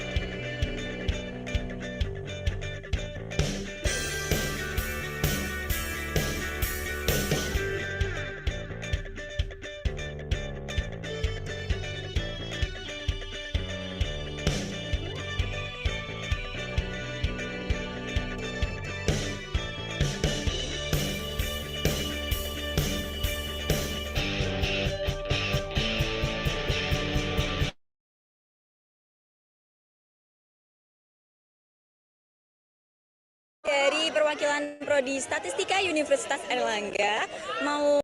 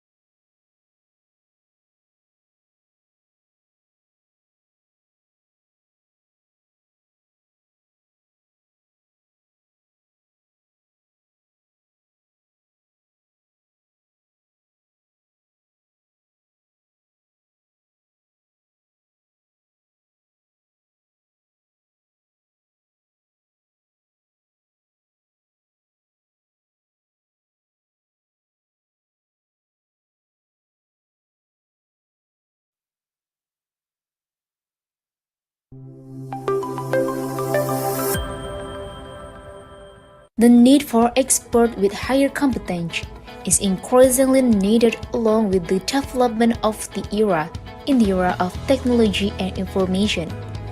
Airlangga University is one of the leading universities in Indonesia, which has a focus on preparing future experts so that it becomes the campus of choice for scholars who have completed their studies.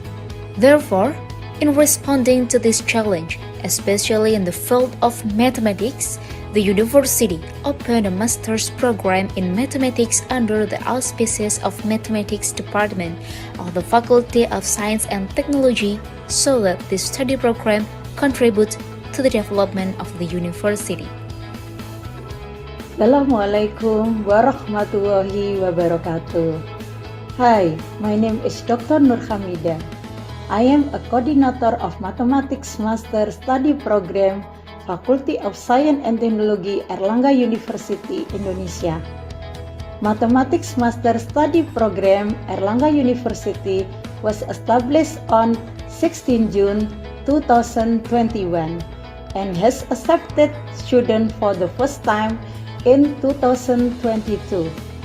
The vision of Mathematics Master Study Program Airlangga University is to become a center for development of mathematics and its application in the field of life sciences based on religious morality.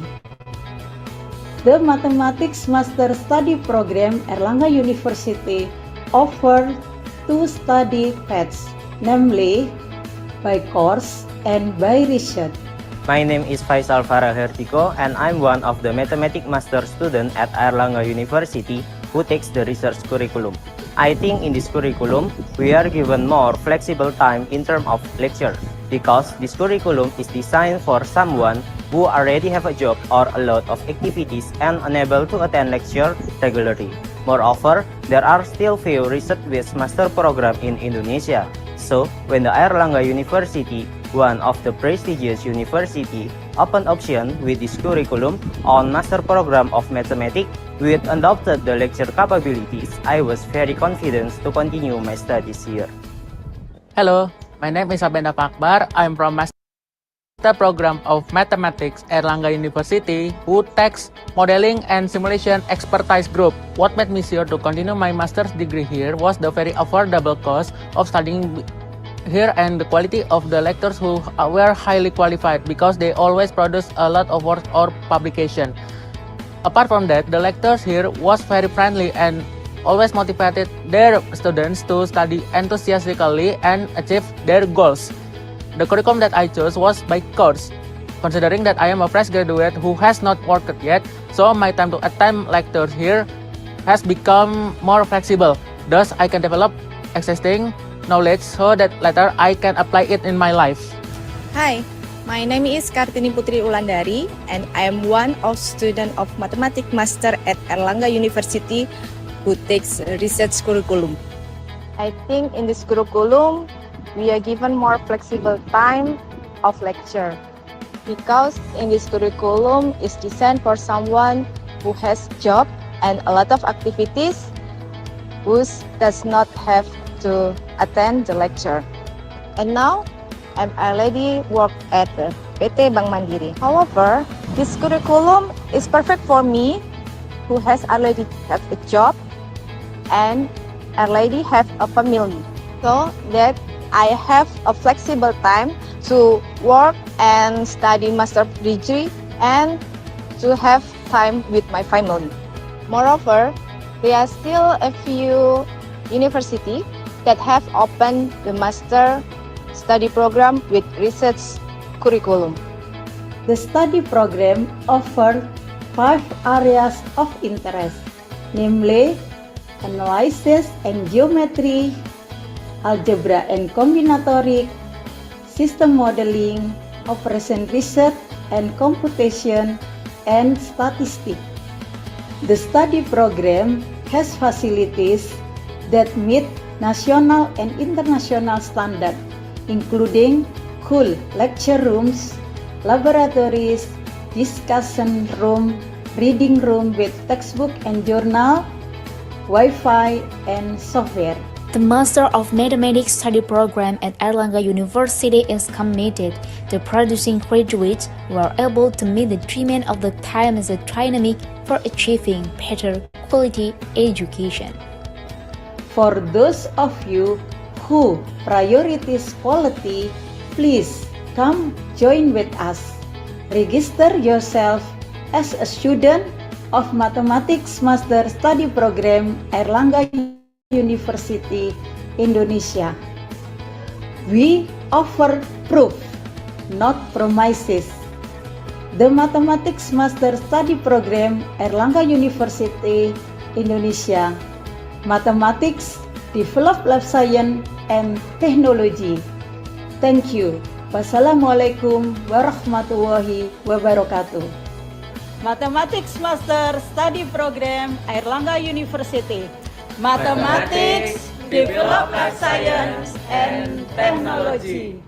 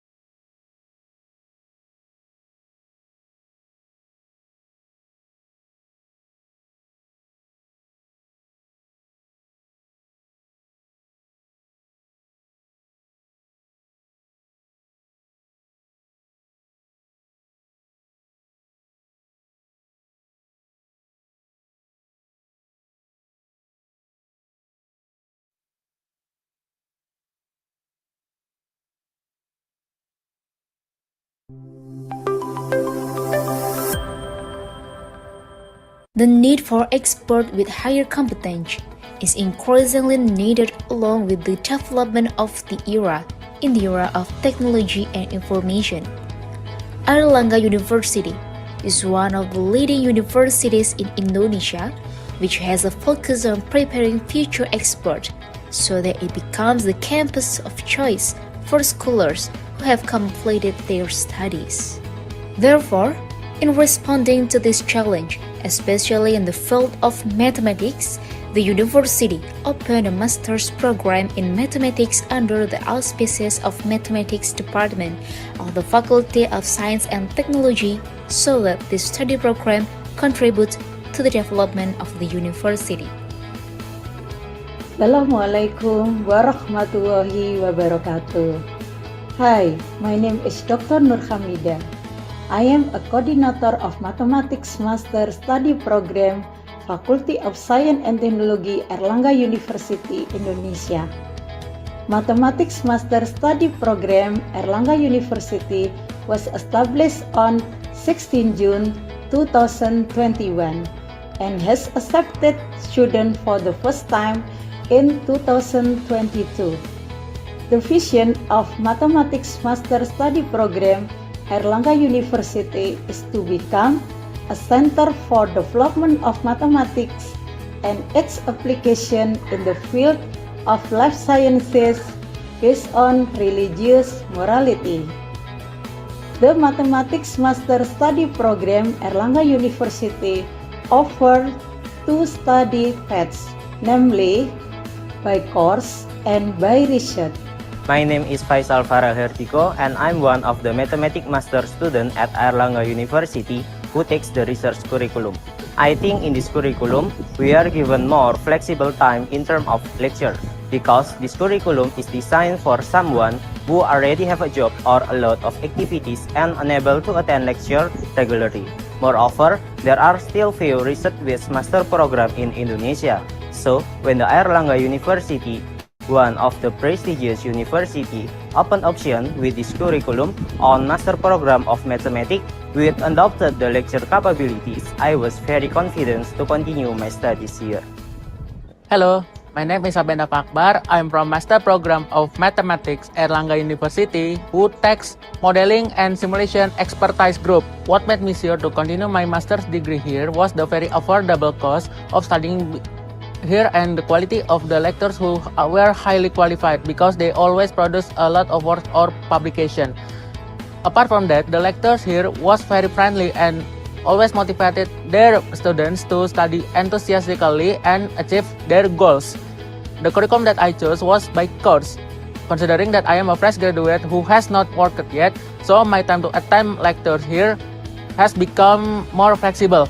Thus, I can develop existing knowledge so that later I can apply it in my life. Hi, my name is Kartini Putri Ulandari and I am one of student of Mathematics Master at Airlangga University who takes research curriculum. I think in this curriculum, we are given more flexible time of lecture because in this curriculum is designed for someone who has job and a lot of activities who does not have to attend the lecture. And now, I'm already work at the PT Bank Mandiri. However, this curriculum is perfect for me who has already have a job and already have a family. So that I have a flexible time to work and study master degree and to have time with my family. Moreover, there are still a few universities that have opened the master study program with research curriculum. The study program offers 5 areas of interest, namely analysis and geometry, algebra and combinatoric, system modeling, operation research and computation, and statistics. The study program has facilities that meet national and international standards, including cool lecture rooms, laboratories, discussion room, reading room with textbook and journal, Wi-Fi, and software. The Master of Mathematics study program at Airlangga University is committed to producing graduates who are able to meet the demand of the time as a dynamic for achieving better quality education. For those of you who prioritize quality, please come join with us. Register yourself as a student of Mathematics Master Study Program Airlangga University, Indonesia. We offer proof, not promises. The Mathematics Master Study Program Airlangga University, Indonesia.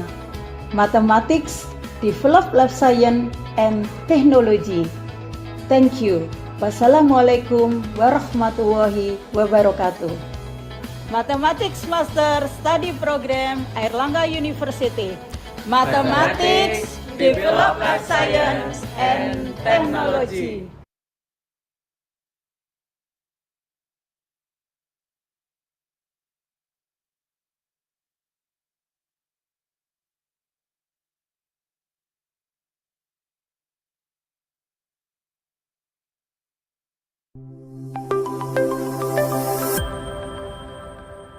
The need for experts with higher competence is increasingly needed along with the development of the era in the era of technology and information.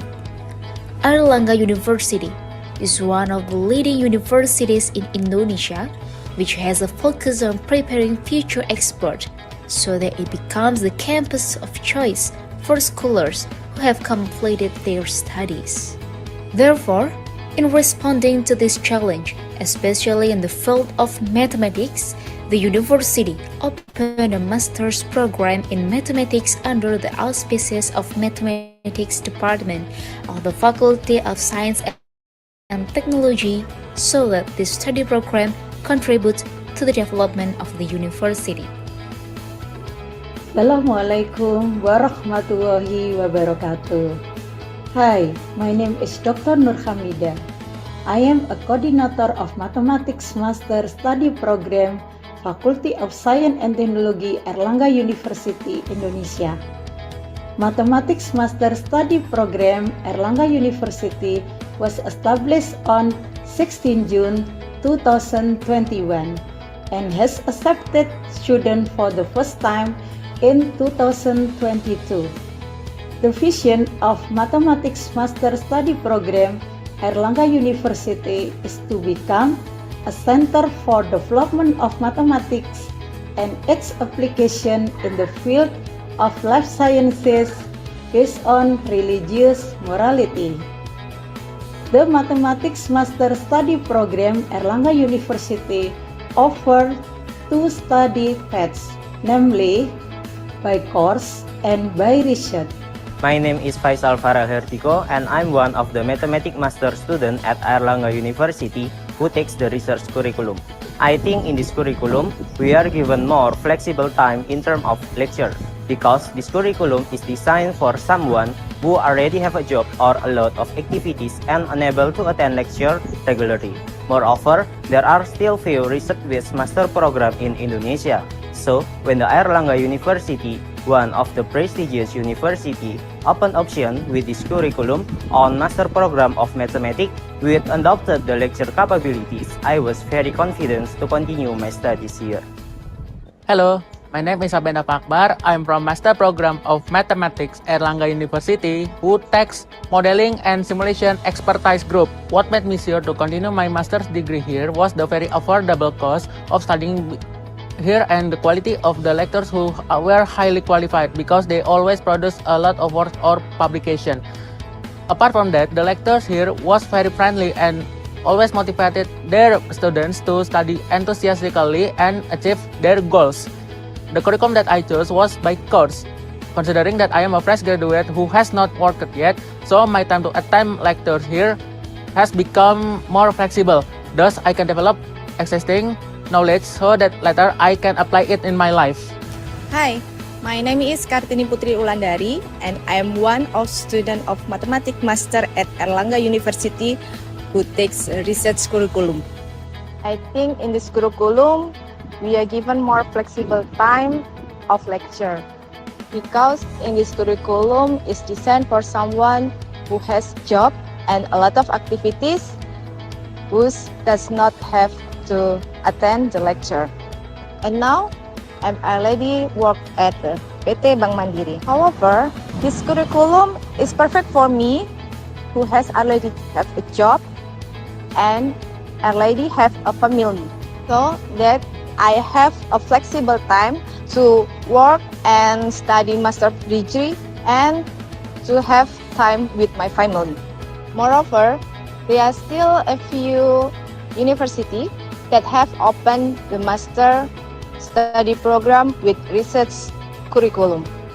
The study program offers 5 areas of interest, namely analysis and geometry, algebra and combinatoric, system modeling, operation research and computation, and statistics. The study program has facilities that meet national and international standards, including cool lecture rooms, laboratories, discussion room, reading room with textbook and journal, Wi-Fi, and software. The Master of Mathematics study program at Airlangga University is committed to producing graduates who are able to meet the demand of the time as a dynamic for achieving better quality education. For those of you who prioritize quality, please come join with us. Register yourself as a student of Mathematics Master Study Program Airlangga University, Indonesia. We offer proof, not promises. The Mathematics Master Study Program Airlangga University, Indonesia. Mathematics develop life science and technology.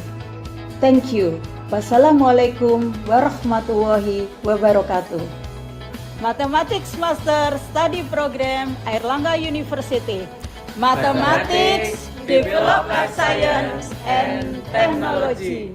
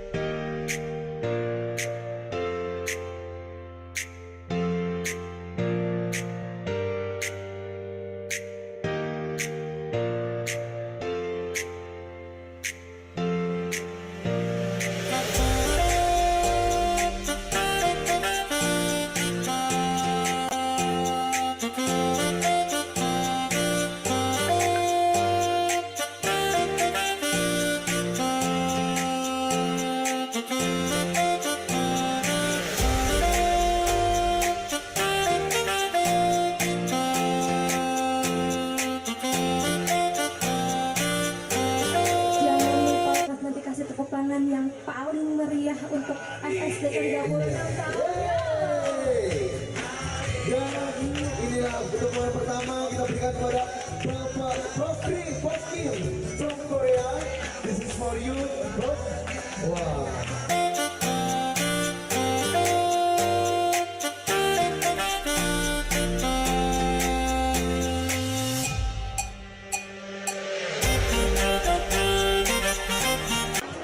Untuk FST, semoga di umur yang semakin tua ini, kedepannya lebih baik lagi dan dosennya lebih nggak pelit nilai lagi.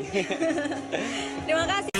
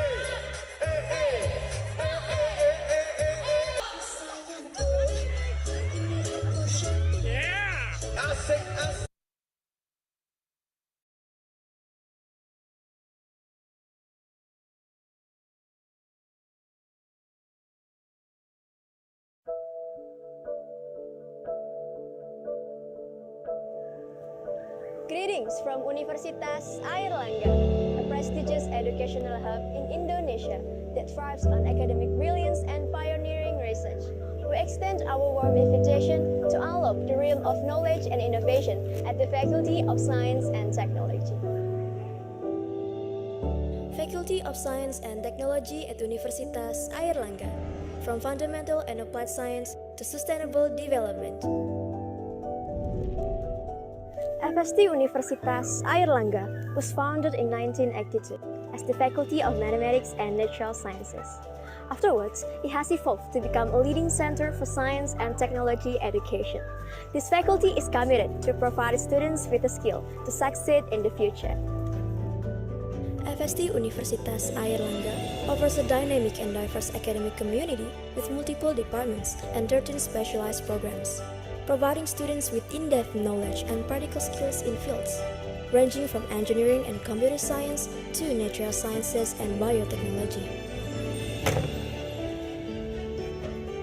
At the Faculty of Science and Technology, our utmost priority is to provide a high-quality education that empowers students with the knowledge and skill to excel in their chosen fields. To achieve this, we have assembled a team of expert faculty members who are not only accomplished in their respective domain, but are also deeply passionate about teaching and conducting cutting-edge research. Through the dedication and guidance, our students receive a transformative learning experience that prepares them for the challenges and the opportunities of the ever-evolving worlds of science and technology.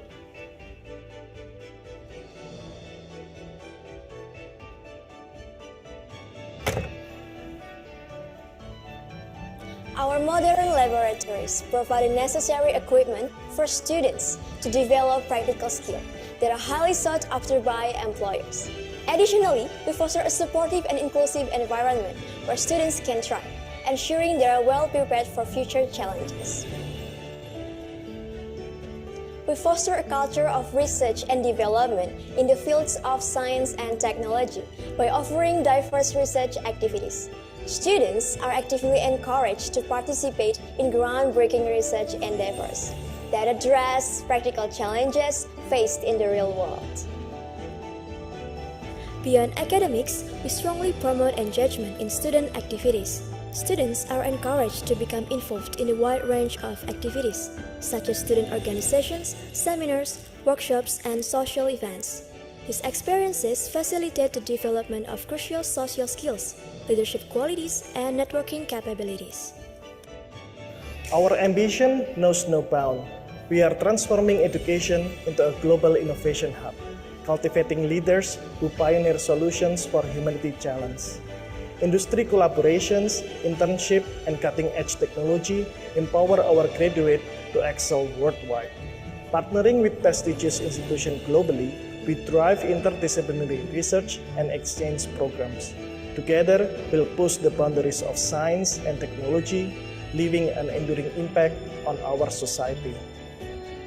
The Faculty of Science and Technology at Universitas Airlangga has produced many graduates who have gone on to become leaders and innovators in their respective fields. These graduates have held prominent positions in industry, government, and academia, and their work has had a lasting impact on the world through their groundbreaking research and innovative solutions. Whether you dream of becoming a pioneering scientist, a tech innovator, or an engineering trailblazer, the Faculty of Science and Technology at Universitas Airlangga is the perfect place to turn your aspirations into reality. By nurturing and empowering future leaders in various scientific and technological fields, the faculty contributes to the growth of cutting-edge industries that address society's pressing challenges.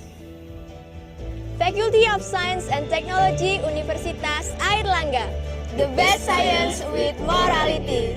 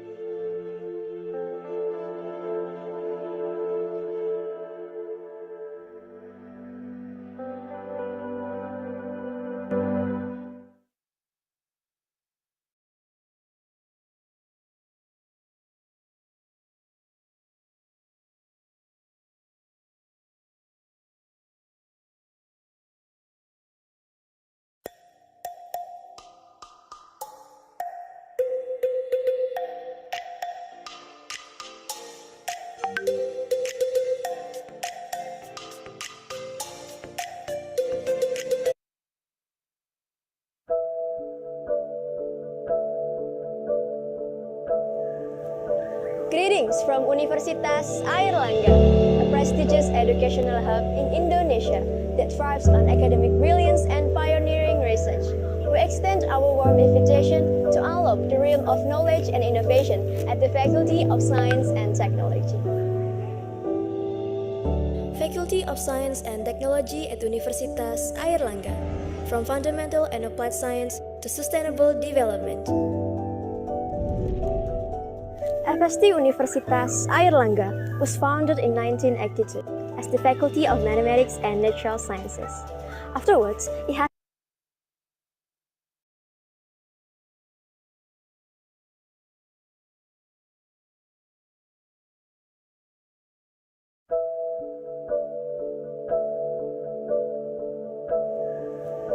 Greetings from Universitas Airlangga, a prestigious educational hub in Indonesia that thrives on academic brilliance and pioneering research.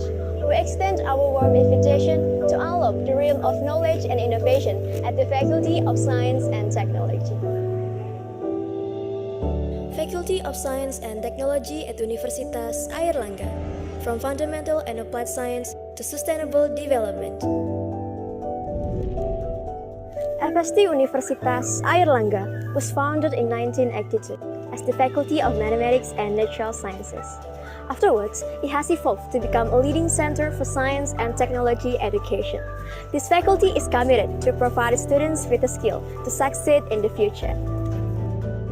FST Universitas Airlangga offers a dynamic and diverse academic community with multiple departments and 13 specialized programs, providing students with in-depth knowledge and practical skills in fields ranging from engineering and computer science to natural sciences and biotechnology.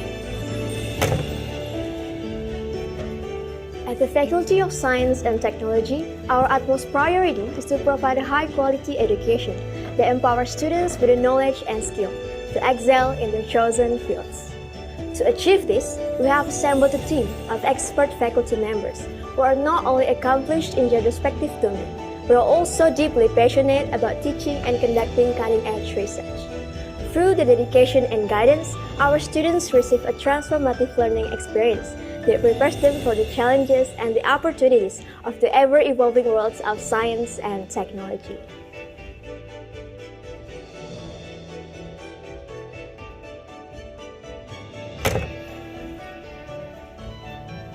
Our modern laboratories provide the necessary equipment for students to develop practical skills that are highly sought after by employers.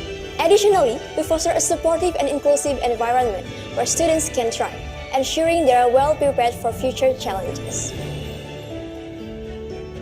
We foster a culture of research and development in the fields of science and technology by offering diverse research activities.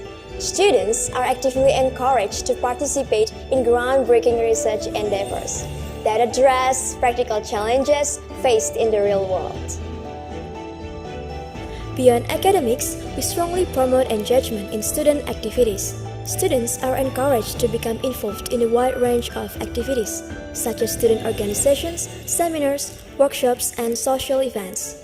These experiences facilitate the development of crucial social skills, leadership qualities, and networking capabilities. Our ambition knows no bound. We are transforming education into a global innovation hub, cultivating leaders who pioneer solutions for humanity challenges. Industry collaborations, internship, and cutting-edge technology empower our graduates to excel worldwide. Partnering with prestigious institutions globally, we drive interdisciplinary research and exchange programs. Together, we'll push the boundaries of science and technology, leaving an enduring impact on our society. The Faculty of Science and Technology at Universitas Airlangga has produced many graduates who have gone on to become leaders and innovators in their respective fields. These graduates have held prominent positions in industry, government, and academia, and their work has had a lasting impact on the world through their groundbreaking research and innovative solutions. Whether you dream of becoming a pioneering scientist, a tech innovator, or an engineering trailblazer, the Faculty of Science and Technology at Universitas Airlangga is the perfect place to turn your aspirations into reality.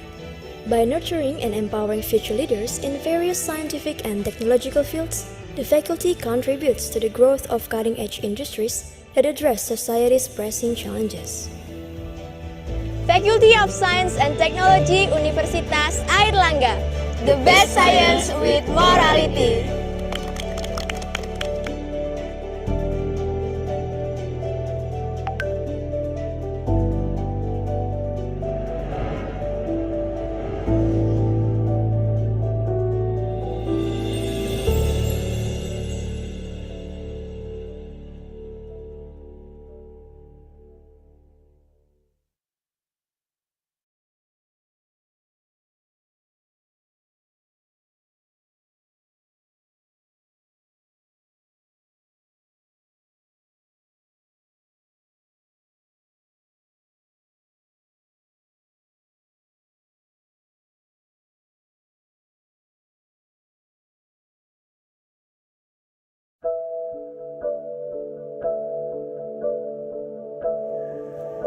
Greetings from Universitas Airlangga, a prestigious educational hub in Indonesia that thrives on academic brilliance and pioneering research. We extend our warm invitation to unlock the realm of knowledge and innovation at the Faculty of Science and Technology. Faculty of Science and Technology at Universitas Airlangga, from fundamental and applied science to sustainable development. FST Universitas Airlangga was founded in 1982 as the Faculty of Mathematics and Natural Sciences. Afterwards, it has evolved to become a leading center for science and technology education. This faculty is committed to provide students with the skill to succeed in the future. FST Universitas Airlangga offers a dynamic and diverse academic community with multiple departments and 13 specialized programs, providing students with in-depth knowledge and practical skills in fields ranging from engineering and computer science to natural sciences and biotechnology. At the Faculty of Science and Technology, our utmost priority is to provide a high-quality education that empowers students with the knowledge and skill to excel in their chosen fields. To achieve this, we have assembled a team of expert faculty members who are not only accomplished in their respective domain, but are also deeply passionate about teaching and conducting cutting-edge research. Through the dedication and guidance, our students receive a transformative learning experience that prepares them for the challenges and the opportunities of the ever-evolving worlds of science and technology.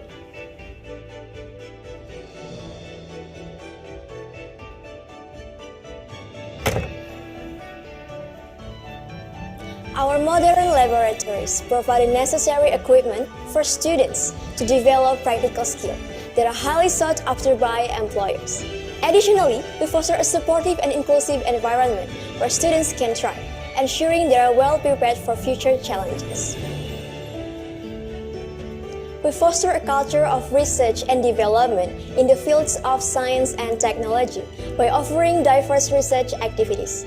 Students are actively encouraged to participate in groundbreaking research endeavors that address practical challenges faced in the real world.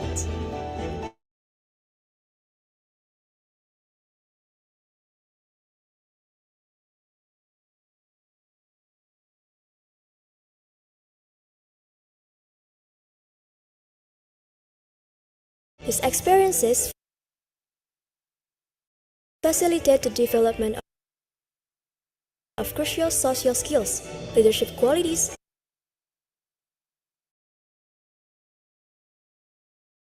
and networking capabilities. Our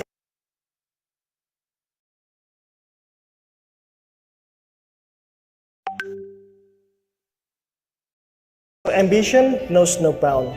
We are transforming education into a global innovation hub, cultivating leaders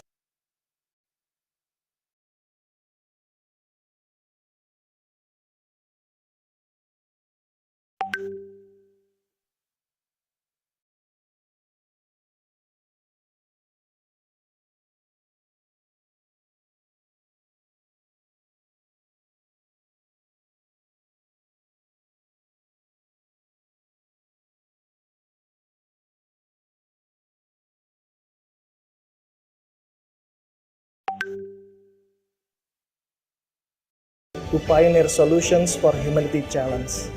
Industry collaborations, internship, and cutting-edge technology empower our graduates to excel worldwide. Partnering with prestigious institutions globally, we drive interdisciplinary research and exchange programs. Together, we'll push the boundaries of science and technology, leaving an enduring impact on our society. The Faculty of Science and Technology at Universitas Airlangga has produced many graduates who have gone on to become leaders and innovators in their respective fields.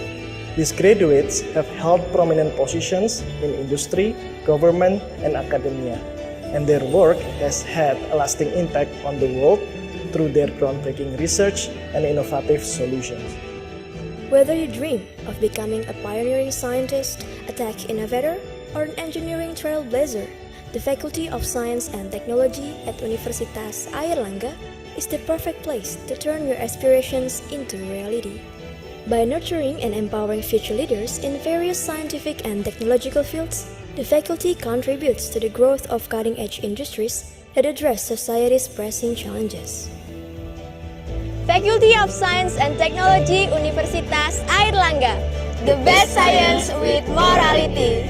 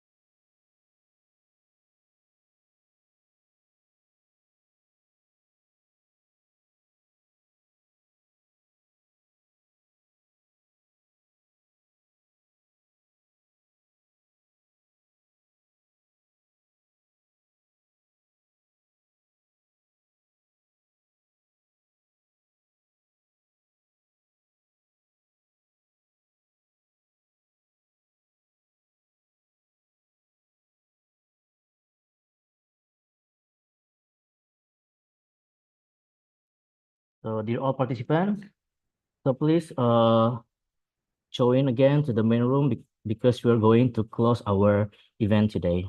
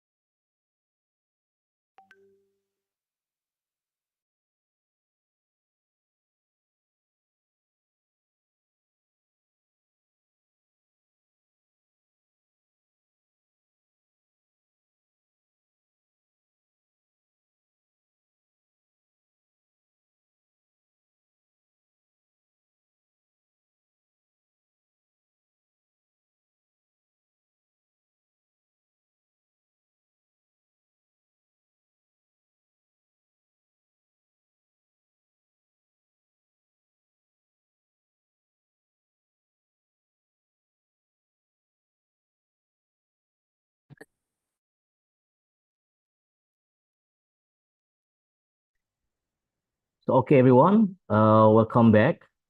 So, as we conclude our Icasmat 2024, we hope you found the session insightful and also inspiring. So, before we officially close, we are excited to announce the winner of the Best Presentation Award.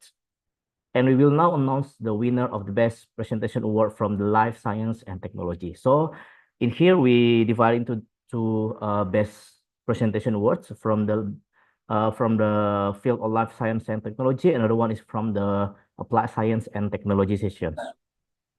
So you guys ready? Ready? Okay, ready. Okay, so the best presentation for life science award is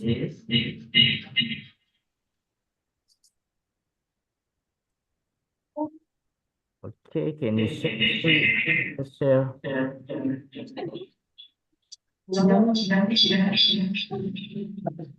Okay, the best presentation from life science and technology.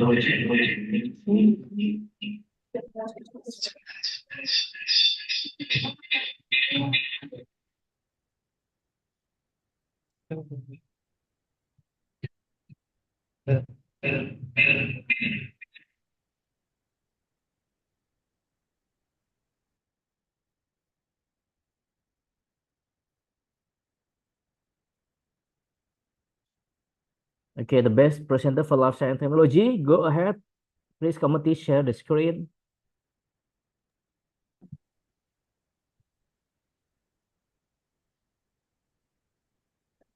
Yeah.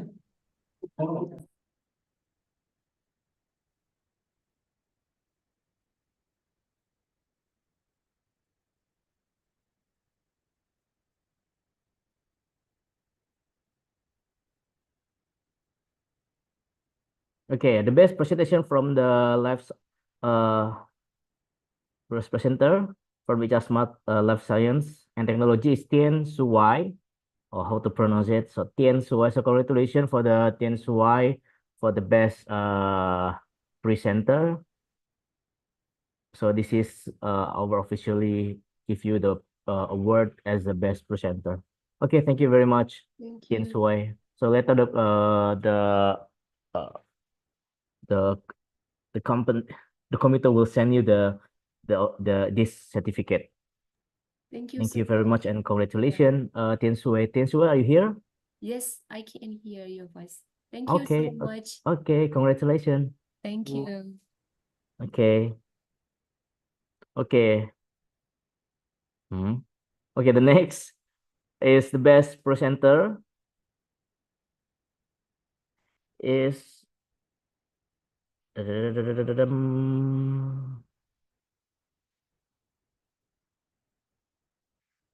Alam Ahmad Akbar. So congratulations for Alam Ahmad Akbar for your best presenter at the Second International Conference on Applied Science, Mathematics, and Technology 2024. So this is your certificate. Are you here, Alam Ahmad Akbar? Halo, Alam Ahmad Akbar. Okay, so maybe he's gone already. So congratulations for Alam Ahmad Akbar in recognition of the outstanding contribution as the best presenter at the second Icasmat 2024 at the Faculty of Science and Technology, Universitas Airlangga. Okay, thank you very much. Okay, then congratulations to all the award recipients. And then now we would like to take a group photo for this event. I believe that we've haven't taken any group picture officially.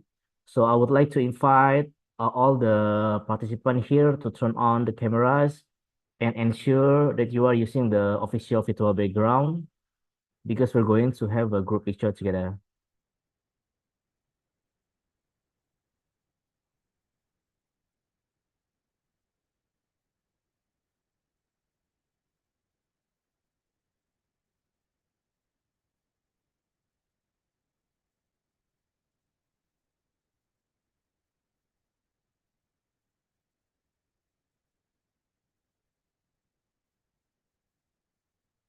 Yeah, you guys ready? Please on your camera So we're going to have a group pictures.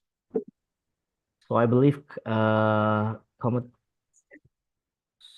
organizing committee is already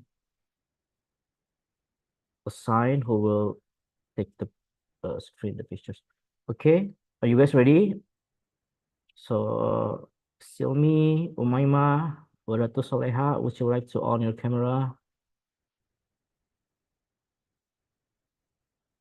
The other participant also, please, would you like to turn on your camera? We are going to have a group picture together.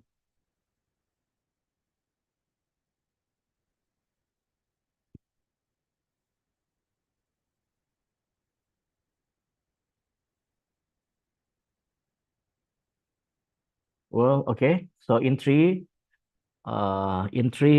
two, one. Okay, again, another slide. So we have only two slides here. So another slides. Okay, one, two, three.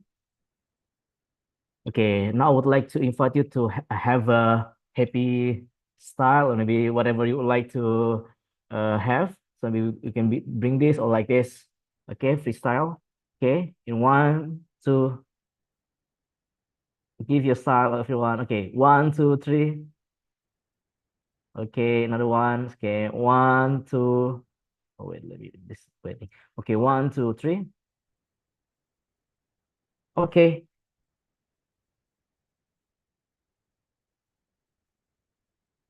So okay, thank you very much. Uh, Before we wrap up and we extend our deepest gratitude to all speakers, participants, sponsor, and the organizing committee for the making this conference possible. So we also appreciate to our publication partner, Visis Sabro Barakeng. And also we look forward to welcoming you again at the next Icasmat conference, maybe another 3 years. So until then, stay connected, stay curious, and take care. Thank you very much. Thank you everyone and have a wonderful day. Bye-bye. See you again in next Icasmat, in third of Icasmat. Thank you. Bye bye. Hope you enjoy the conference. Thank you. Okay, thank you very much. Bye bye.